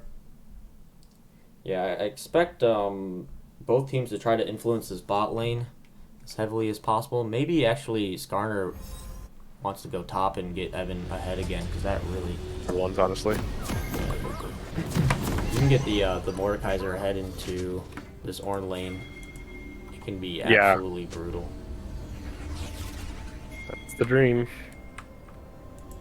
Yeah, but I expect Pingu to do the same thing as last game and just get his AD carry really far ahead. Welcome to Summoner's Rift. Who do you think is going to get first blooded this game?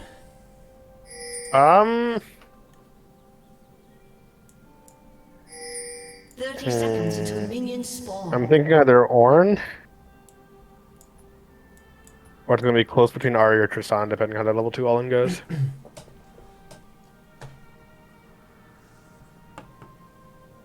Because mid lane's about to be super volatile with that Tristana.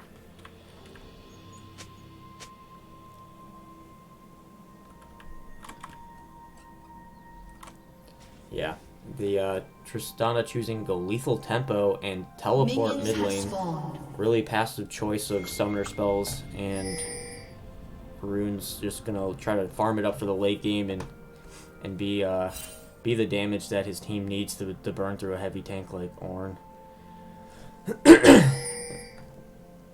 Because last game the MF unfortunately not enough to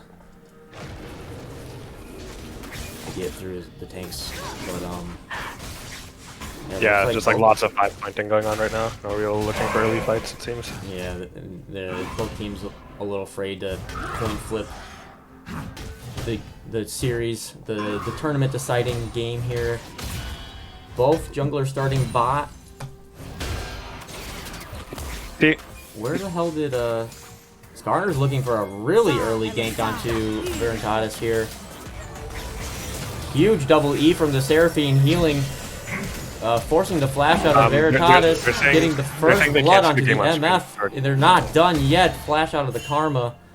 Jord, What? they're saying they can't see the game on stream. Oh my god, I'm so fucking bad at this. I'm gonna rewind because that was actually pretty good. Alright, business as usual. Alright, as we see, the Skarner actually doing something insane, flashing over the wall, trying to avoid some wards. I'm going in slow motion here.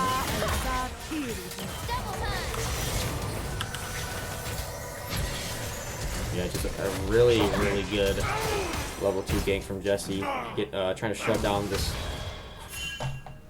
Actually gets them too. Yeah. A really interesting, really interesting jungle path gank, whatever. Just goes blue, flashes over Dragon Pit into the Tribush, and I don't know if I would have saw that coming either if I was Bilgewater. So That's an ignite. That's a TP tempo Tristana mid, so there won't be as much of a level 2 all-in. yeah, I kind of like the more. If you don't have like a really hard winning matchup, I feel like just getting the late game scaling lethal tempo is huge. It does free up Ari a lot in lane though. Oh, potential Skarner gank early on. Ornn is bullying Nazgul here. Vi's looking to put Evan in the same spot as Ornn was in the last one. Waiting for his Skarner to come through. Big shield coming in from Nazgul.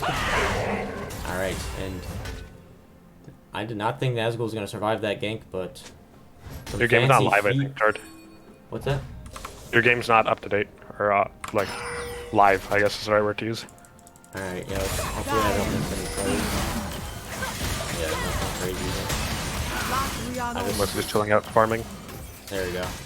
Yeah, we didn't miss anything. I'm back to live. Yeah, I forgot that you're watching a different screen than I am.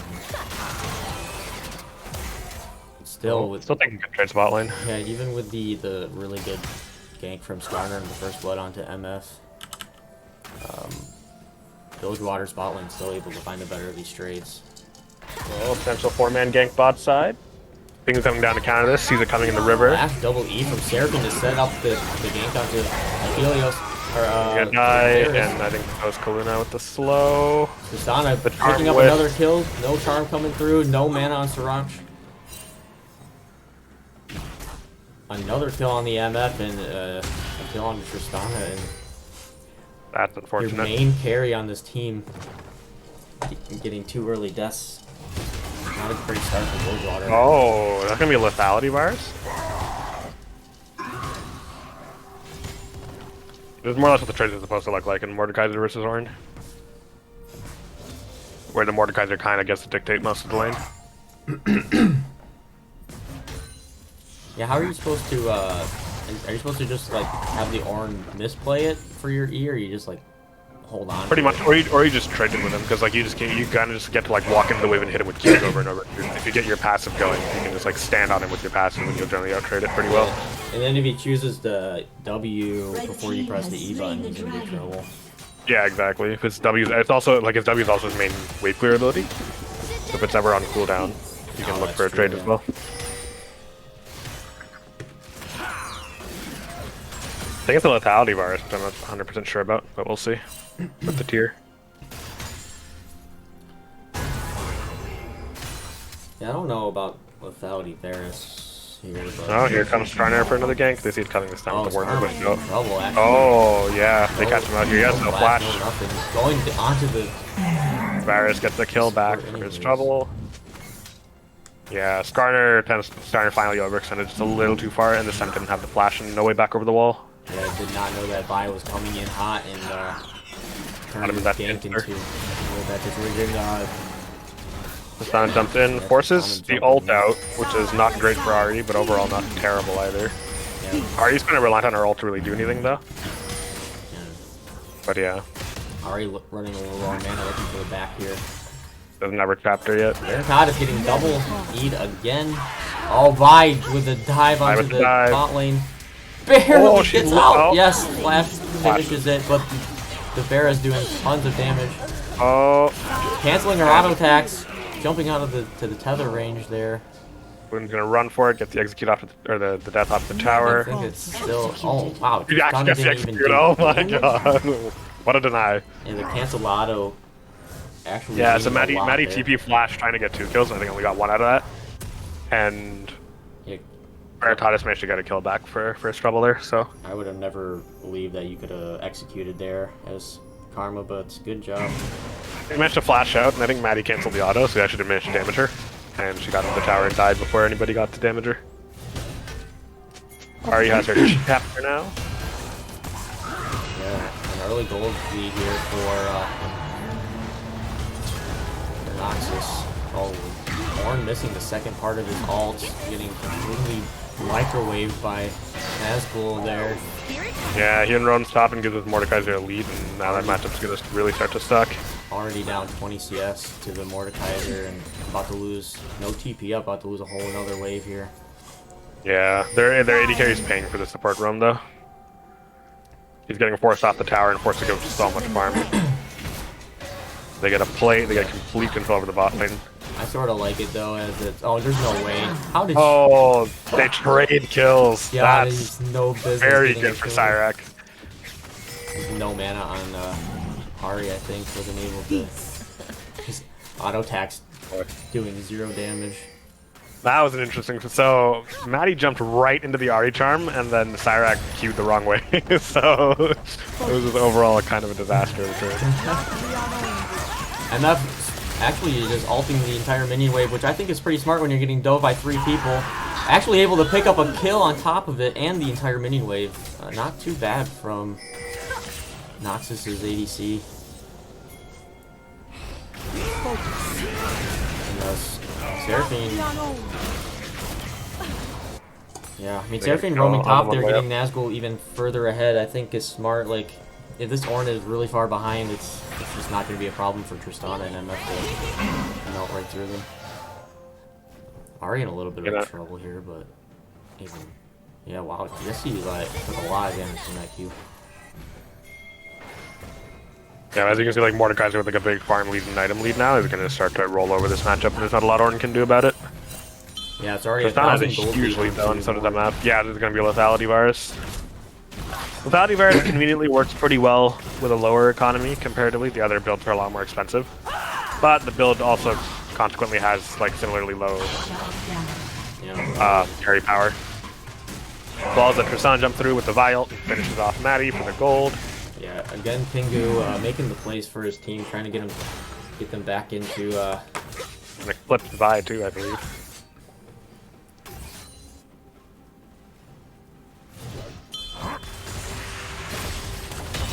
that, and just gets, yeah, just gonna keep getting decent trades off over and over.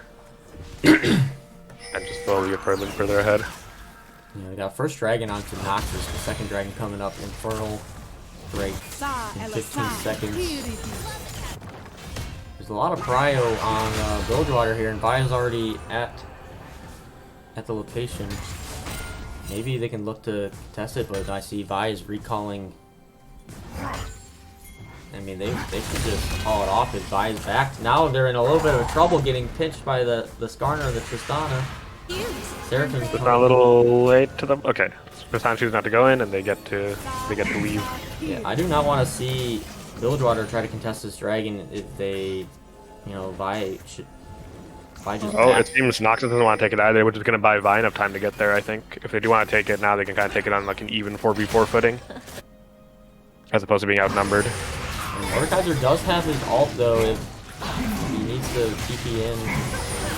That's actually Whoa, that's a lot of damage. And he gets the steal off. And with the massive amount of damage, Cyrax lands over the wall with that really nasty charm Q. I think it was just insane this game, getting a dragon steal. Ooh, Tristana cleans up most of that backline though, because she gets the jump on Veritatis and doesn't have a way out of that fight, unfortunately. Yeah, they're able to pick up one kill onto Noxus and steal the dragon, but they still lose the overall team fight. And I think they're gonna try to defend this turret against. Getting the dragon is real nice. Still yeah. does have his Oh, ult. he goes in. Tristana ults. Oh, too slow. Man. And I think with the he went. Oh my god! What was that damage? That was a Tristana bomb exploding at the same time. Oh my god! I didn't see. I'm like, there's no way. And then Auto did that. I didn't realize he went Duskblade over the Eclipse actually. Yeah, the Duskblade. They couldn't even like see the Vipers like and they're. Yeah, he almost got out with the invisibility too. Or forced to ult the minion wave. Yeah, Evan just forcing the ult without even having to use his is really good for him. Zach getting caught out here with no mana and no ult is probably gonna die eventually. Steadily get around. Oh, No the flash! way. Oh, that did not even zero. close, baby. Barely makes it out, but does make it out. Tristana has her Kraken now. She's pretty big. I think Seraphine thought she was already dead, started walking away, and by the time the flash came out, you're out of the range of your E. A little unfortunate for Noxus, but still pretty demanding gold lead. Barrett has the Ghost Blade now. Seraphine coming back bot. And the thing is, Noxus has their gold exactly where they want it, with Nazgul hugely ahead and the mid laner with 6 kills. Everfrost Ari is pretty low on the damage, but super high in the utility. It's almost impossible to not CC somebody with it. You either get a slow, a snare, or a charm. Usually 2 to 3. Skarner ulting to Vi towards his team, but no one's near. Yeah, nobody close enough to follow up, and Cyrax comes a lot further. Counter engaging onto this Skarner. MF all going in, missing everybody. Oh, he gets pulled into the Mordekaiser ult by Evan and murked. Yeah, Evan is just an absolute beast in these Sonic last 2 cleans up games. another kill on that.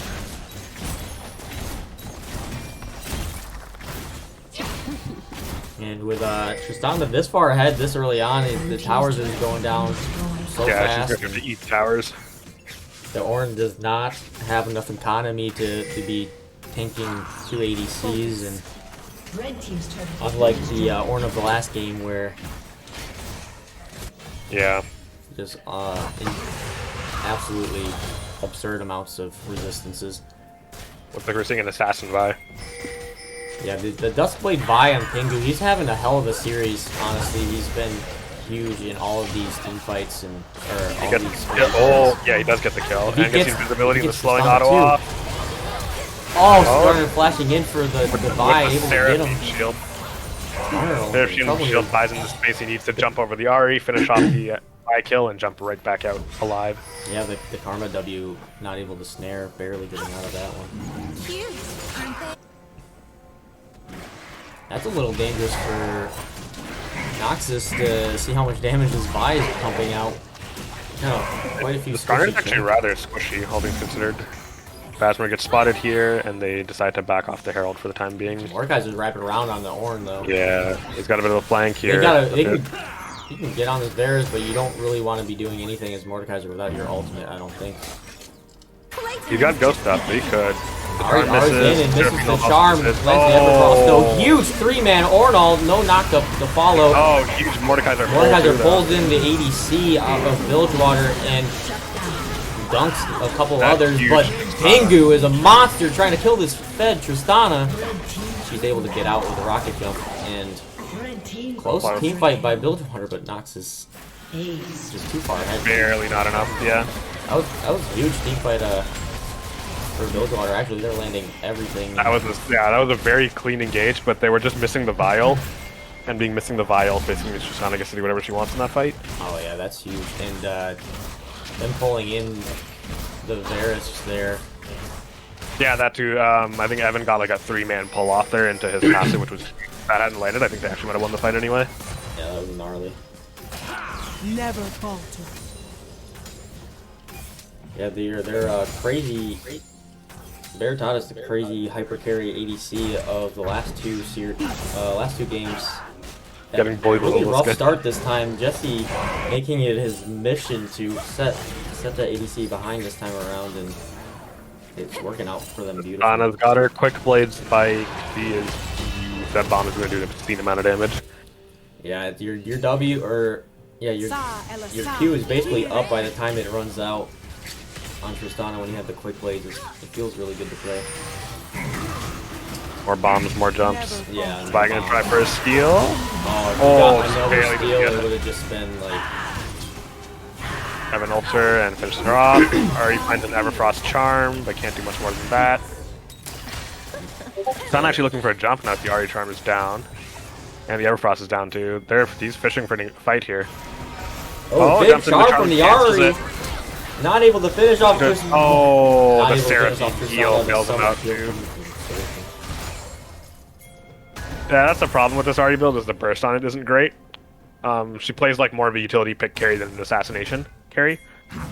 Yeah, I think this game, Or this we team want doesn't to really sound have that enough great with damage for Everfrost. you to be building utility like that. I mean, it made sense for the Everfrost on, what was the other one that he was wearing? Oh yeah?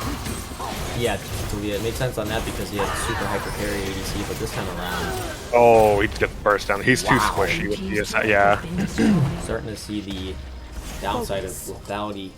Vi is it's super squishy. If you don't snowball like a nutcase early game and you can like one tap everybody, like this happens basically. She's squishy and doesn't really have the assassin kit to get herself out of trouble. Yeah, and with the Seraphine hopefully nearby for carries, I think a double Seraphine W should be enough to save anybody from the burst. Yeah, it's a lot of shielding and healing. And Pingu doesn't have anyone on his team that is able to follow up with a dive. Maybe Ari, but I didn't really build for it either, right? If you want to build for an assassination Ari, you'd probably go something more like Luden Sorks and go for like the actual single target burst damage. yeah. But that requires you to be super accurate. Like you can't afford to miss charms with that build because you have no assist to help you land it like Everfrost. But it's way higher But I damage. mean, if so you have a do land buy the on your charm. team, you shouldn't need to set yourself up for those charms. Hypothetically, yeah, but yeah. Oh man, a huge ult miss by Noxus. Never falter. Oh, they get a decent poke off. Bad Yeah, gets the TP up. Tristana. Oh, Super they catch dead. Tristana Big and kill her with the vial. Huge shutdown for the Vi. Ornn able to knock up the Skarner, Darn. getting 2 kills for Bilgewater for nothing, and they're chasing Noxus off the wave, but Nazgul is just pushing the That was a good shutdown. Yeah, See what else they can have do to here. get off the turret here. Huge flash Q from Siraj getting another kill, but trading one over to the MF. If that was Bruiser Vi, she probably lives that, right? But Focus. Assassin Vi is super squishy. You're basically kamikazing in for a kill. He's made of paper this game. It's Yep. Blast cannon. And Mordekaiser just skipped his mythic to just go straight rylized demonic. Just both really good items on Mordekaiser, especially in the teams where he gets to like, really use. I don't know if demonic is super great in this team. It's like it's good into Ornn, obviously, but Blue team's turret has Yeah, it's been not. maybe he's destroyed. You generally want to pick into melee heavy teams. I feel like he's far enough ahead of this Ornn at this point where you don't need to build to beat him. Probably Yeah. would have been. I And on would have top just of probably that- gone Jack Show or something, and Demonic is also like uniquely really good on Ornn or on Mord because it gives him AP scaling with his health, and basically all the items Mord wants to build are AP health. yeah, that's what I was thinking. Yeah, maybe build that like a third or fourth item. If he gets a Jock Chow here, he's so far ahead. There's nobody on Bilgewater who will be able to kill him. Not that. Oh. But, I got pushed off in the river yeah. too by the Super Fetch Tristana, and that's going to cost him the Baron. Nox is able to get 2 kills on 2 different parts of the map at the same time, and then meet in the middle to take this 20-minute Baron, exploding the gold lead to 10,000. That's going to be super difficult to come back from. 16 kills on this Tristana mid. It's He's kind of enormous. And she's going to disintegrate towers. they have to use every single thing that they have to kill this Tristana, and the problem with that is they still have the Nazgul and the 8 and 3 MF to deal with afterwards. I get the charm, dies immediately. Yeah. Really big CC from the Seraphine. This Vide doing a lot of damage, but not doing a lot of living, The unfortunately. Varus pulls him in, and that's the end of that. Yep, Skarner just getting another pick onto somebody, just end up picking up kill after kill. Are getting a flank on the back of him, but Doesn't manage to catch anybody, unfortunately. Mordekaiser says, get over here. I think that's going to start to be the beginning of the end there. Yeah, Blue team's turret has been destroyed. As the tower falls, an inhibitor is soon to follow. Teleport comes back in from Tristana with full health and mana, and she's bought some more items. See, they're going for the end on this one. I think they might be able to get it. Good orange combo there. yeah, Tristana big CC explodes off the Vine Bilgewater. Cage. Vi able to get the ult off onto Seraphine, but not able to kill. Oh, and Varus finishes it with the Q. Oh, they might actually hold here. They're going Glenn's to hold. coming out of the MF. That was a really good Ornn knockup. The 4-man Ornn knockup MF. into the lethality Vi Q, just like right into Maddie's face. Oh my god, the flash Q from Veritas is missing completely. They're not Oh, letting did they get him the back. snare off? She got the snare off. I think they Yeah, got the we snare got here. Ari right here about to help. Oh, They get it. Nice. wow, I can't believe they were able to stop that. That was a really good, you know, when they actually get their team fights off. It looks They a lot actually better. managed to keep 2 inhibitors and 2 towers, which is actually like, it's obviously not great, but it's not bad. They only lost 1 inhibitor off that and managed to claim a bunch of shutdowns and get a dragon out of it. That went about as well as I think it possibly could have. It seems kind of crazy, but you know, Vi's going even more lethality. And you're already this committed to it, and you need to one-shot somebody you go in at this point. So, I agree. You just gotta keep building lethality and hope that you can. They one-shot might not be able to somebody. get the dragon though. This is going to look like a team fight, and I think if they don't have the tower, like a defender's advantage, it's going to be kind of hard to deal with the Tristana. Oh, yeah. Although Ornn up is ult. Ornn ult is up, and Vi ult will be up very shortly. So if they want to, Why did the like this- health bar so low on? Oh, they're gonna get the Q steal here. like that Tristana is still super squishy. If if anything from Ornn connects plus like a Vi engage, she's going to pop like a balloon. Yeah. It seems they've decided to give the dragon instead. Oh, we fired it a little earlier. Oh well. It was a good attempt to steal. It feels real bad for Bilgewater to see another Mountain Soul coming through. Oh, I mean, it Soul's felt good pretty from good. the first time, but Oh my god, Seraphine getting a Veritas huge CC onto the ADC of Bilgewater. He's able to trade a kill? No, he is not. blows them out, catches them on the recall. That's not good. Yeah, Now they're going to attempt to hold one of these other inhibitors. Let's see if they can. Never in a world where he had to one-shot these, this... Oh, gets the flash engage off, gets suppressed, has the ult. Oh, able to get the knockup. Oh, Ornn is able to follow up and get the kill yeah. onto their Stana, but then they have to deal with the Ornn. And they're collapsed, and now Ari is stuck holding off 1v2 Ornn alone. brings her into the Shadow Realm, and He's getting run down by a MF is very good MF. actually auto-attacking, able to auto-attack people this game, and just... Ornn holding the tower, but I mean they're going to lose the inhibitor for it. Why is Ornn such a broken champion? Look at this. Super tanky champ. Doc Show's also just a really good Another item on huge him. charm by Ari. Ornn missing the wall with his knockup, unfortunately, and getting completely shredded by this MF Oh, and they can't right even now. kill them more through that enormous shield. Skarner Hex flashes over the wall. They might yet lose another tower. Oh, what the... Is that Hits Vi, die was again. massive. Ari's forced to flash up, but will get run down by a Rylai's Ghost of Mordekaiser. Veritas is doing a lot of damage. You can maybe shut down this Mordekaiser here. Wow, that did no damage. What the fuck? Ornn just got his mythic upgrade too, but it might be like a little too late now.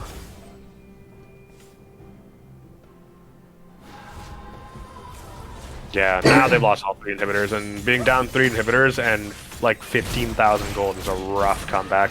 Yeah, and Mordekaiser was backing for the Jock show here. If you weren't, if he wasn't a problem, but at first he definitely is now. They can do everything they want to kill the 2 ADCs on Noxus, but you're never gonna be able to burn through this. Mordekaiser's gonna be a struggle. Yeah, you need at least 4 of them to kill the Mordekaiser, and I don't think they can afford to spare 4 people. Yeah, he's so tanky, so much damage, so much CC and disruption. Even if you're able to get perfect engages on these ADCs and kill them instantly, I don't see how you win the following team fight afterwards with him just bonking everybody. Doesn't help that a lot of these fights, Vi's just been eating like a snare from Seraphine or an ult from Seraphine, and just explodes immediately because assassin. Yeah, She I'd like wants to to. Yeah, she could try and escape it by ulting through it, but she obviously doesn't want to ult anything that doesn't on her, right? So I'd like to see her try to play this more as like an assassin, and instead of engaging these fights, maybe let the Ornn engage, or let them engage on you, and when the fight's already started, let them just go in and just murder backline while Seraphine's not paying attention or has already ulted. I don't know. I don't know what Bilgewater can do to save themselves this game. They're 14k gold behind, another Baron going down. Seraphine missing her ult. Ornn actually going to get a huge ult here. Barrett's gets the decent Big one knockup too. as well. They can't kill anything with this shoot. Yeah. Follow up MF ult just melting everyone there, and Tristana is fucking. Just runs them all down. Probably used 2 Qs on top of themselves right there on that team fight. I don't even know if it stacks, but And then TP's in and ults the Ahri to keep her from defending the towers. And then she's gonna die. Yeah. That's a ton of damage too. Deletes the Vi. And that's the end of that series. Yeah, Jesse getting this bot lane behind this time around, making a huge difference into Bilgewater as their ADC is not able to carry them long enough to these late games when he's dead 2 or 3 times before 10 minutes, and then the MF is actually allowed to do damage afterwards. It makes a huge difference.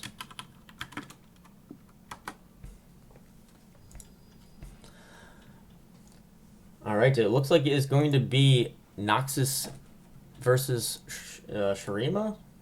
Is that who we played in? Or how does that work? I think so. Yeah, we're playing the winner of B. So we're playing Noxus next week. And the winner of our game goes up against Shadow Isles. Can we get some casters in here, or I can't pull anybody? I don't know if you can. I'm not a mod either, so I don't think I can either. But Pingu also said he's just not doing the interview. So at most we're getting Evan in here, I think. There he is. Hello. Does anyone from the Bilgewater team want to join and talk about the games? Good game, Bilgewater. Yeah, good games by Noxus. It looked really, really bad the first game. You didn't have your full team and didn't have a ban, but the second game also looking a little scary at the beginning, but you were able to bring back the win. And then that last game, an absolute slaughter. Yeah, man. I mean, good job by Noxus. You guys made me a lot of money. I bet on you to win, and nobody else did, and I came out big. I like tripled my money. Well played. You can Venmo me later. Yeah, the ADC of Bilgewater was an absolute menace for you guys. Yeah, that Helios was scary. Gratalis put up a hell of a fight. That last fight at Nexus, I thought he was just dead, and all of a sudden he just full heals from the minion wave and almost 1v5s all of you at the same time. I was like, there's no way. Yeah, that was scary. That was really scary. When he got all that health back, I'm like, I don't know what this champion does, he's man, dead, right? but No, he's not. I gotta run at him. Holy shit, that was crazy. Yeah, really, really good performance out of the. Honestly, Bilgewater played amazing these series. Pingu, especially with his early game. Yeah, Pingu was a menace for that first game. Yeah, this time, Jesse Roy was like, I see your early game gank, and I freaking one up it with a one camp flash over Dragon Wall level 2 gank bot lane onto Bilgewater. That was an insane jungle path gank there, but it I think it played huge into your guys' win that last game. Yeah, nobody's ever going to fall for that again. I will. I will never expect somebody to do something that stupid. That's crazy. Who the hell did like? Yeah, maybe he has a Warden River at this point, but if I flash over this freaking wall right into Tribush, they don't have enough time. Like what? They'll never see this coming. Oh, what an absolute madman! And the no flame to the top laner, but winning both sides of the matchup, Evan. Good job. You seem to have a lot of experience on these Juggernaut top laners. That's me. I'm the Juggernaut bitch. But everybody on my team played like a monster. Especially Zach. I mean, Hune was rooting Zach. everybody. Miss Pretty Kitty with every ult taking all of the damage. Maddie doing Maddie things and Maddieing all over. Yeah, Maddieing all over everybody's faces. Yeah, Maddie came in absolutely massive that second game and getting the key damage onto that crazy Fed Aphelios at key moments. He was about to run all of you guys down with the red white at that one dragon exchange, and I don't even know what that means. The red white guns. He's just gonna spin and win. I don't know what it does. I don't know what it feels. I don't know. I just know the colors are bad news. But he's just sitting there waiting in the bush. It just pops out, one taps him. It's like, I don't know, really, really crazy good plays on both ends. Like that second game especially, it was just so back and forth. Both sides winning a team fight, taking turns on that. In the game that you guys lost, or wait, the game where you were on Ornn, you had 3 mountain dragons and the Ornn passive. Oh yeah, I was unkillable that game. Oh my god, nigh unkillable. Not even like 2 hyper carry Azir Aphelios were able to burn through you. But really entertaining series.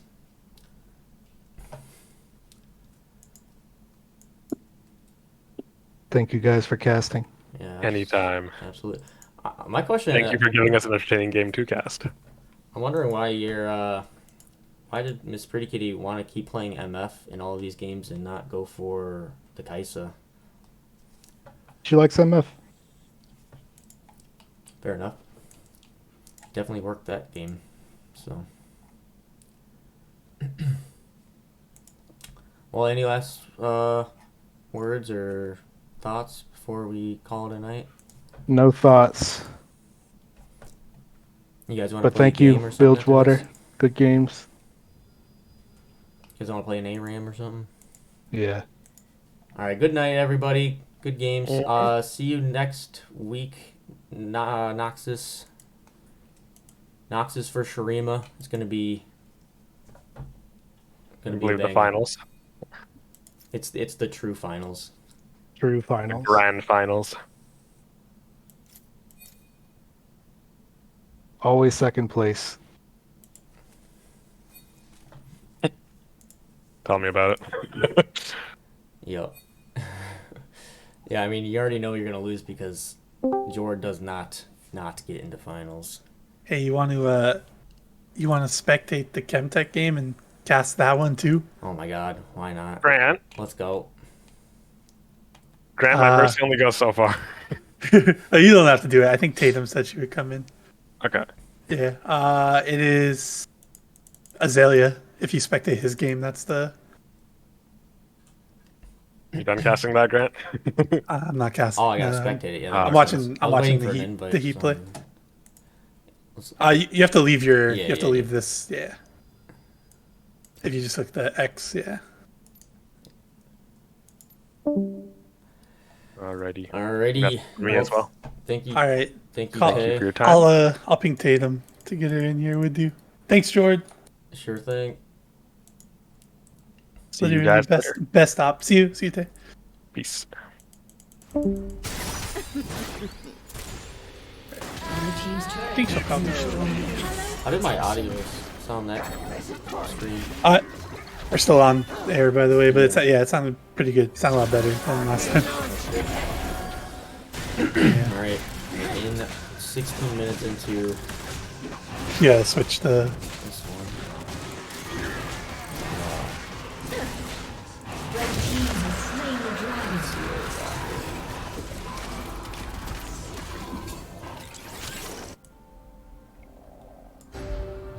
Is it MF's? Yeah. Hello. Hello. Yeah, if you just you can like spectate them, and then you're all good to go. I would just like start it. Don't start it from the beginning. Just start it from wherever they're at. Yeah, I was watching it with James, so I already know what was happening because he was in spectate mode watching it. Yeah, gotcha. Alright, catch me up. Who's winning? Crystal Scar's Not winning. Freljord. Crystal Scar is winning. Yeah. Alright, oh yeah, I got to switch over to the observer. Alright, I'm very sure. Yeah. Alright. Cool, Have fun, thanks. guys. Yeah. See. Are we live already? Yeah, Yeah. I just switched right over from the last one. Oh shit. Is this game one? Yes. My stream is at 10 minutes. At 10 minutes. I'm at 18 minutes 45. I clicked the wrong thing. Give me a minute. So that's a I'm pretty. sitting here watching, and I was like, "There's not an Alawi in this game." Let's get these team icons we got. Yeah, I found it. Okay. Freljord on the blue side. And Crystal Scar on red side. So I've been watching it to catch up everyone who's on stream. It's been pretty cool so far. Yeah, I'm at 18 minutes. As you can see, there's been like just a lot of engages. Oh, not 19. It'll like 19, 20. There's just been a lot of like bad engages from the Pike, and then just a lot of like really good rotations. Like Hockey rotated down early for like a top gank bot whenever their jungler came.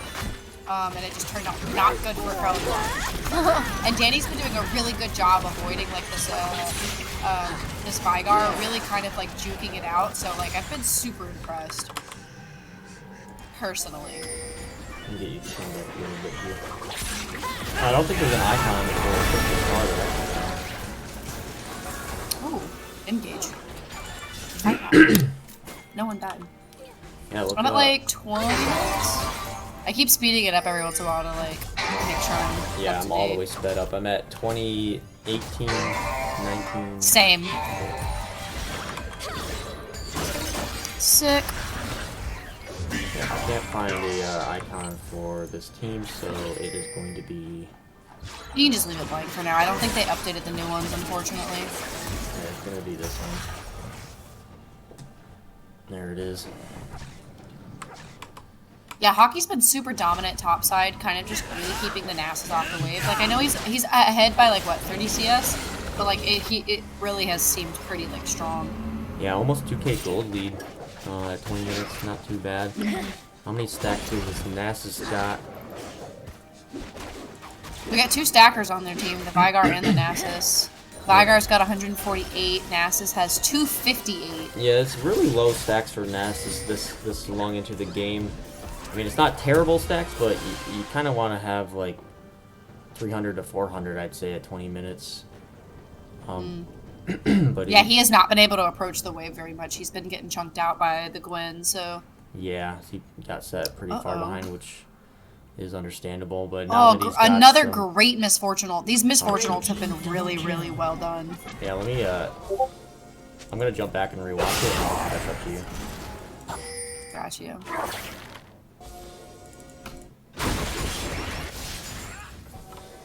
Oh, don't slow down. Alright.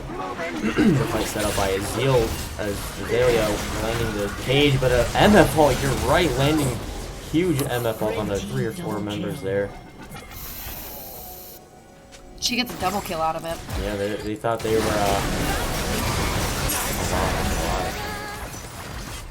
They took the Baron, it looks like, and then no, they didn't actually. They started it, but then turned. All right, I'm just gonna catch up to you. Yep, I'm caught up. I missed the. They didn't catch the Baron, but they did chase Freljord off of. Hockey almost died against the Nasus bot side. He was Yeah. really low, but got out. I watched that happen. That was pretty. Oh, and now Nasus just face checking Dragon into 5 members of Crystal Scar, and now maybe Nautilus does the same. Misfortune. Ooh, lethality misfortune, by the way. I just noticed that. Yeah, I like the lethality angle here when you have these huge setup ults with the Seraphine and the Amumu and the Nautilus. It's you can't not get a good MF ult in this game if your teammates are. Yes, Makoto, this is game 1. Sorry. Amumu getting chunked out really heavily there, trying to take this Ocean Soul. They might be in trouble here. MF does have ult. Can she get into the position to use it? The Pyke is caught out. This is the Q. Oh, she ults. I think she tried to ult. Amumu in the back of the fight getting absolutely destroyed by the backline of Crystal Scar, but the cavalry is here. And that's an Ocean Soul, or Ocean Drake going over to Crystal Scar. Yeah, that puts them on soul point. Yeah, soul point. Oh no, Azalea is in a little bit of trouble. Can he one-shot the Glim? He doesn't have the outplay button, unfortunately. Outplay button halfway down. He doesn't have the cool skill shot that lets him kill people really easily. It's unfortunate. Yeah, Effinson's on skill there because...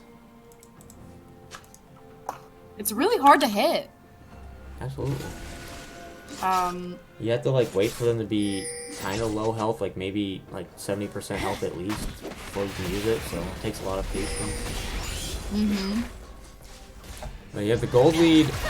They're about 8,000 gold ahead for Crystal Scar, getting ran down by this MF. Solo ulting the Nasus. I mean, what's the cooldown on that Still right now? going. It's about Nasus 60 gets seconds. healed by the Nautilus, and he still has his ult. He's going to. No, he chooses not to use it. Oh my gosh, that. Is it a burn kill? Gets out. Barely. Oh my gosh. MF is trapped inside of a cage, but. He had like 100 health. Yeah, and there's just no follow-up team members there to capitalize on that. But Tristana is looking for some bounty gold, and the bot lane choosing to give up his Baron. There's no point in trying to contest it when you're this far behind. It's just, you know, trade objectives on the other side of the map at this point. Oh, I just noticed on the stream that you have the little, the halo, like the emoji. Yeah, that's the Crystal Scar icon. I like that. Every team I can't find. Makoto asking a question. Why does Pyke have Electrocute? I think that's a good question. I mean, if you land a hook and land an E and then auto, that's an Electrocute proc, and you know that's early game. That's more damage than Dark Harvest is going to do. What other room does it go? Probably Glacial Augment. That would probably be pretty good. Yeah, I think Glacial.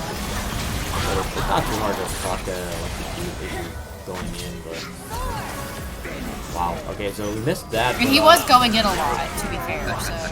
But yeah, basically, MF pressures are this game, and Freljord didn't know. Oh my. Huge Seraphine ult onto like 3 or 4 members. Follow-up CC is huge from Crystal Scar, and Misfortune ult just came up, and Azalea's the only one to take it. oh man, yeah.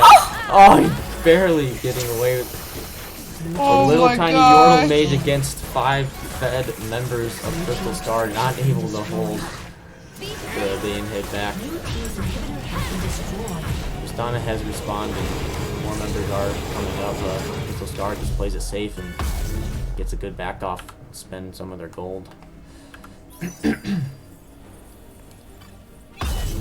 Yeah, the Tristana ADC here, not even finished with her second item yet, but MF is here with 3 full completed items and a longsword.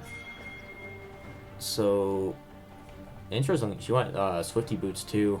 I think is not bad when you're trying to be dodging Pyke pulls and And it does work on the Nasus Wither too, making the slow a little bit less. Alright, engage on the pike, barely missing the execute onto the MF there, Seraphine but getting a is double able kill to die. Big, out of that. yeah. Oh my gosh. I think he They're was just maybe sharing like the love. She might have just regen the HP that she needed to not get executed by that one. Unfortunately, the pike. Aim going all the way in. Oh, there's the Seraphine ult. They're just lining up in a tangle line for the Seraphine ults this game and getting just microwaved by Luma here. Here. Big scary DPS Gwen is coming with Ghost and ult to finish off 2 members, but they're able to get out. Gets Everfrosted. Sad but true. I think this is all but done for Freljord game 1. I don't see a way they can come back from this, even with the double scaling. Yeah, I think they're just a bit too far behind this early for it to really amount to much else for game 1. Which, I mean, if they lose game 1, which I don't want to, you know, put it in stone, but if they lose this would be the first loss of the season for them. They've 2-0'd every game, so... They probably have come back from worse than this. They've been 10 gold behind before. And Azalea is still only 1 death, even with 24 total deaths on his team. So all it's going to take is a good cage and a good pull on one of these key, you know, on one of these shutdowns, yeah. Yeah, you know. But this is Ocean Soul going over to Crystal Star, and it makes it much harder to be able to win these team fights.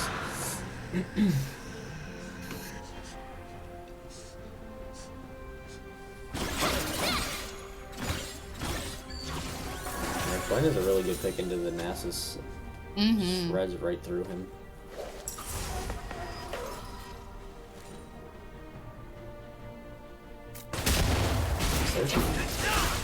Yeah, I mean, I don't know. Everyone from the Crystal Scar is doing really well. What's the Crystal Scar's record this? I'll pull it up. Give me 1 second. So currently, the Crystal Scar is. Oh yeah, they're 4-4 with 2 wins, 1 loss. Yep. Second place team. Is this? Oh, this is the. All right. Oh wow. I missed it, but Kane is barely surviving. Another really big cage gets from the Nasus. Big cage from Azalea. Bigger ult from Seraphine. How the hell did Pike just stun 3 people there with that E? I was just about to say, I was like, how did he stun 3 people just now? Tristana just jumped in really deep onto the MF. She was able to flash away, forcing the flash up to Tristana to get herself back to safety as well. Seraphine just walking right into the cage. I think she maybe thought she could fit. Didn't quite time that correctly. I mean, Azalea Seraphine is the skinny legend. Oh. Second death of the game for Down to the Azalea there.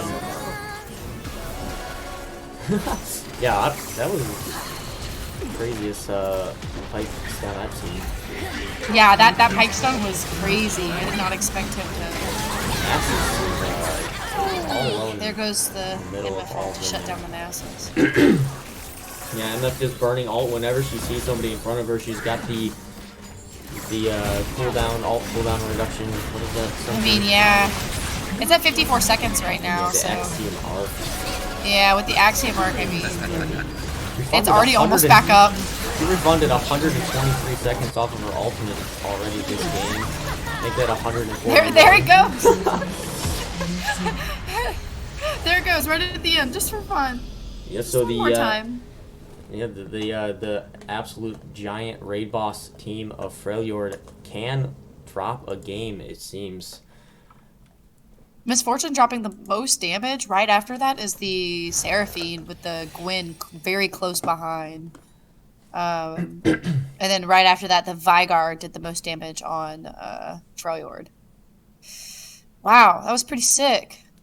Yeah, it's looking like the Tristana Pike wasn't working out for them there, or maybe I didn't see the early lane phase at all, but the MF definitely got a lead, and being behind on a Pike it just doesn't feel that good. Let me get you invited. Alright.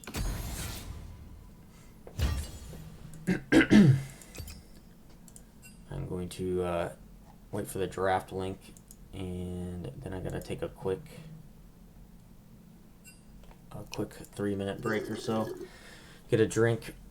Yeah, of course. Streaming back-to-back games. Yeah. We just got the draft link, so I can talk us through the draft once you get it pulled up, and There it is. I'll talk to the crowd. I'll entertain our loyal viewers. Alrighty, so let's get this pasted into here. Getting a little bit more proficient with Streamlabs. after Practice using makes it so much. perfect. Yep. Oh. Alrighty. I will be back. All right.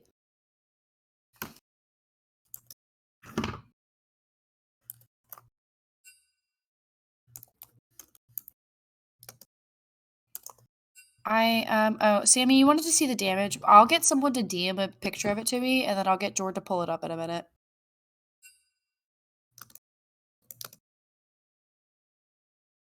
Yeah, I'll get Hockey to pull it, DM it to me right now.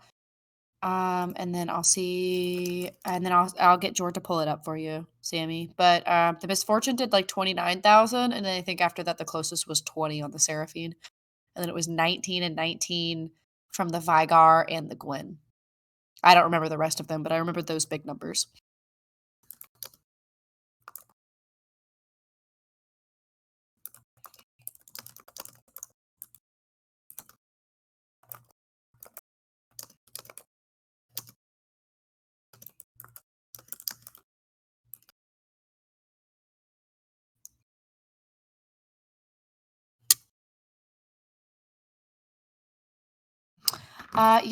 So right now we're just waiting for Danny.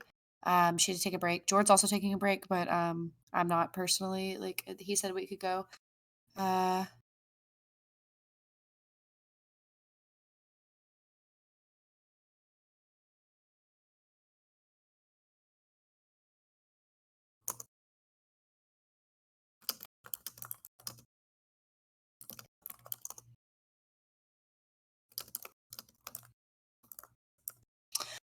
Yeah, that was really crazy. I know. Talk to me about Doctor Doom. Yeah, sorry, Makoto, I haven't played it yet, so I can't really tell you anything about it. Maybe you can help me build a deck for that later. But right now, we're supposed to be talking about BoozeBash. It's so crazy seeing their kind of the Freljord getting knocked out so quick too. You know. How are you guys feeling about game 2? Do you think like they should change anything? I mean, we saw some the crazy performance by the Misfortune. I feel like maybe that's warranted a ban. What did they ban the previous game? Let me go look. Game submissions. So previously, Freljord banned Poppy, Urgot, and Garen. Very important to note the Garen. Break down the Titans, change the electrocute. Okay, very important to note that the Garen Jesus, of course. That Urgot ban is for Mr. Tony Pajamas, who played a Mumu Jungle last game, and then I don't know about the Poppy, but you know, like maybe someone's scared of it. And then they banned the Aesol and the Olaf in the second rotation. I think that's great. The Vigar was the only person on Freljord that did the most damage last game. I think they could maybe consider trading a ban for that, but I love the Jinx ban, and I really like the Thresh ban. That Thresh and that Jinx have both been doing work for Freljord this entire season. So, having no keystones on your support is kind of rough. You just need to play scaling because why not? Yeah, I mean the Gwen started doing that Gwen was pumping out some work. Was doing really good, so I was really impressed by that. Funny dude has gotten 4 games total on that champ. Thank you for the insider information, Katie, because that I mean the Gwen performance for me was really, really impressive. I thought it was good. I really enjoyed the Gwen. I thought Danny did great on the Seraphine. I mean, there was it wasn't being streamed, but there was a moment on stream where Danny like dodged a Vigar like a baby cage, and then like the Vigar had like flashed, and then she flashed right afterwards, and then like rooted him in place, and like dodged like 3 people mid, and then didn't die. And I was like, oh my gosh, it was so sick. It was really cool. So I was really impressed by her. She was up in CS. Like, I don't know if she ended up in CS against the Vigar, but she did. But she was up the whole time, and she was kind of juking it out. So I was really impressed with that mid performance from Danny, from Miss Nancy. The pike engages left a lot to be a lot to be desired. The Nautilus counter engages though were sick, freaking nasty. Like, holy crap. Like they would go in, like Freljord would go in, and then Hobby would just, Gary and Jesus, Mr. Nautilus would just go, oh, you guys would like to go in? I think I'm going to. The early game was so crazy. You guys only saw kind of the end of it when what happened, but watching the beginning of it was really cool. I unfortunately couldn't, show the people, but it was really cool and it was very impressive. So it gives me high hopes for game 2 as long as they can manage to kind of keep that draft up and kind of get that cohesive idea going on with like the Amumu, Seraphine, Misfortune, like combo wombo ult with that, the powerhouse that is Gwen top. Not dying, keeping the Nasus at bay, because it turned on, and when it did, it was great. What do you think? What else was good? The Nautilus was great. I loved the Nautilus. The Nautilus re-engaging was really good. It was really good for getting the Misfortune the kills early. She needed to get a ball rolling, and then once she got that rolling, girl, like that was great. I don't know if I would trade the Morgana. They banned Morgana, so Crystal Scar had banned Morgana the last game. Morgana, Thresh, and Jinx, and I like the Thresh and Jinx ban. I don't know if I would trade Morgana for Vigar. Vigar is the only one on their team that did enough damage, but opting for the Jinx ban again. We're going into draft.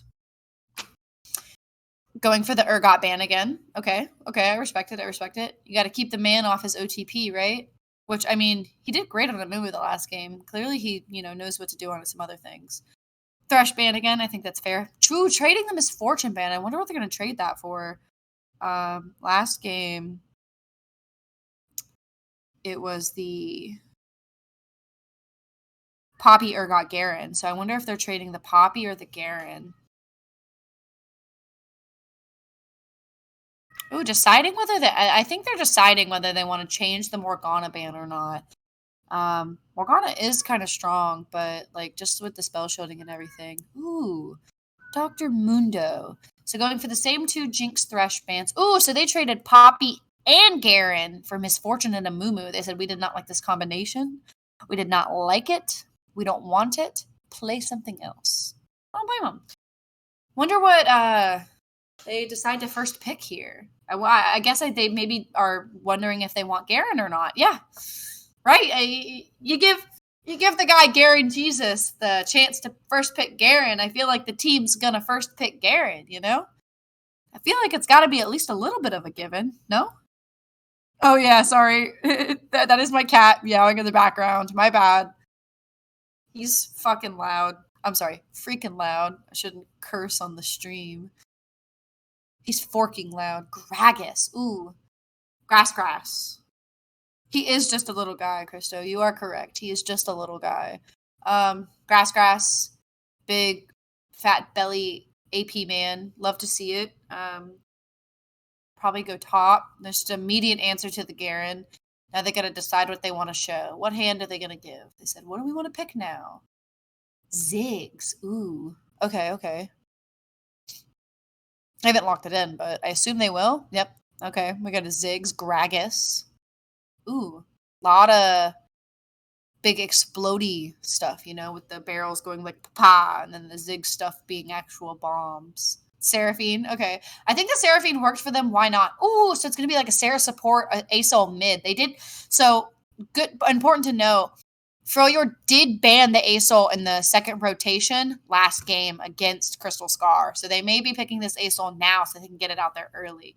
There's some big scaling damage from that ASOL. So if this game goes late, this is going for Crystal Scar again. I mean, I don't want to assume, but that ASOL damage, especially when it gets late, like she be just melting people alive. It's crazy. Not melting, just like exploding. Ooh, there's the Morgana. So they didn't opt to ban the Morgana in the first rotation. They banned the Mundo, and now they have a Morgana. They maybe traded that Morgana ban for the Mundo because maybe Garen, Mr. Avi, Jesus, or whoever they were planning on having top didn't want to play into a Mundo. I'm not sure. But both teams getting to pick the champs that got banned last time. So, you know, pretty crazy. Alrighty, I'm back and I can see. Welcome back. Yeah, so they gave the guy named Garen Jesus Garen. Uh-oh. And then the Seraphine again. That's kind of scary. Oh. Yeah, they went for the Seraphine again, but they banned the Misfortune and Mumu. But they actually have an Aurelion Soul mid, in which I think is an absolute massive.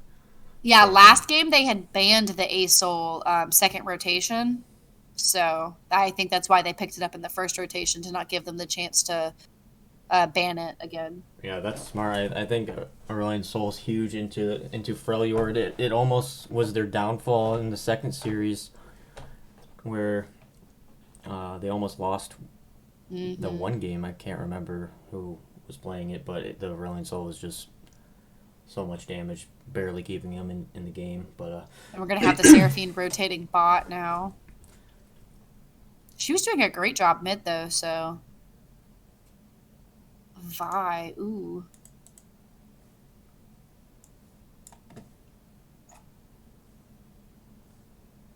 Yeah, so. Saving last pick for the ADC. I do like the Vi pick for getting on top of Aurelion Soul, but if he doesn't have any follow-up, I mean, I guess you drop a Ziggs ult on top of the Vi ult, that could be pretty devastating. Excuse me. And Gragas top versus the Garen, and wait a second, is it Garen jungle? Or Seraphine support? That wait. Okay, so hockey historically cooks, and he's always in the kitchen. So there's some funny business going on here. So we'll just let him cook. Someone's gonna go somewhere. I think as a Jace Seraphine bot lane, Jace farming, I kind of like it actually. Yeah. And then their last pick is the Sejuani, just sealing the deal for these big late game team fights. What's the Crystal Scar? Crystal Scar locks in a Aurelion Soul for these late game scaling monsters, and Freljord answers with the Kog'Maw. They see your late game hyper carry and they raise you a Kog'Maw. Kog'Maw's kind of scary.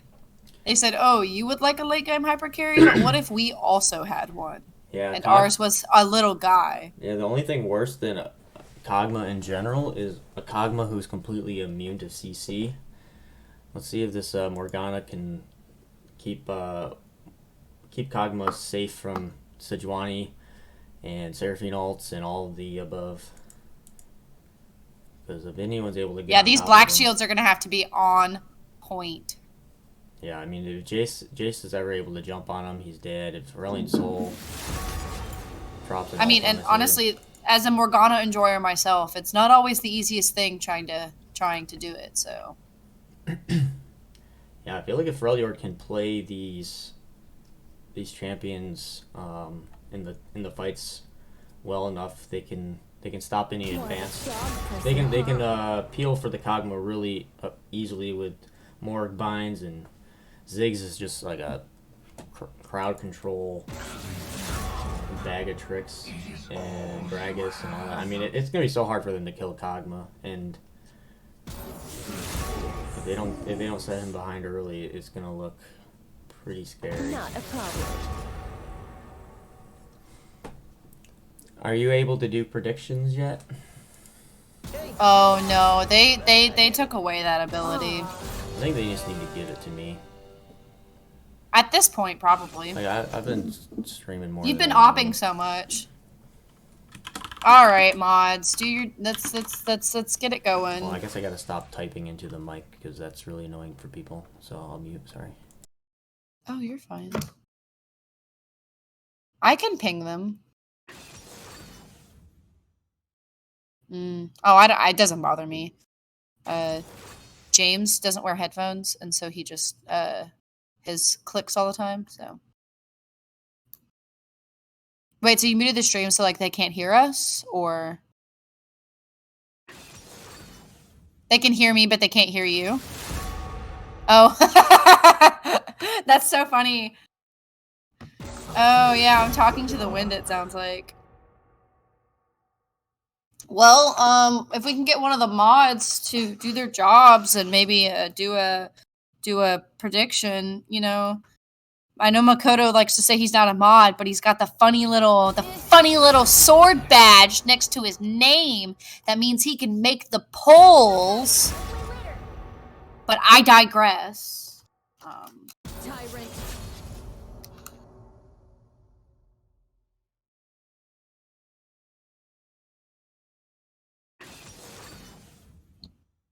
Yeah, well, thank you for holding down the stream and casting my favorite Oh yeah, part of... I love talking. I talk to myself all the time, so this is just no different. Yeah, it's like my favorite part of casting is talking about the drafts and the picks, and it's really interesting what draft strategies come out in between each team. I didn't know Nunu was a problem where they would want to ban that over... I don't know.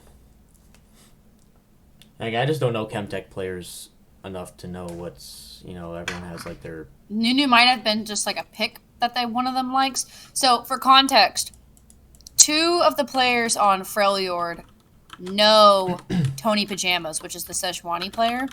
They're like friends with him, so maybe they know that that's like one of his jungle like picks, and so maybe that's why they banned it. That's my guess. Oh, we have a prediction, everyone. Make your prediction. Everybody, you know, make sure to predict who you think is going to win. We should maybe put the draft up for the prediction. I don't know. Oh, it's a quick one, so don't take your time, everyone. They set it for like 2 or 3 minutes, so Yeah, make sure to be I have quick the about draft up still. Yeah, I got to... it. Who do you think is going to win? I believe in the Freljord here. Their ADC player is absolutely cracked, and if their team does a good enough job of peeling him, he's going to shred through anything that they throw at him. I think their only hope from Hockey's team is the Aurelion Soul and maybe Garen. I don't know what this Garen can do though. Oh, I mean, if anybody can do something on a Garen, it's probably him. I've seen it. I've witnessed it with my eyes. So, if it comes down to someone performing on Garen, I feel like that's the guy you want to ask. Yeah, He is Garen Jesus after all. Yeah, I think the Gragas top is just kind of like neutralizes every lane by default. He's just so much sustain, so much peel, and it's really hard to punish a Gragas. But if anyone can do it, it's Garen Jesus. Yeah, I have faith in Garen Jesus. I'm gonna give my vote for this game for Crystal Scar, just because I would like to see Freljord not get Freljord themselves get the treatment that they've been treating everyone else with. But also, I wouldn't be really surprised either shitty way. to just go completely undefeated and then be knocked out. Get 2-0'd in the losers first, bracket, like right there. But maybe that's what they would need as a wake up call to get their shit together. But no, I don't know what happened the first game, so I can't actually talk. There was a lot of really bad engages from Freljord. Like the jungler and the support, both bot side, just kept kind of engaging, and then the engages just kept getting met by Nautilus hooks and the Amumu rotations, like or hockey. Like Crystal Scar did a really good job of anytime someone showed up bot side, they sent someone immediately. So like hockey showed up like from top lane, the Gwen showed up down there at one point. So there was always a counter gank happening and always a counter engage happening. So they never really got to get that like 2v2 or 3v2 engage off. It was always a 3v3 I see. or 2v3. You know, there was always something happening.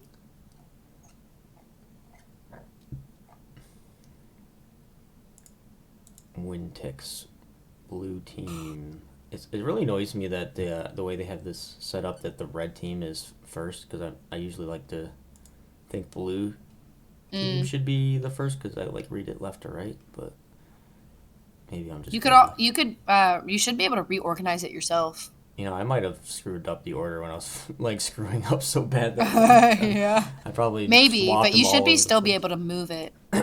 But yeah, I would can probably definitely suggest can. doing it not like now though. I just like to complain. I don't like to actually fix anything that's wrong. Relatable. All right, We're getting in the game. I checked my stream this time. I'm actually streaming the game. I made that mistake for the first couple minutes last times, but Nah, we're that's gonna. what we do. We got make this. mistakes and we learn. We got Oh, a we pause immediately already. pause. Looks like somebody ganked Tony. Tony Wait, said he died. Oh, Tony died IRL. Sad. yes, we're Sad but pausing for true. a quick funeral for Tony, and also he has to shower. No, and he broke his neck. Oh no, sad. Dang.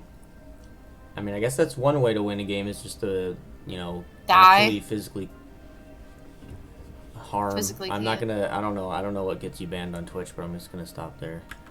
Oh, yeah, that's true. I don't wanna.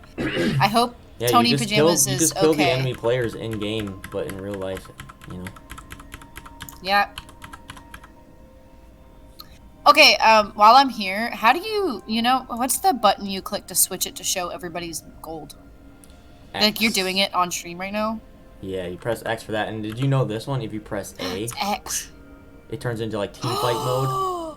Oh my god, that's so cool. Oh, I didn't know I- about that one. Grant showed me that trick. I'm like, oh, I'm so happy. Wow. Grant's actually good for something? Well, I didn't say Sheesh. that, I'm but- being mean. I'm sorry. Well, I didn't say he was good for something. I just said he showed me. Oh, okay. True. No hate to Grant. He's a good guy. He made the prediction for us, I'm pretty sure. He probably did. All right, so looking at these comps, how do you see the early game going? Who think's gonna get ganked first? Who's gonna die first? Ooh. Oh, we're in game. Yay. Right.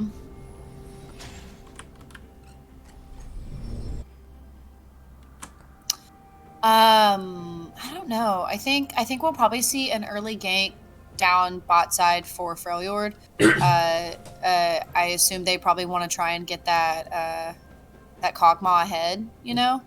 Like, thing keeps freezing. Yeah, I think that would be a pretty good game plan. Try to Welcome to bot lane Summer's for Rift. Crystal is relatively immobile. Once you get their flashes down, they're gonna be sitting ducks for the Vi ult 30 and seconds until minions Morgana spawn. Qs and all that good Ooh, stuff. they're 5-man engaging, and they all have 4 people down Ooh, there. yeah, this is interesting. This is Freljord- about to blow up. It is actually God. just a 4-man stack here. Garen Yeah. is not here notably, and Gragas is. It could turn out poorly for Freljord. Oh, Vi just goes real deep into that bush and gets immediately focused by all 4 members of Freljord getting first blood Immediate onto kill the... to the Azul.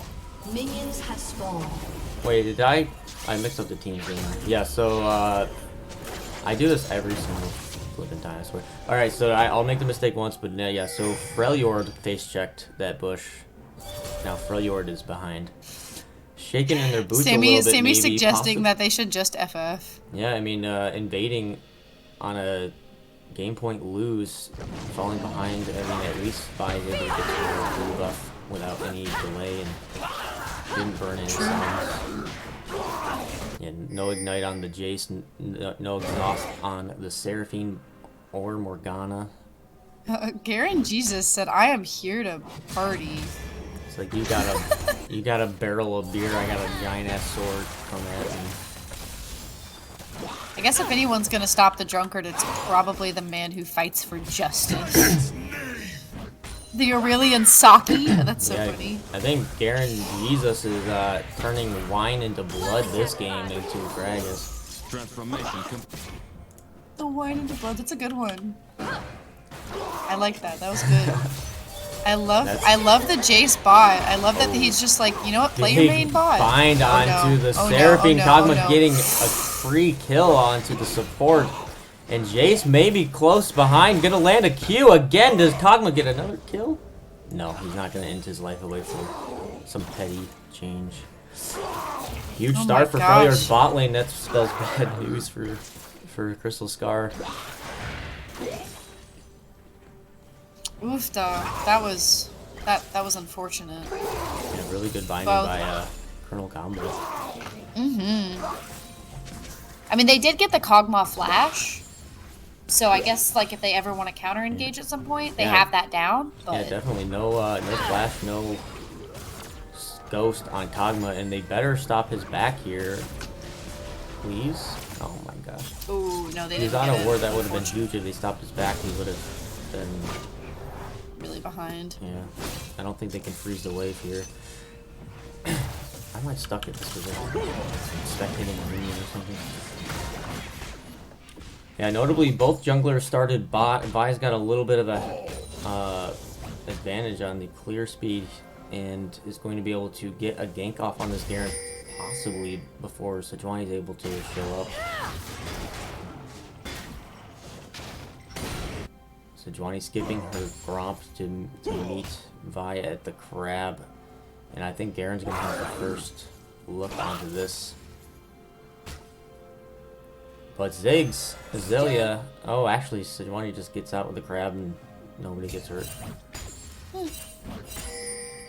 Directed camera's just watching the top laners. Yeah, I don't know. It's so crazy to me how the directed camera is the same no matter like both people are watching it. So like if we both have directed camera, we're just both of us is gonna show that. Ooh, yeah, Garen getting a good trade on the Gragas there. Sejuani looking for the early gank. Oh, there's the flash from Gragas. Jumps away. Yeah, they don't want to overchase under the turret. Forcing the Gragas flash, but both summoners also burned by Garen. The wave, if he doesn't just E the whole wave, he could freeze it here. Cool. And Sejuani just sitting on a ward. Wasting a lot of Sejuani's time here. You do not want to be blindly running back into... Oh my god. Okay, Gragas is actually making huge plays. As long as he doesn't die here. Wasting so much time for Sejuani. Not able to get her passive off. Garen might actually even die if he decides to die. Wow. Oh yeah.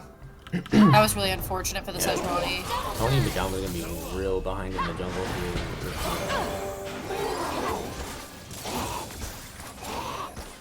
Already 3 camps behind, about to be a 4th.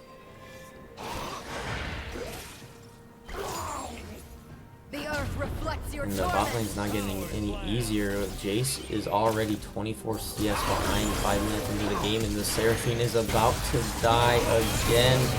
Kog'Maw maybe giving up his own life, but the exhaust go down and the damage is too much. One more auto might have done it, but playing it safe. With the TP from the Asol. Yeah, really interesting TP. Maybe thought the 1 HP Kog'Maw was gonna die if Jason somehow split. I'm not quite sure.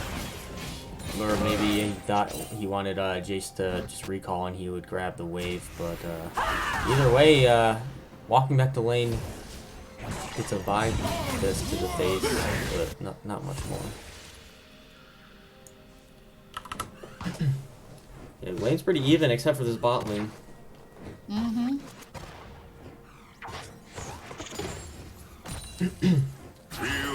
Feeling a little bad for anybody who put money on the Crystal Star this game. Uh-oh. Uh-oh. Ooh. There it is. Garen goes down.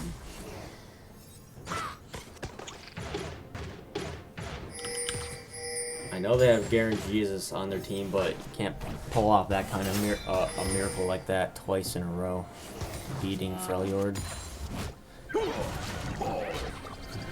Yeah, that loss might have been like just exactly what they needed to kind of get their act together. And these Morgana binds have been absolutely massive. Like, how Yeah, long I does see that why they last? banned it last game. The dude was literally AFK and laying it there. Seraphine, exhausting Kog'Maw. I mean, I don't know. He was doing some He work. was doing a lot of damage. It feels real bad when Kog'Maw presses that W button and is just raining, like, just chunking out like 15% or more of your health every auto. Oh, Seraphine somehow Ooh, the binding misses, thankfully, but flash Q Here to into match. with 3 of them, and maybe that's what we were seeing the last game. The buying There gauge goes is the getting punished Zigzag. by Crystal Star. And ooh, Colonel Combo taking a bunch of Seraphine damage there. I may have cursed the Freljords. 2 really good things happening for Crystal Star. I mean, they did get a kill out of it. The Morgana has a kill now, so, but Sejuani also got herself a thing. Still anybody's game, I think. Yeah, absolutely. They are gonna want to try to shut down this Kog'Maw though. He's got a 30 CS lead. Maybe this is it. The Jace damage is huge. Not enough though. Oh, pain. Not quite enough. How close were they to their ults? I mean, Jace has his ult already, obviously, but... Yeah, the Seraphine ult might have been able to do it. Get him charmed for just long enough to get that damage down.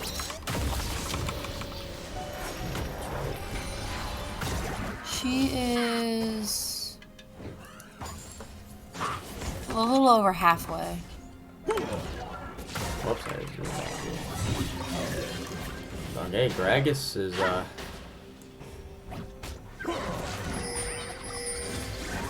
kind of being a bully here to Jesus. I don't think you're allowed to do that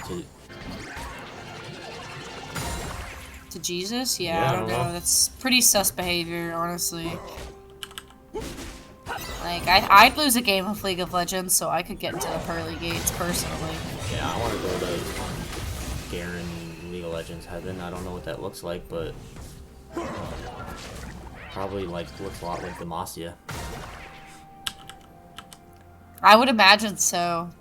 Yeah, Garen does have ult here and ignite. It would take a flash Q, E a little bit, and then R, he would be dead. Oh, And here what it did I is. just say? And Garen Jesus knows exactly what I'm thinking.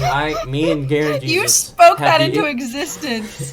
We have the exact same mind. I'm basically a god. I'm sorry. It was just as you said it here.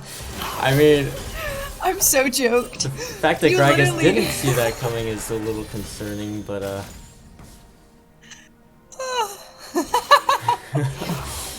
Wow, that with the predict was insane. Ooh, chunking out and getting some great poke damage on the Morgana.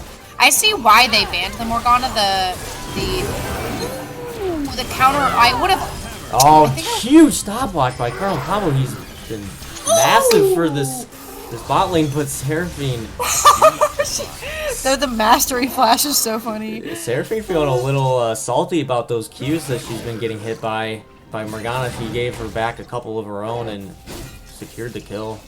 Yeah, she got the double root off, and it really it rooted that Morgana, and then she, instead of, I love how that she didn't ult the Morgana and she ulted the Kog'Maw, because I think that, like, Oh yeah. because I mean the Morgana had already spell shielded herself, Yeah, absolutely. so it kind of distracted the Kog'Maw, wasted their time while the stopwatch ran out. I mean, I know it wasn't intentional, but like the stopwatch, but still, like, turret plating for Sejuani. Yeah, Oh I my mean, god, there goes This- Vi. The Seraphine all. Oh wow, something's going on here. Aurelian Soul is floating away for his life. Oh, right into the dragon pit. You know, just Oh, she just starts it. like thanks for I'm sorry, that was the. just so funny. It's like okay, I guess I'm doing this now, and I gotta punch something. looking to get an early dragon here. I've never seen a mountain drake go down that fast. Red team has slain the dragon. I guess when you have all 5 team members there, you're gonna get it pretty quick. Gragas TP's back top, and they're Yeah, and dragons. The thing I didn't like realize until probably way too late is dragon has it has more resistances based off of how many people are near him. So if you have more people, he has less resistances. So so all 5 people being there made it a lot Yeah. easier for them to take it. If you're I trying see. to like a 2-man, a mountain drake, it takes ages of Forever. just tanking everything. But with all 5 there, I don't know how much less tanky it is, but I mean, this Jace is down almost 40 CS, but you can't count him out. The early Dirk lethality build, it's going to be enough to take out. Oh, it's gonna Kaza. start popping at some point. When I don't know, but it's gonna start. Oh, how did he get here? Oh no, we gotta watch Aurelion Soul clear mid wave, not the top dive. Directed camera, thank you. Not the top laner being between both turrets. What is he doing? He's trying to proxy the wave, and Vi is not gonna have it. And he just runs out. He's just gonna be able to run away. Yeah, no ult on the Vi, not able to keep up with that chase. Even if she did, I'm not sure they kill him anyways. The Garen proxying the wave is such a Chad move. Oh, the spell shielding themselves is interesting. Yeah, that's a Like just to block a little bit of magic damage. It's kind of a waste of your Absolutely. cooldown. yeah. The Seraphine has the ult up and everything. Yeah, you can't waste it like that. Now they're just backing and She is very low HP though. Maybe she honestly thought she was gonna die. maybe. Yeah, this bot lane for Crystal Scar getting a little bit more traction now. Huge engaged ult from the Sejuani mid. Azalea doesn't stand a chance. Great. Aurelion good Soul damage off to from a that. great start. This game already has Rod of Ages with 2 stacks and 2 kills under his belt. Oh, man. This is such insane behavior from Garen. Jesus, he says, you know what? You're gonna push me under my turret? I'm gonna proxy your wave. Man, if you're that Gragas, just tank all the minions. He's just waiting around to take their red buff. That's so funny.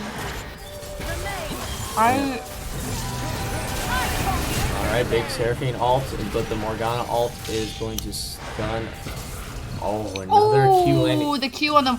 Seraphine has been a magnet for these. There is a TP coming in from the Azul. Oh my God! Does Seraphine live this? There's that. Oh! She walked back into the range of the concussive force. I'm not sure what it's actually called, but. I mean, Azul comes and gets another kill, which is great. Or did Jace get that one? I don't know. Azul came and got some fun stuff. He's already got his Rod of Ages. Yeah, he had 2 stacks on it when he 3. killed Azalea in mid lane. Now he's got 3. Wow. I'm not sure who got that kill bot lane, but maybe it was the Jace. Garen Jesus has turned this around. He said, oh, you know what? I'm just going to start proxying your wave. What are you going to do then? Yeah, no ult for the Gragas now, so it's looking very diveable. If Oh, they're pinging to help at the red. Oh, this is going to make me sad because... Oh, he took it. But didn't he take it? No, he did not. Oh, I think he just sat there on it for a minute, but it wasn't there. Maybe he was looking to catch out a Vi looking in the jungle. Because I saw him hovering around it for a while, and I thought it had spawned, maybe. Man, I swear to God, Seraphine is a magnet for those Qs. I'm the same exact way. If a Morgana Q is going to be thrown, it's going to hit me. I don't know how. I'm like that, but with ADC skill shots. I can dodge the support stuff. I can't, if I'm playing against an Ezreal, I can't dodge those Ezreal Qs, man. I just eat them like crazy. I don't know what it is. Morgana Q, easy peasy. It's because the Ezreals you're playing against are just so bad that they're throwing it where they shouldn't be, and then you're dodging unluckily into it. But Seraphine getting hit by another Morgana Q and getting completely destroyed by the Kog'Maw. Oh my goodness. Trading supports 1-for-1 on the ADCs, but Jace, he's had enough with getting bullied by this little frog toad thing. He's gonna start dealing some damage. He's got his Eclipse mythic item complete. And these Qs are starting to hurt. Garen, Jesus. Just runs away. Oh, I think Hockey was coming up away. to help him, but... Oh, does Aurelius Soul get out with his life? Of course he does, Garen's but gonna get a Gragas... kill. Gragas has He's got gonna die the for it, I Grog. think, but he gets a kill. Huge play Oh, from and the that Aesol Gragas. still dies. Oh. Flash ulting over the wall to finish off the Aurelian Soul, and then picking up the second kill on the Garen. Wow, this Kog'Maw. I gotta say, I'm really impressed with this Jace. He's pumping out damage. He's behind, but he's pumping out damage. Yeah, I mean, he was very, very behind in the lane phase, but importantly, he didn't die and didn't lose XP. He's down CS, but he's still in the game as far as levels, and got his mythic before beat it, Kog'Maw had finished his Bork. and the Seraphine's been landing some pretty good plays as well, but she's just been getting hit by every Q and giving... Good shout, Makoto. I'm checking right now. 133 Stardust. That's a little low for this time in the game, especially with how ahead he is. Yeah. Isn't it? Or maybe it's not. Isn't it supposed to be 1 a minute, or is that too low? I'm not sure. Yeah, he said it was low. Yes, Jace ADC. For whomever just asked. It's supposed to be like 10 a minute, is what he said. So it should be around 180, 190 ideally.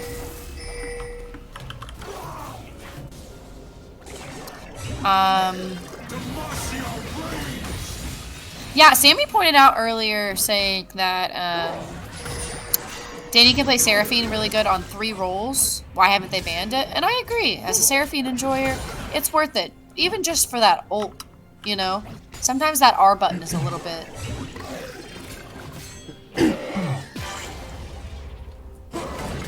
Why didn't they ban the Seraphine? I mean, I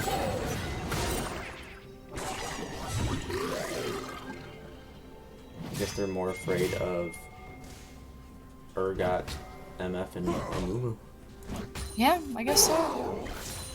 I mean, the Amumu MF was really freaking good. Yeah, it was.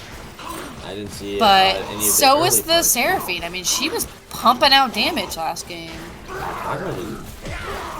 She's going the support They build just this put game. the W on the turret, didn't even hit you actually. Blue team's turret has But the Crystal Scar is coming up from behind, getting a big amount of damage onto Morgana, but getting completely shredded by Kog'Maw in the same state for I was about to say, I was like, Sejuani and Jace Jace. should be There's able to no get way Jace this, survives but- all that damage. Oh, but Seraphine's coming in for the support. Ziggs Yeah, is she's alone going with to the Jace, support but kill Kog'Maw this flashes game. in for the help with big Seraphine all hitting 2 members, but Kog'Maw doesn't care, he's just spitting on them. He's got too much lifesteal, Seraphine doesn't have enough no, damage. Seraphine's... Oh! Oh, but she does, he gets the big She shutdown. does on- die to the Gragas, but And the gets Fat Man. the shutdown on the Kog'Maw. Yeah, the Fat Man finally waddles his way to the bot lane and finishes off the Seraphine. That was some really good ADC play from Kog'Maw there. He must have done an insane amount of damage that fight. He's already got his Gwynsu's Rage Blade and Blade of the Rune King completed. He's basically full build now. Anything that walks up to him is going to be getting melted. Absolutely. That Aurelian Soul, very brave for going in on Kog'Maw and Seraphine there, and he got melted super quick. Yeah, he was out of that fight so I fast. feel like he could have played Morgana's going top by herself? Question mark? it. Somebody's gotta grab that wave, I guess. The support Morgana? I'd like to see her not take the whole wave and maybe... Oh, I guess you Like can't proxy really, it? Yeah. You can't really freeze it. Oh, she's trying though. She just brought them all into like terrible HP. Alright, look at this Garen. Thought he was tanky. So broken. Like, oh no, Garen. One more artillery. That. Oh! Alright, Kog'Maw's online. Are we Tell sure me that about this... tell me about game 3. Yeah, this is scary Kog'Maw right here. This is Kog'Maw territory now. Feel that reaper.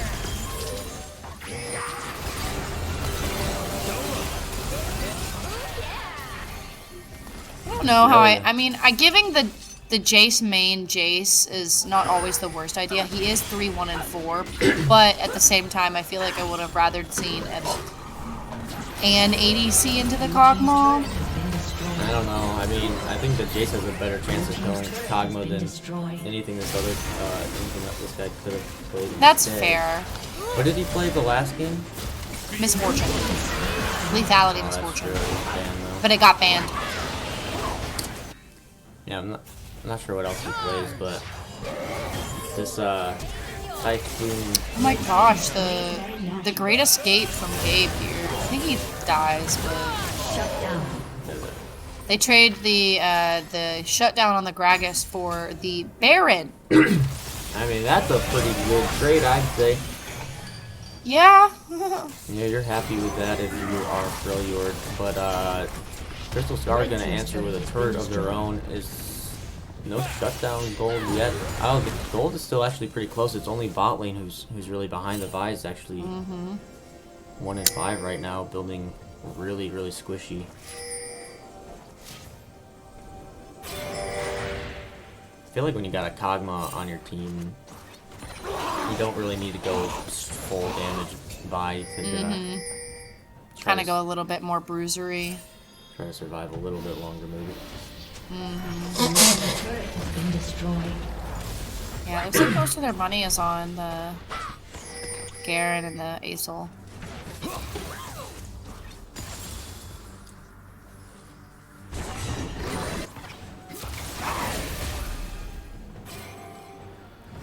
Yeah, Aesol has his Rod of Ages fully stacked now, and the Rylai's is a huge pickup for him.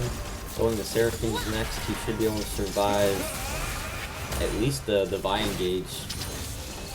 I just don't know how they're going to deal with this Kog'Maw though. They can't get on him. And as I say that, huge Sejuani ult onto the Kog'Maw's face, but nobody's there to follow up Still on the up, he's damage. gonna- And look at how much damage he's able to pump out, but Garen there's the Jesus. Garen. Oh, there it is. Yeah, Garen The Jesus execute able button will to- do it. I The Garen skill shot will definitely take down a Kog'Maw. Yeah, I think that's the angle. You have to be able to find those kinds of flanks as Garen on the Kog'Maw.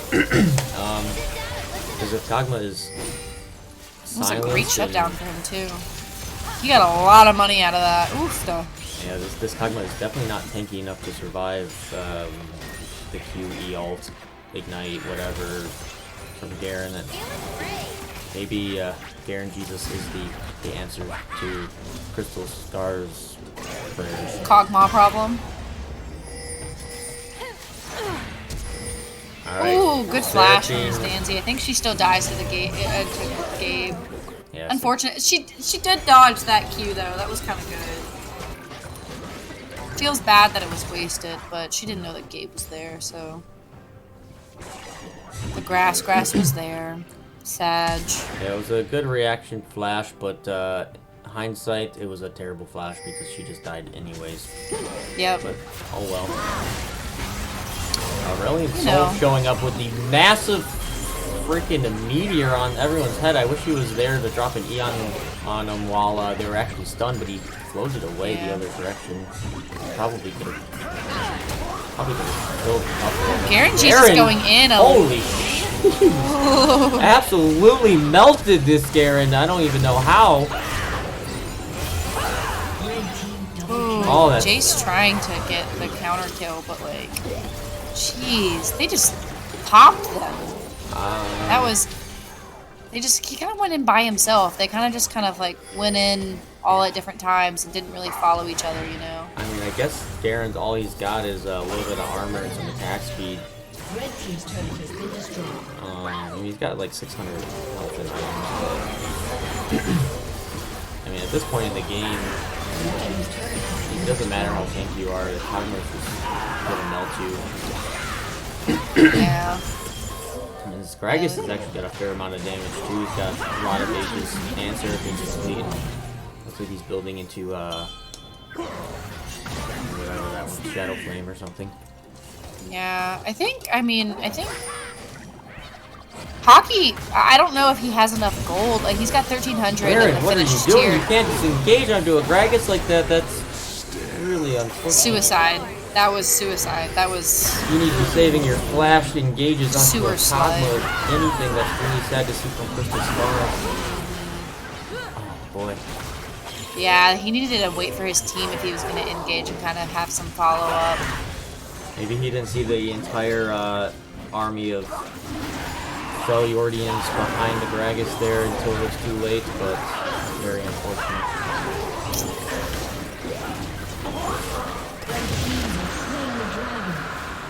Well, so we frequently do not see Chemtech teams, you know, get a variety and mix up their dragons. So I'm excited that we're 2-2 on the dragons. It's exciting. Yeah, Got a real race for the soul here. it looks like Crystal Scar had their early game dragon taking, but they let Kog'Maw cook, and now I don't know. They have to get through that before they can get to the dragon. And with Garen flash down, it's gonna be hard for him to get onto the. Get on top of him, yeah. He's really got to be one of the people killing him. But I mean, Jace and Garen both have pretty good damage. They could probably take him out at a good angle. I wonder what that Kindle Gem is building into for Cogman. Maybe a Divine Ascender or something. Red team's turret has been destroyed. Maybe. Or Jack Show or I don't know. I don't know what Cogman's for. I don't know anything beyond Bork and Ginsu's. I have no idea. I don't pay attention to ADC builds. What do I look like? An ADC player?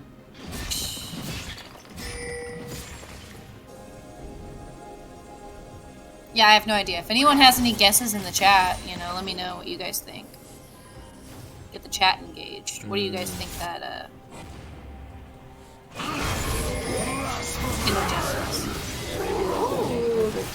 kind of a solo engage on the Kog'Maw. Garen, use the ult. Yes.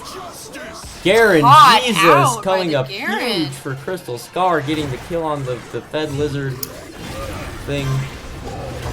But on the other side of the map, this team is getting absolutely ran over.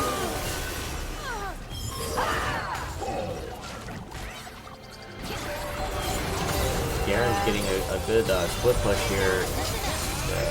Freljord should maybe take this Baron. Roselia is actually going to back. Doesn't have DP or anything. Ooh, Seraphine all ult. barely missing the Gragas.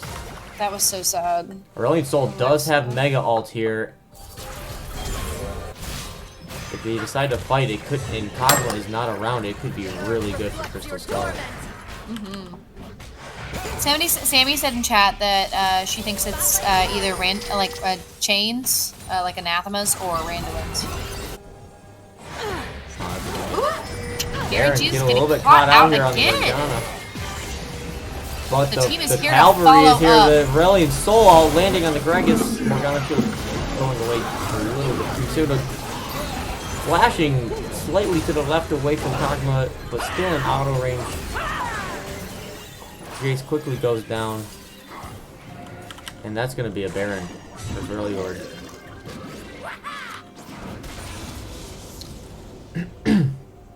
Yeah, he picked up the cloth armor there, so it's going to be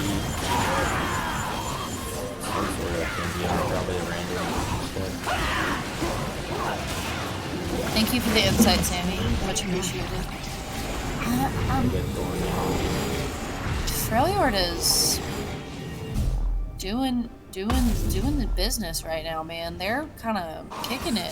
These inhibitors respawning soon. Yeah, I'm feeling less and less optimistic, you know. How much did you wager? 100. Oh, that's not bad. I wagered 2,000, so but I wasn't wrong. So far. Oh yeah. Yeah, the kills are still close, but the gold lead is not 6,000 gold ahead for Freljord. Yeah. I mean, Jace is catching up in CS, which is fun, but the Vi is super ahead. Well, I mean, if you Aso look, also super ahead. yeah, if you look on Freljord's side, there's a 3,000. Well, let's see. Yeah, a little over 3,000 gold lead for the jungler Vi, and a 3,000. Oh, 2,000 gold lead ish for this Kog'Maw and the ADC. Yeah, those four extra kills are really, you know. Yeah, that 6,000 gold lead is exactly where you want it, pretty much. In the Oh, the Kog'Maw. Ziggs flash to kill the Seraphine. Yeah, they catch out the Seraphine. That's a big teamfight tool that Blue team's turret has been destroyed. they're not gonna have. Garen flashed down, flash to engage, but I mean, Crystal Scar is all over the map right now, and Freljord is taking 2 inhibs at once. They're pushing at 2 sides at once, and Tool doing his best to get this Gragas off of his inhib.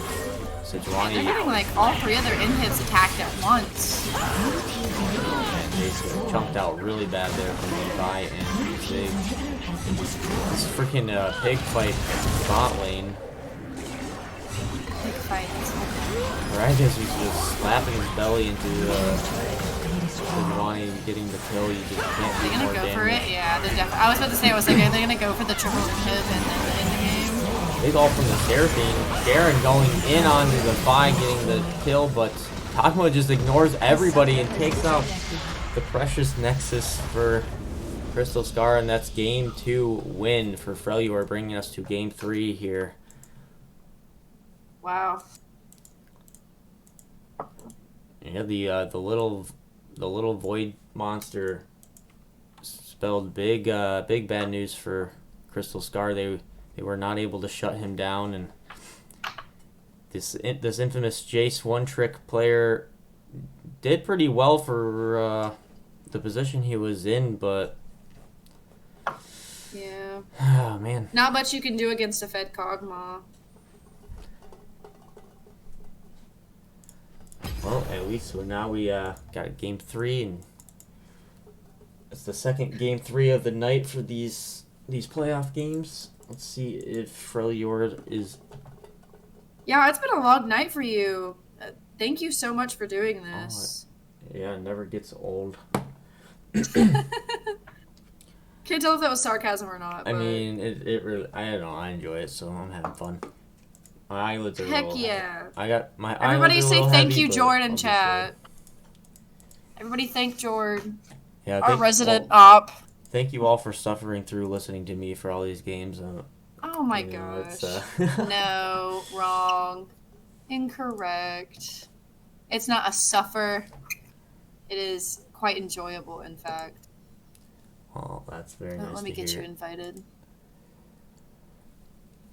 I wonder, what draft strategy would you have going in as Crystal Scar to? I Game think 3? they should re-ban the Morgana. That Morgana did a lot of work for that Kog'Maw. Yeah, I agree. Or maybe just ban the Kog'Maw instead. I mean, get rid of that late. I mean, I don't know if banning the ADC is worth it though. There's more late game hyperscalers like that. Like, I mean, maybe not as good as Kog'Maw, but I mean, they exist. Colonel combo is just a magnet for the Morgana snares, the Morgana Qs. If he's not able to avoid those, it's not going to really matter what ADC Typhoon is on. It's, I don't know. Maybe the Morgana ban is the strat. Also, we have a have a link finally. Don't forget to move to spectate. I think they're missing someone.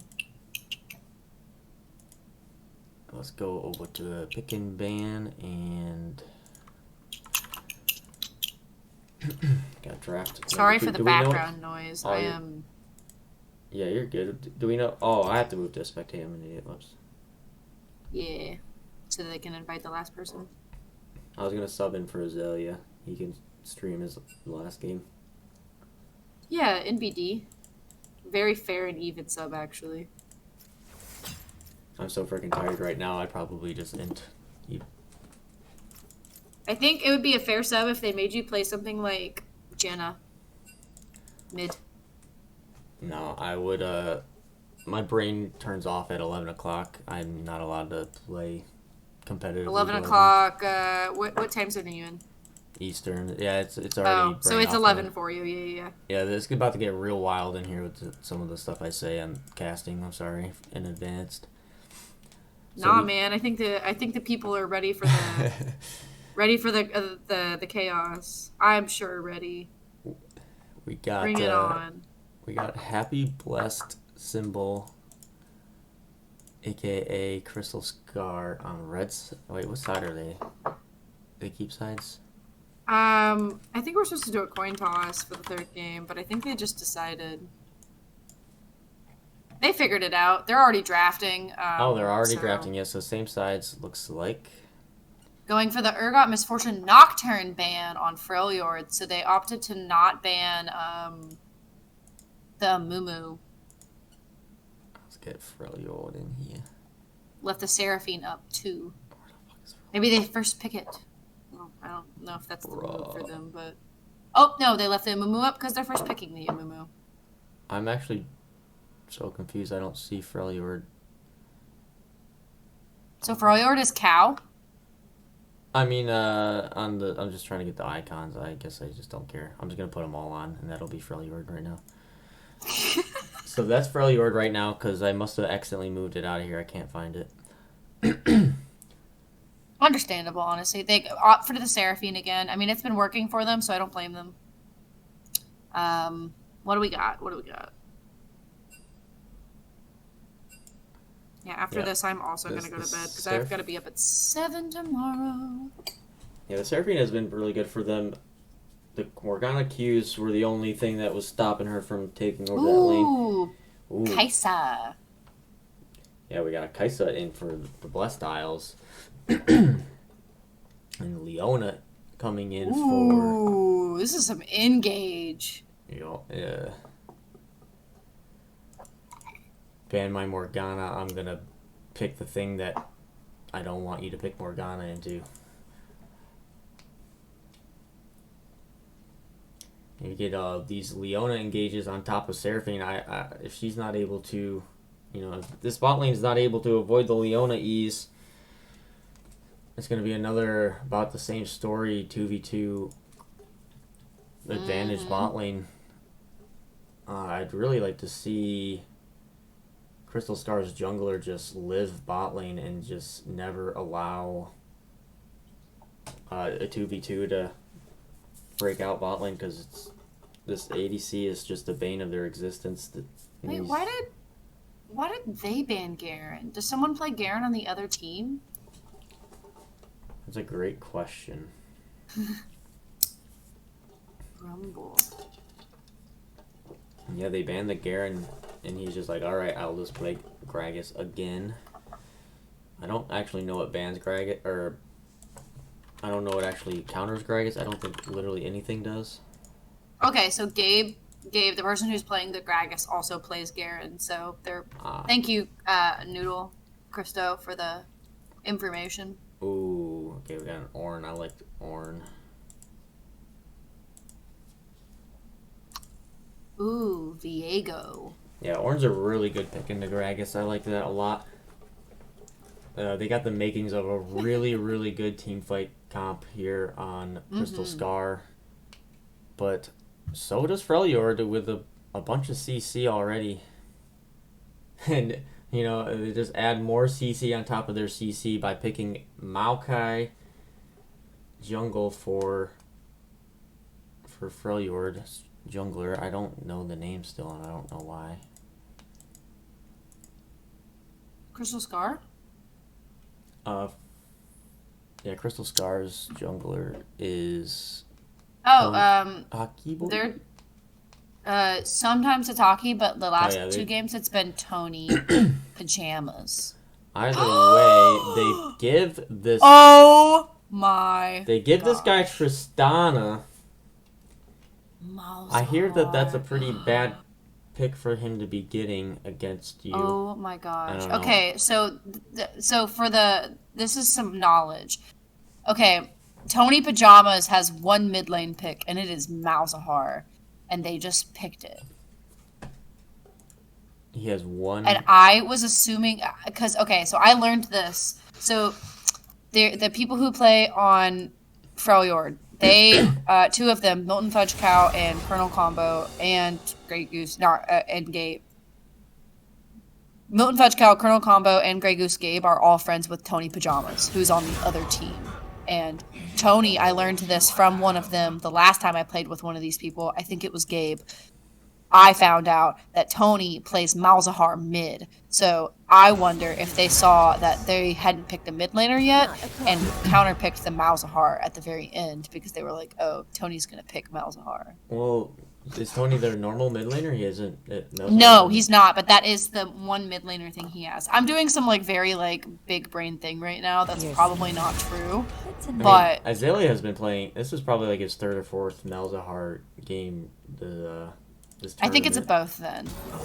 It's been a really, really good pick for him. I like the Olaf answer into this comp that Freljord has drafted.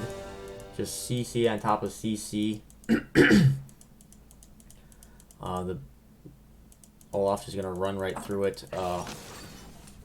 Hopefully, probably just gonna run down this Malzahar in every one of these fights. What just happened? So this has to happen at least once every time. Oh, we need a mod to call game 1, the poll. Oh yeah, where's Grant? And then also make another one. Is he even awake? I assume he's not. Yeah, he's online on Discord. Yeah. Let's get an answer then. Well, while this is happening, I'm gonna go to the bathroom really quickly. I will BRB.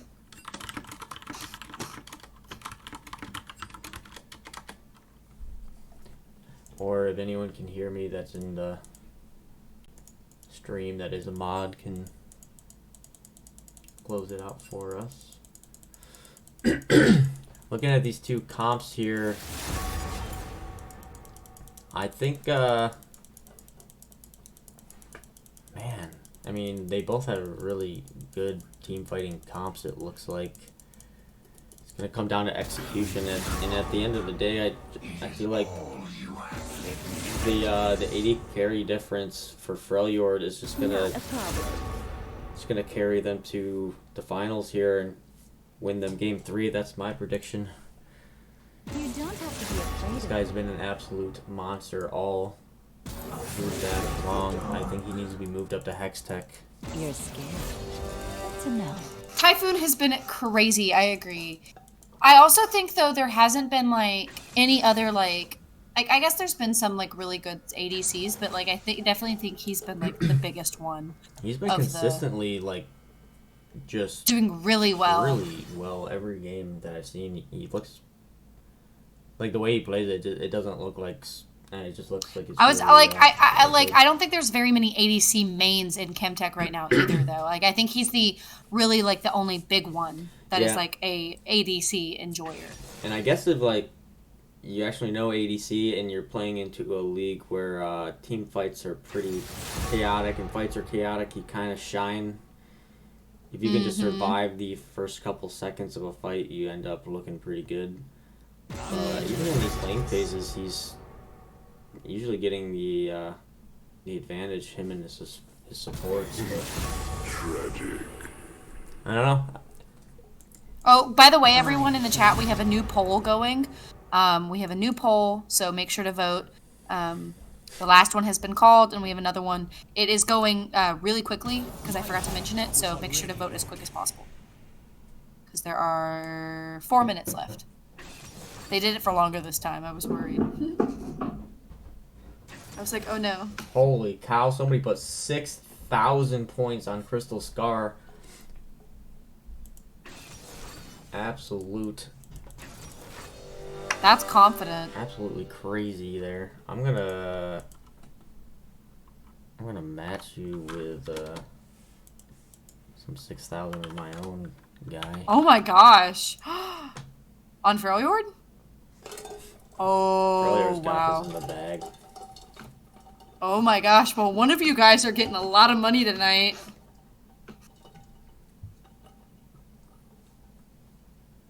I put 300 on Freljord. Well, if there's anyone else in the chat, I know there's a few people, I see 17 watching right now, so if anybody wants to make a vote, we have the draft up, make your predictions. Obviously, I'm kind of favoring Freljord for this just because that ADC diff has been huge. But I'd like to be pleasantly surprised. I'd like to see a loss, a series loss for Freljord. You know, I think it'd be really cool. Yeah, I'm happy to see it go to a game 3 for once. It's been pretty. I mean, maybe actually not tonight. I'm pretty freaking tired. The one time Freljord decides to lose, is the one I had to double cast. But that's okay.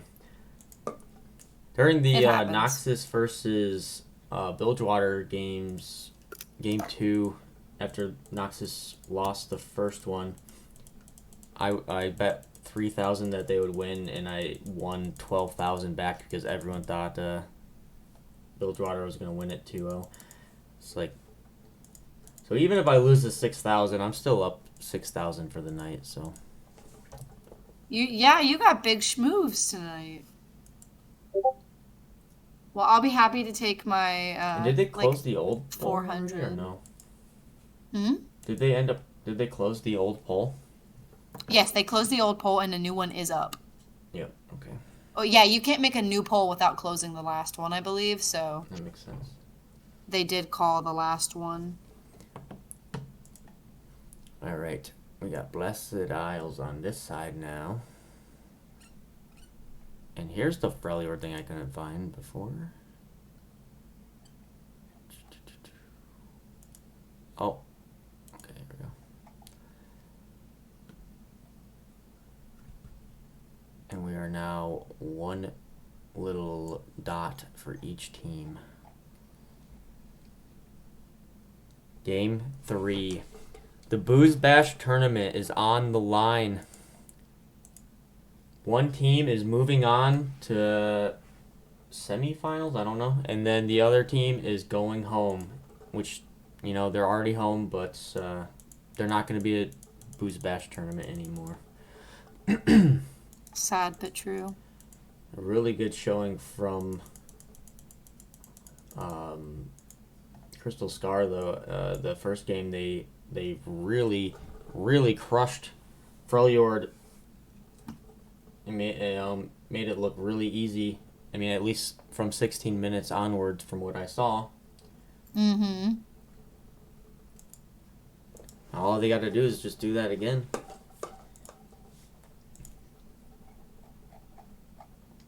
Yeah, there's nothing stopping them from doing it again. I don't. What did Besides themselves. And also maybe Typhoon.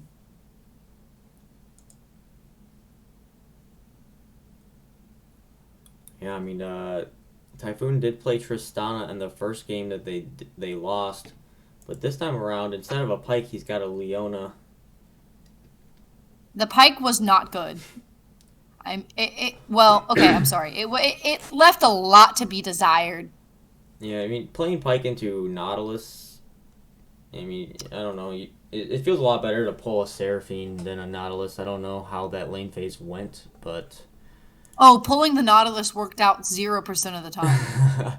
Yeah, that's what it never worked out. It honestly worked out. What ended up happening is that they pulled the Nautilus, and then the Misfortune was able to go pop, pop, pop, and then they all died because the Nautilus just didn't take any damage. It was horrible because they just got counter engaged every time. Is the Urgot like a problem or something for Freljord? They banned it. Tony, every game. I think that if I believe correctly, Urgot is Tony Pajamas is like main, like they're big, like that's what they play, like that's their. I don't want to say OTP, but Nah, he's like a one trick, or he's a top lane Urgot player. he is a top lane Urgot player, that's for sure. So it's kind of like Garen Jesus, maybe not as Garen Jesus. I don't know what his master or anything is, or how engaged in the Urgot gameplay, but I know it's one of his choices. Yeah, it's interesting they banned the Garen in this game here. I think they have. I think Gabe played the. Oh Garen yeah, they banned at it game point. 1 too. I guess they just They're like, banned it if when we're they're not gonna planning pick on it, we're picking gonna. That's fair.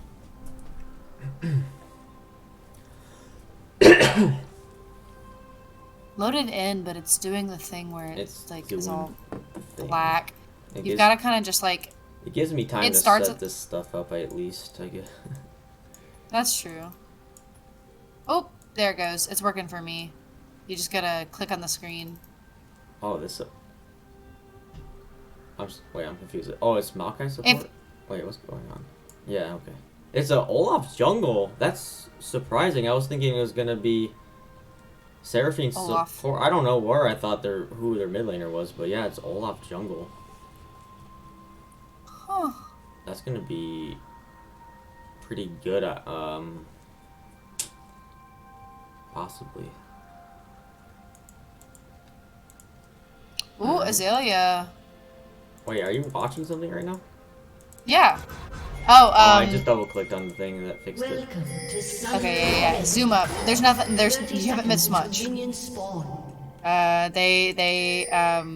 yeah, I'm at 56, 7. Yeah. Cool. Yep. So they all 5-man walked into the bottom river, or not bottom, like topside river bush, the one that's closest to mid lane. And then they saw Azalea, poked him a little bit. He got a little bit of counter poke, and then that was mostly it. Yeah, well, Crystal Scar hasn't had enough. They want to invade the blue buff of Freljord. Oh wait, Freljord's invading them. You know, always once a game I get confused on the sides and teams, but Freljord, oh my gosh, there's so much happening. Freljord was invading the blue buff of Crystal Scar and were forced out. Now Mumu's going to have a late start on his red buff here. And if bot lane actually decides to stay in leash, they might miss some XP here. I would be leaving her already. They're insane.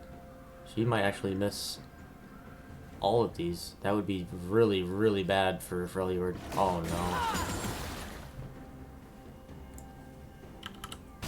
Yeah, that's not a good start for the bot lane of Freljord or the jungler. But honestly, I kind of like having Garen Jesus back on support. Like, I think his engages, his support has been really, really good. Yeah. Like the aggro has been good. Yeah, and then Seraphine's just a farming monster, so... We got the Seraphine back in the mid lane, matching Azalea's extremely passive caster mage style with something with a little more agency in the team fights.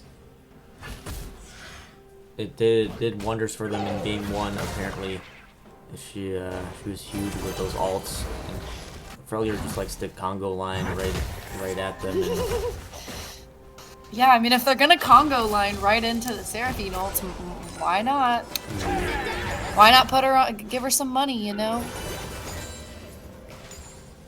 Get her back mid, give her some money. She was farming game 1. Look for a gank here top with the Olaf. He's deciding to invade the Amumu instead. This could be huge if Olaf's able to kill Amumu here. He's got a really late start to his jungle. If Amumu goes in here, he's absolutely insane. Olaf wins these. Always wins these. Oh no. Olaf, no, he's not even gonna burn Ghost here. Gragas has got the first move. Don't run into the Gragas. You can't survive that. You're not that strong. Are you though? The knockup from the Ornn. The Malzahar Q finishing off the Olaf. Oh my god. That was a great rotation. Mumu just landing a Q out of nowhere on the Ornn, and Tony Vajama is completely baited by his team. Wow. Really unfortunate start for Yeah, that I Crystal mean. Scar there. Yeah, that was really sad to watch. You hate to see it. I'm streaming the right thing, right? Okay, thank God.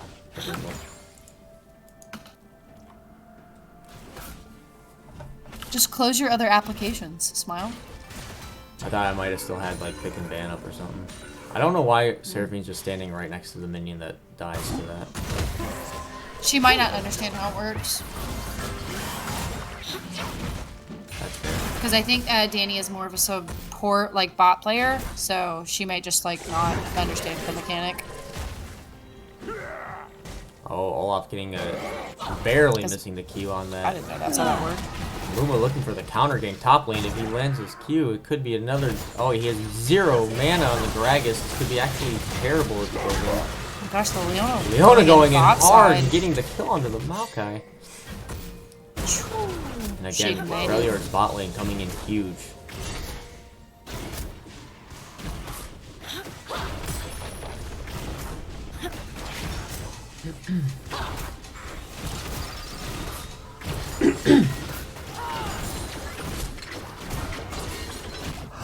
I mean, if they don't do anything about this Tristana here, it's not going to be good for them later in the game. I think Amumu needs to, or no, oh man, I don't know. It's pretty hard for Amumu. Fuck, I'm getting tired. It's hard for Olaf to get a gank off in this lane here, but He's gotta try. Maokai should be able to interrupt. You know, add enough CC to.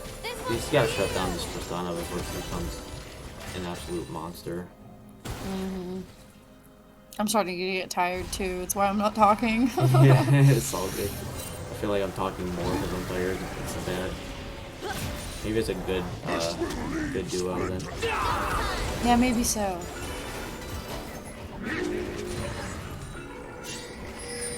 And Seraphine's running low on mana here. She's not gonna be able to keep up with the Malzahar push. It's very long. Oh, using the Q misses the minion. Unfortunately, you gotta look for a.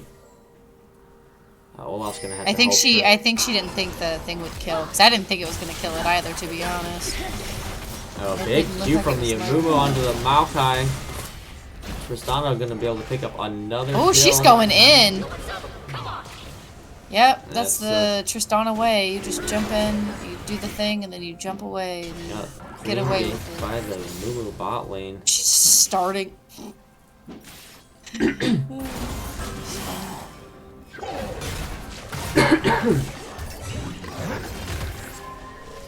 It looks like Olaf wants to go for this Gragas again. I'm not sure why you even bother ganking for your Ornn. Just let him be Ornn.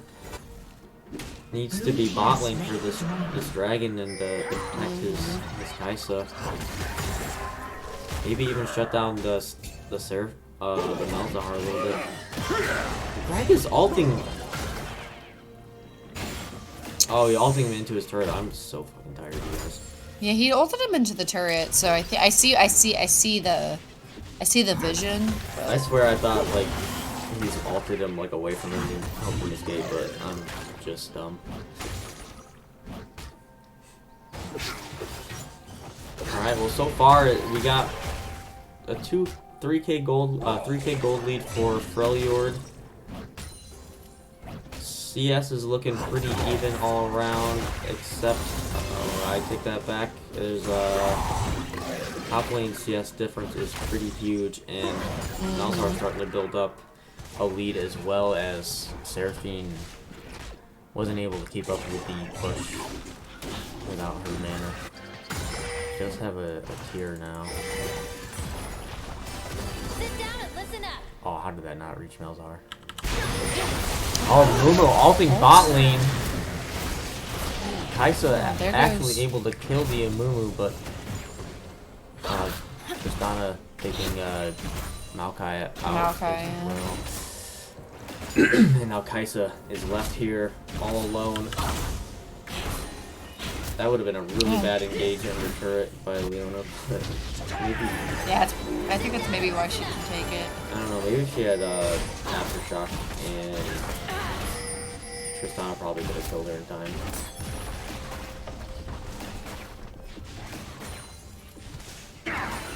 Doing really well in CS, Daddy Jace is on Kaisa being pushed into the tower constantly this game, but even but still, Yeah, still completely even. a little bit ahead. Yeah. Mostly even, but still. Like, they're Actually doing a good ahead job. even.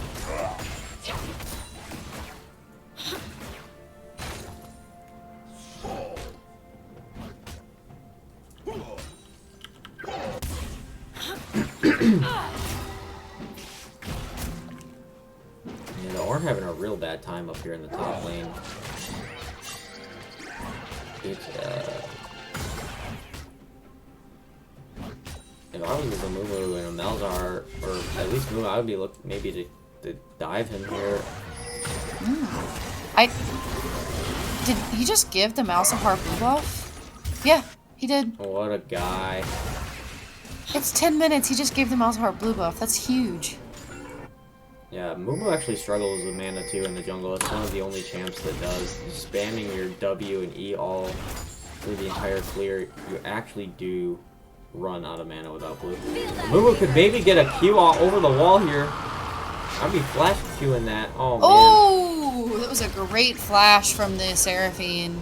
Should have flash Q'd while she was still suppressed, yeah. But, I mean, they could even look for a follow-up dive. She's got no mana for anything. But Olaf is getting the first look here on the Malzahar. He can kill him all by himself if he wants to. Absolutely. Seraphine should probably back out. Got ult, just tear him up. Yeah. Ooh, I was like, I don't think pretty Seraphine should have tanky, engaged. But Olaf is a moth. Oh, man. He's got to run. Yeah, I mean, yeah, that Malzahar damage is, just, he was hurting after that. That Malzahar almost ate him alive. Yeah. Forcing the flash out of Malzahar, I would be coming back. You know, with no Malzahar, no flash, and we have a Seraphine, you just kill that guy on repeat at this point. Maokai ulting bot lane, CCing the Tristana. Kaisa barely getting away, but Tristana just rocket jumps to safety while killing Tristana at this, Kaisa at the same exact time. I wonder if Maokai is going to be able to escape with all the CC coming through. Tristana kind of getting beat up by minions here. Leona doesn't care though, she's going in. No mana for even a W. Maokai could easily won. Oh, gosh. There's the Tristana. Tristana eats a hatchet to the face. I was about to say, I was like, I don't think that Leona wanted that engage. Oh, it was a good engage from the Leona. But is that 2 kills there for Olaf? Yeah, Olaf? 2 kills for Olaf there. That's really good. That's gonna be he's got to be. And got that strong. shutdown on the Tristana is really nice. He's definitely got to be strong to be able to survive diving into this team here. Wow, Dragon is beating the shit out of Ornn. Yeah, he is. Holy shit. He's like, what is that, like 30 CS ahead now? Yeah, that is an angry. Almost 30. Up there, just. He did not. I swear that's alcohol abuse. You're just like wasting so much beer, throwing it at your enemies. It's kind of counterintuitive for what Gragas is as a champion. Why are you wasting all that grog? Yeah, man. It's kind of. It also just wasteful. Like, maybe share a little bit. You have a whole team. Absolutely. And it definitely looks like. You should be sharing it with the Crystal Scar. They're gonna want some beer after. Oh, huge Seraphine ult predicting the flash and Ornn follow-up CC. There's no way Gragas gets out of this alive. They really wanted to kill that Gragas. Yeah, he's been beating up their top laner all game with. Giving them a bunch of turret plating mid though. Yeah. Freljord responds with a lot of damage onto the mid turret, and I think they also got Dragon Yes, they also got Dragon. Yeah. It's a worthwhile Yeah, trade. it didn't show us that. The directed camera only showed me top, so therefore that's all I know. Yeah, I can only focus on one thing even when I'm not tired, so... Yeah, like see? Especially while tired, like wow. Yeah, quite a huge CS leads for the solo laners for Freljord. You got a 30 CS lead mid lane, but meanwhile, Tristana jumping in on the Maokai, Leona going in. Kaisa getting 3 hits on the Leona, barely misses the E, that would have been huge. Both laners walk out. Kaisa hasn't ulted yet. Yeah, we could get a Extra little shield may have. awaiting in the alcove. Uh-oh. The Leona's going in with a Hex Flash. Stun. Q from the Amumu. Big ult. There's a Malzahar Don't let the ult Kaisa on get top. away. He's finish her off.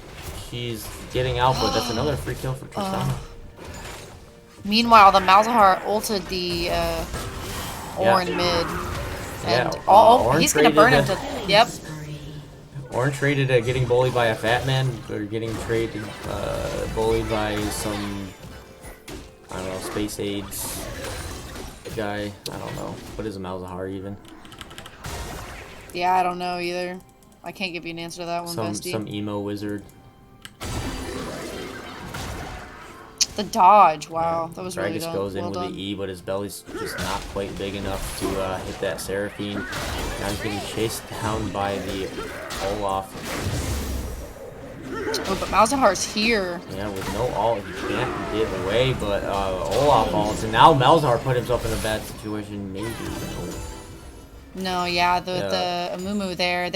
Seraphine also has no mana and that burn for the Malzahar. If that would have not been good for him had he gone in there, I think. Definitely not. Yeah, and Malzahar's got a fully completed mythic, and Seraphine's not even close for finishing. Ooh, the Maokai ult still getting off on the Tristana, but he dies. Yeah.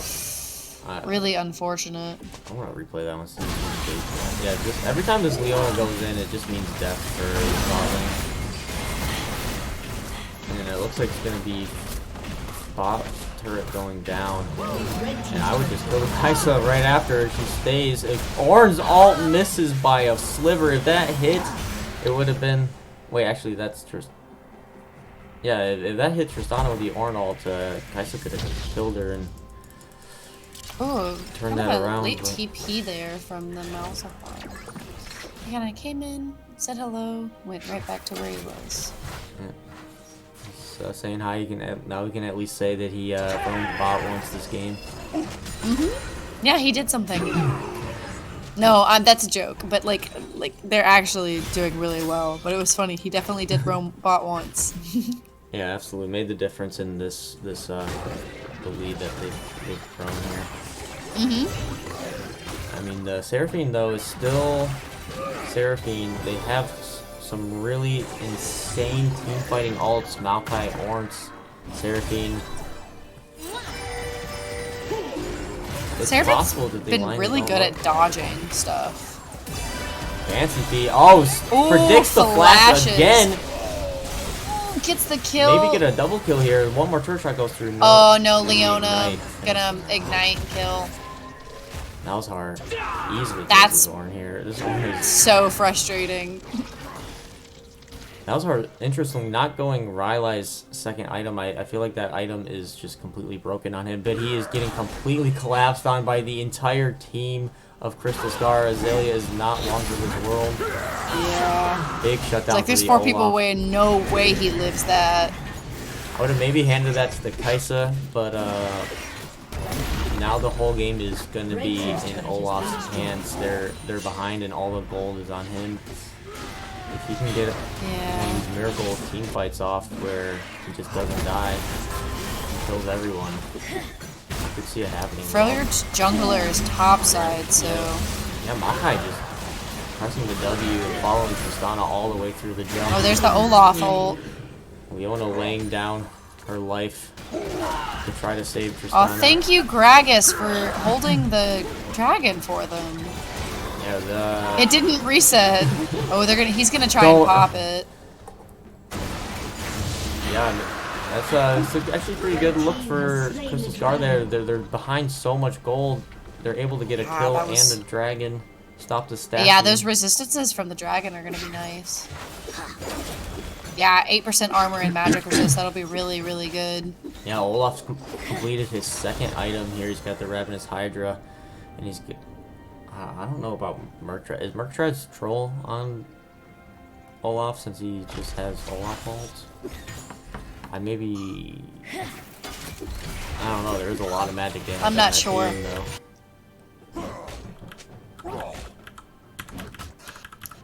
I mean, yeah, I think it probably the magic damage. It might just help with the burn from the. Yeah.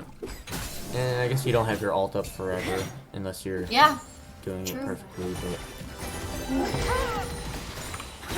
Even then, you know. I don't hate it personally. There's a lot of CC. huh? It's Adelphi. One of the girlfriends of one of the guys, one of the BoozeBash was streaming one of the playoff games. Pricey right here, but down goes the Seraphine. There goes the Olaf ult. Blue team double kill. Ooh, It's gonna be Colonel over Combo very soon almost here. dies This in is that the last fight, game. but no sauce. Yikes. Leona's like, let's do the Baron Nasher. I don't have any life, but y'all should do it. I mean, it could have been a good play, but it seems like they're just gonna opt for the mid turret. No, they're going.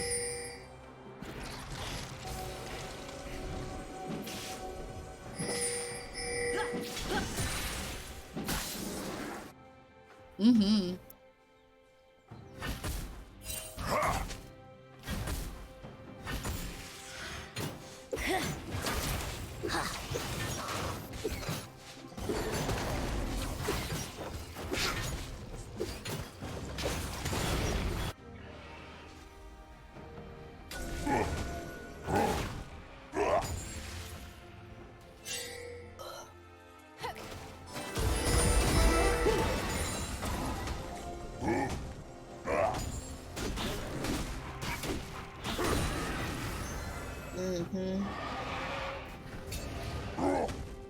Bro, I'm so sleepy.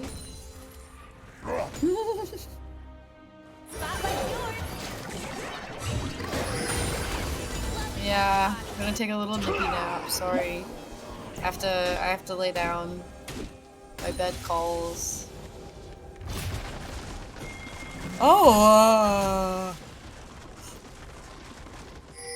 that was a little troll. Oh. Oh, he's gonna have to flash over the wall. Yikes. Oh no. Oh, he misses the Ornn ult!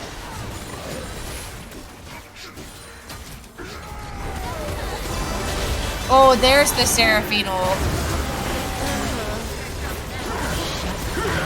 Oh, there it is. That is insane. Yeah, that mouse of heart's still burning him. It just stopped burning.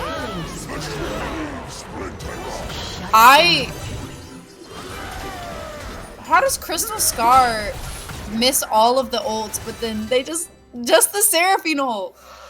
Literally, that Seraphine ult enabled them to get that. That was crazy.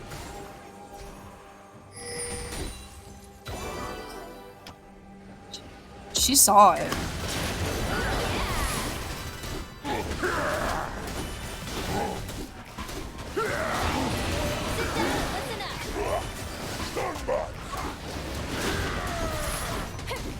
Man, that was a Seraphine moment for sure.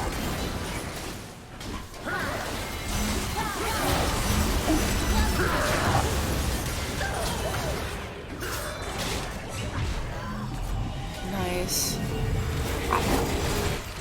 Oh my gosh. They might get the kill on Miss Danzy here. Yeah. Rightfully leaving her for dead. Understandably so.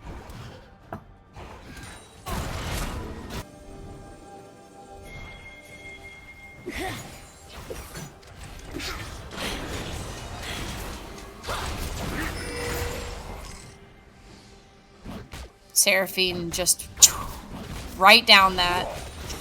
Red team's turret. The ornaments are also coming online, so we have Olaf getting the first ornament.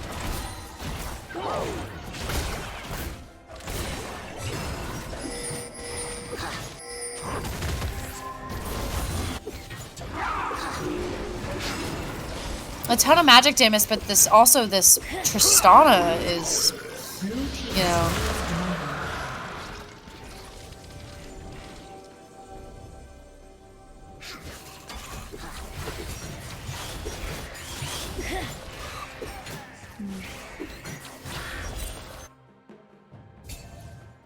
He currently has 161 MR and 116 armor. Yeah, they should. I mean, honestly, I think they should be trying to fight for these dragons a little bit more. These mountain dragons give them so many resistances, especially with the next one being Soul for Freljord. They really have to fight for the next one. I think they should at least.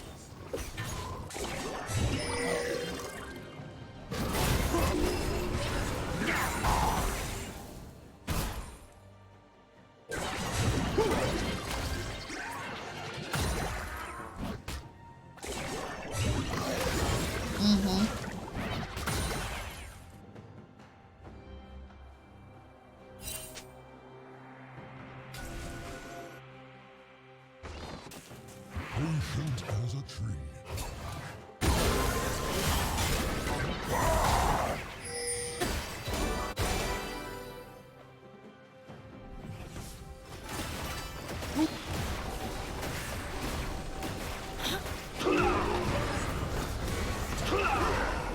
Blue team's turret has been destroyed.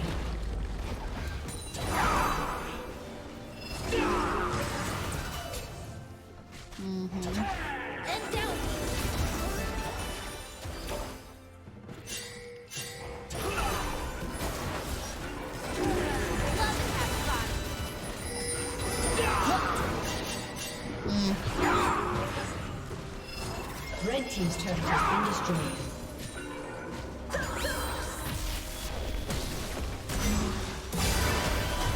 Oh no, the Seraphine ult goes wide. Maokai ult, of course, hisses. It goes down the lane. There goes the Olaf.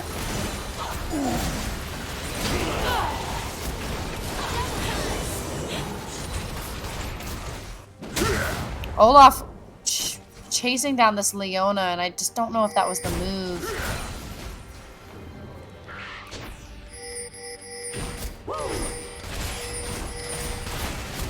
I really wish, I don't know if I would have gone all in on the Leona like that as the Olaf. Like, I know he has to kind of like do his thing, but if maybe when she had gotten way over there, I would have followed with the rest of the team there. It was a good fight for them though. I mean, shoot, they just lost the Maokai, traded for that Malzahar and that... No.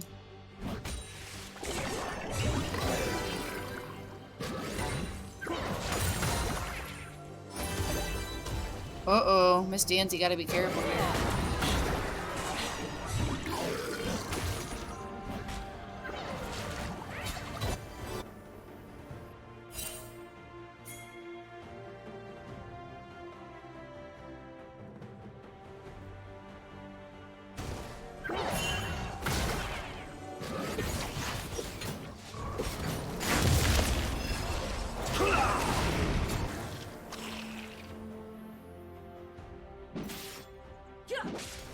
Kaisa getting the next ornament.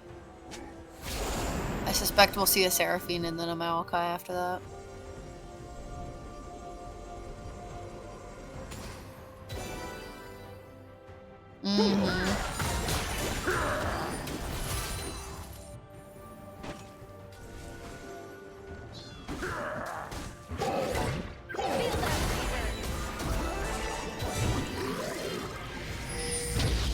Yeah, Crystal Scar needs to back out here. Their whole team. Oh, Arn TPing in. Probably could have just backed, but I understand. Jord, are you still muted?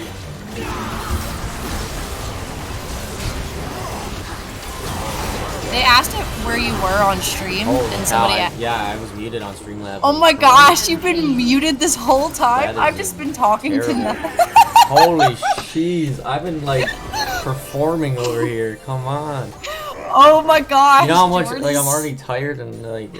Oh my gosh, he's been saying some of the funniest things. Oh my god. I'm like they're kind of roasting you in the chat right now. I'm not gonna lie. I didn't realize you were still muted. I would have told you. I told you after 11 o'clock, brain is off, and there's no exception to that rule. Well, Jordan has been perfectly casting and making zero mistakes, and has been so accurate that I think they should hire him to the LCS. Yeah, and or one of the other ones. He should be a pro caster for sure. Yeah, this is it. Olaf, just like I said that I was muted for. All the gold on Crystal Star is on this Olaf. If they're ever able to kill him in a fight, it's completely over. But Kaisa able to kill the Tristana. That Kaisa W is huge. And Malzahar. Oh. I don't know why. Oh my gosh, that chasing hurt. that Malzahar like realistically, or was he running for his life? Because that seemed like. I'm glad someone asked where Jord was. Thank you. Thank you for asking. Big Daddy Edwin. Oh my god. They probably thought I just actually fell asleep. Maybe. I don't know. I'm so glad someone mentioned that you were actually muted. I forgot that you muted and then I cannot believe I've just been talking to no one. I wonder what that sounds like on the playback. I'm gonna have to go listen. It's gonna be like... it's gonna be fun. Yeah, he kept hearing me reply to you. Too serious. Yeah, no, honestly, Zach's so true for this. Shout out to Jord again. Man, you are killing it. 2 series in a row. 2 3-game series. Scumbag Freljord has to freaking lose a game, so it's gotta be a 3-game series. Yeah, right? Come on, Freljord. Of... Just get 2-0'd. You've been doing it to everyone else. SMH. A long game.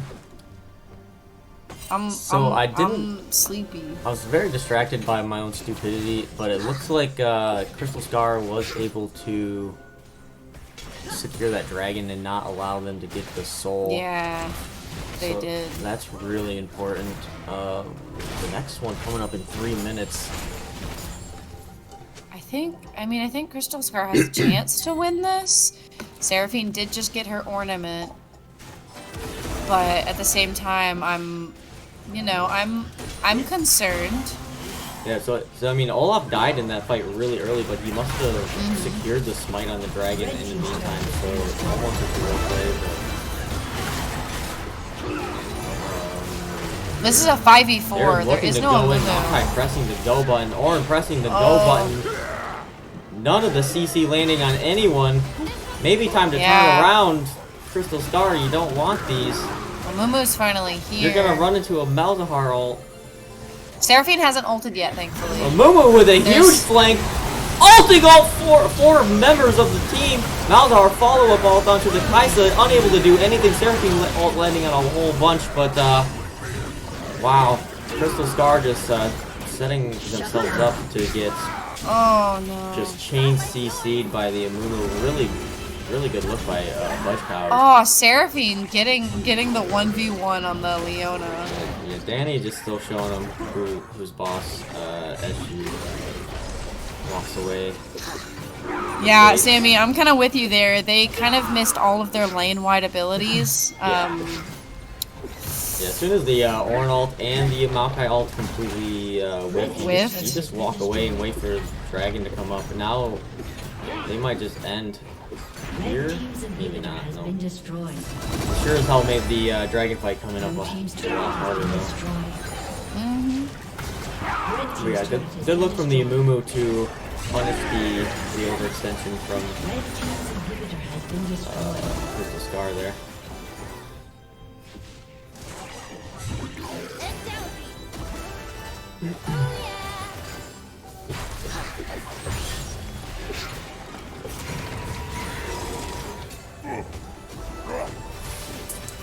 I agree with Makoto. Danny's been doing a great job on the Seraphine. I feel like the Seraphine should be building a Lord Doms this game. There's so many beef in front of her that I think that would do a lot of work if she's trying to. The Seraphine? Yeah, I don't know. She looks like she's going into the Shadow Flame or something next. I don't know. The alternator? That's probably. Shadow Flame, right? Yeah. I don't know. Could. I guess maybe What it's else trying to have could that enough be? damage to burst down Tristana, which is really important. And Malzahar. Yeah, I mean you don't need a Lord. Oh, Maokai ult whiffing again. You don't need Sad the but true. demonic embrace if you're. But you have Kaisa shredding the tanks. Yep, the Maokai ult going wide again. Gragas gonna continue pushing top. He does have It's a TP 90 for this second dragon. cooldown. It looks like Crystal Scar is They're completely giving away this, giving this them Mountain the soul. Soul. Maybe they want older? I don't know. That I feel like those mountain souls, the mountain dragon is just really, really Alright, Olaf. helpful. Olaf landing the first axe on Gragas, sealing his fate. Unless, why would you not all? Oh no! Kill the Batman. Alright, well, if they're gonna lose the game, at least Olaf's gonna kill the Gragas. Wait, He's too quick. This is the fastest Fat Man alive. there it is.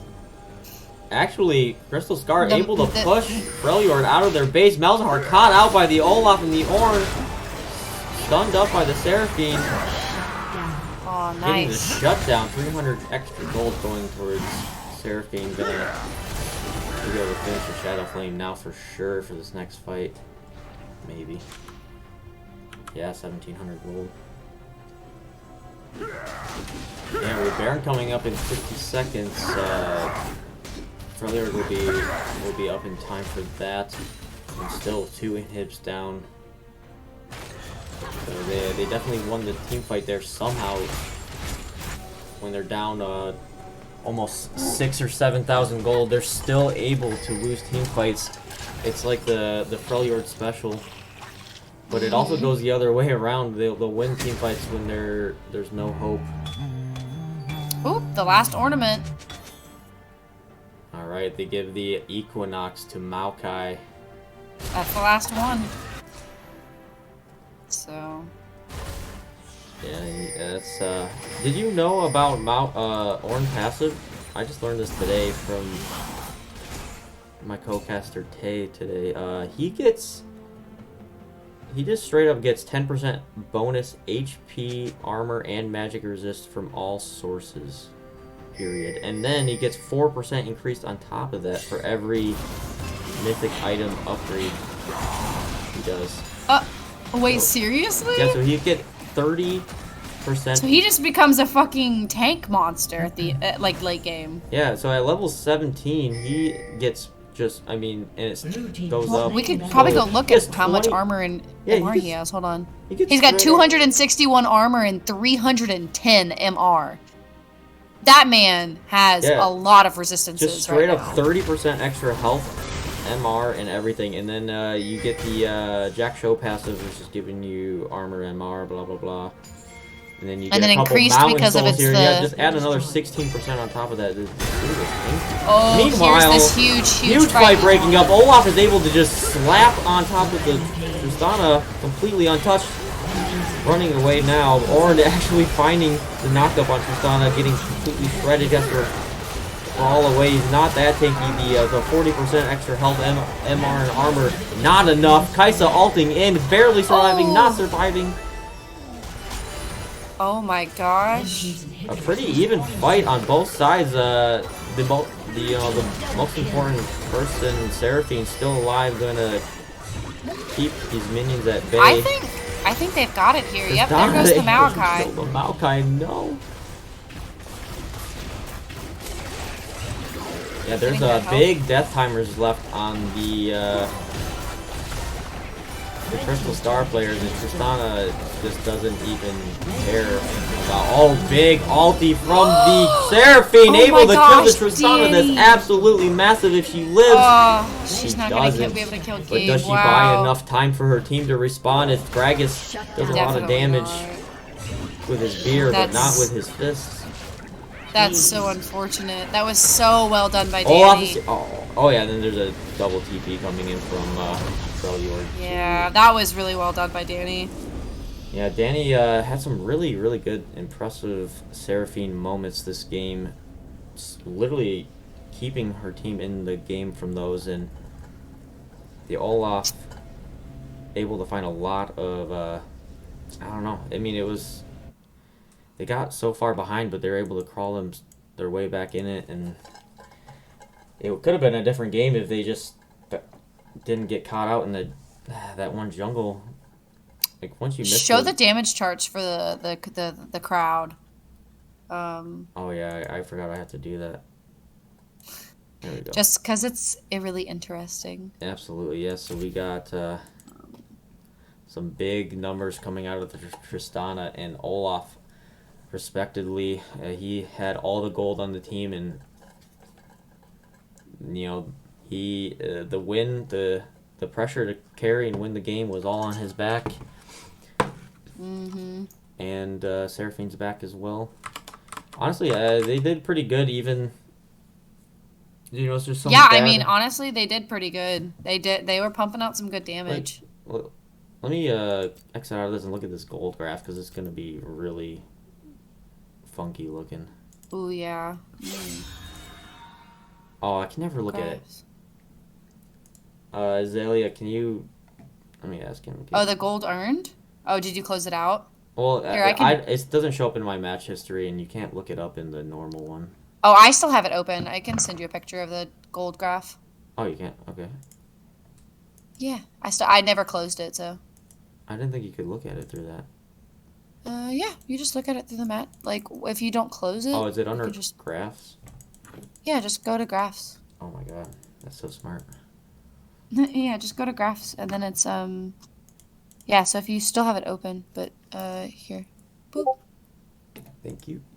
Alright, and then just click gold earned. Let's share my screen.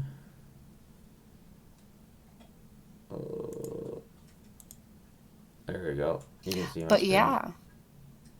Oh, also, should we... do you want to just go to bed, or did you want to... No, I wanted to see the gold difference, like, as it goes up and down, like the... Where's Azalea? Oh, the throughout time? Yeah, give me a second. I think I can... Can you find that? I mean, it doesn't show up in our match histories is the problem. I still have it open is the problem. So I need somebody, like, it's the thing. Like, I have it. I need somebody who was on that team to... Stats. Well, can we get the captains in here, and maybe one of them could start while we're talking?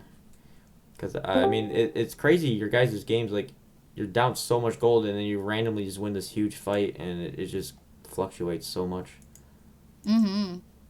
Welcome to the party. Hello. We got Fudge Cow. I can't hear you, Fudge Cow. I'm here. What's up? Alright, turn you What's up? How are you feeling? That was an interesting series. Yeah, I think we were all surprised to see game 1. Yeah, so Gabe was like having Discord issues a lot that game, and I think we might have had wrong runes, but I mean, it was a good game by them, so. Yeah. Yeah, it was a really good series all around. It's good. It's good to see somebody take down Freljord, not just once but twice. First 2 losses of the entire tournament, sending them into the losers bracket. What? That's my team. We won. Oh my god, I'm so tired. No, yeah, that's what I meant. Yeah, good job. It's good to see you guys actually lose a game and be really challenged. Even the third game, you guys were actually kind of in a bad spot there until you found that amazing Amumu flank when they overextended. Yeah, but once I heard the Ornn ult, and then I think Maokai ulted. Yeah.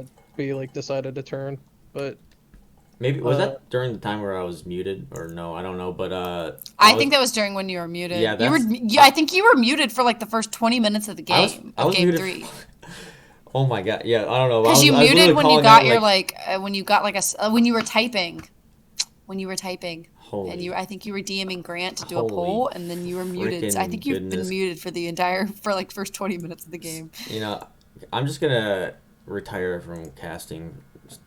Honestly, it's over. But I was saying to all that could hear me that you missed the Maokai ult, you missed the Ornn ult, you just leave at that point, and they had plenty of time to do it, but yeah, they overcommitted. I feel like once they had nothing. Used all of it, they had to go. They had nothing that like you guys were all the way out, and there was nothing to fight for. No dragon for like over a minute. Mm-hmm. I mean, mistakes happen.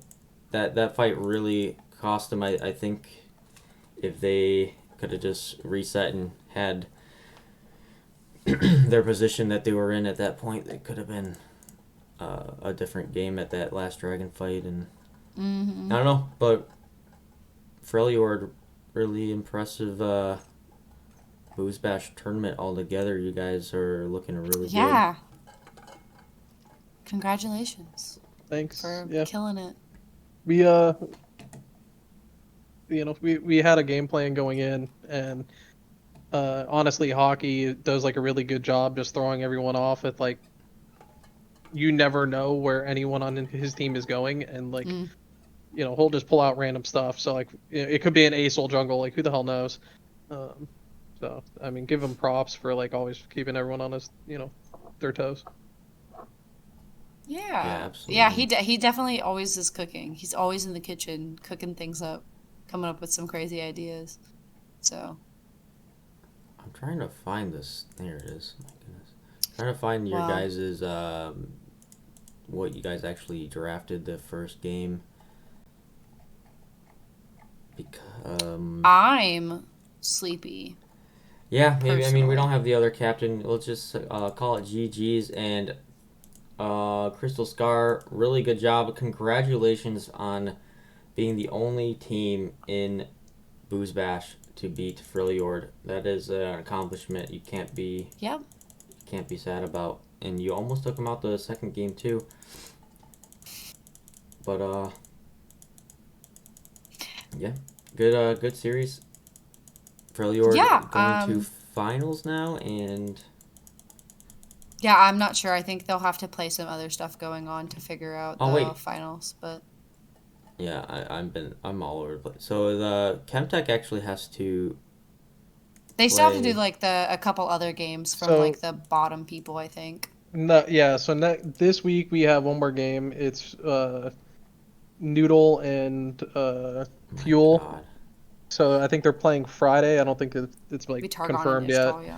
Yeah, so whoever wins Targon versus Ixtal, you guys are not plays Crystal Scar, and then whoever wins that goes to the finals, and then the other two are fighting for third and fourth, I think.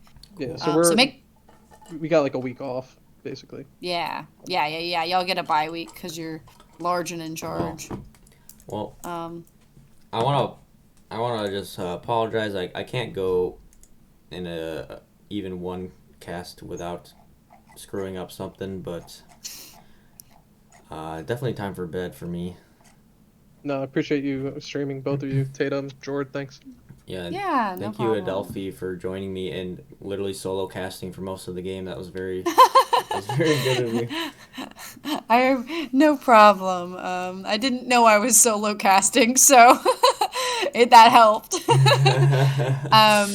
Well, make sure to tune into our future games. None scheduled at the moment. Make sure to keep your eyes peeled for the announcement in the BoozeBash server, and make sure to go check for the MVP vote and vote for that.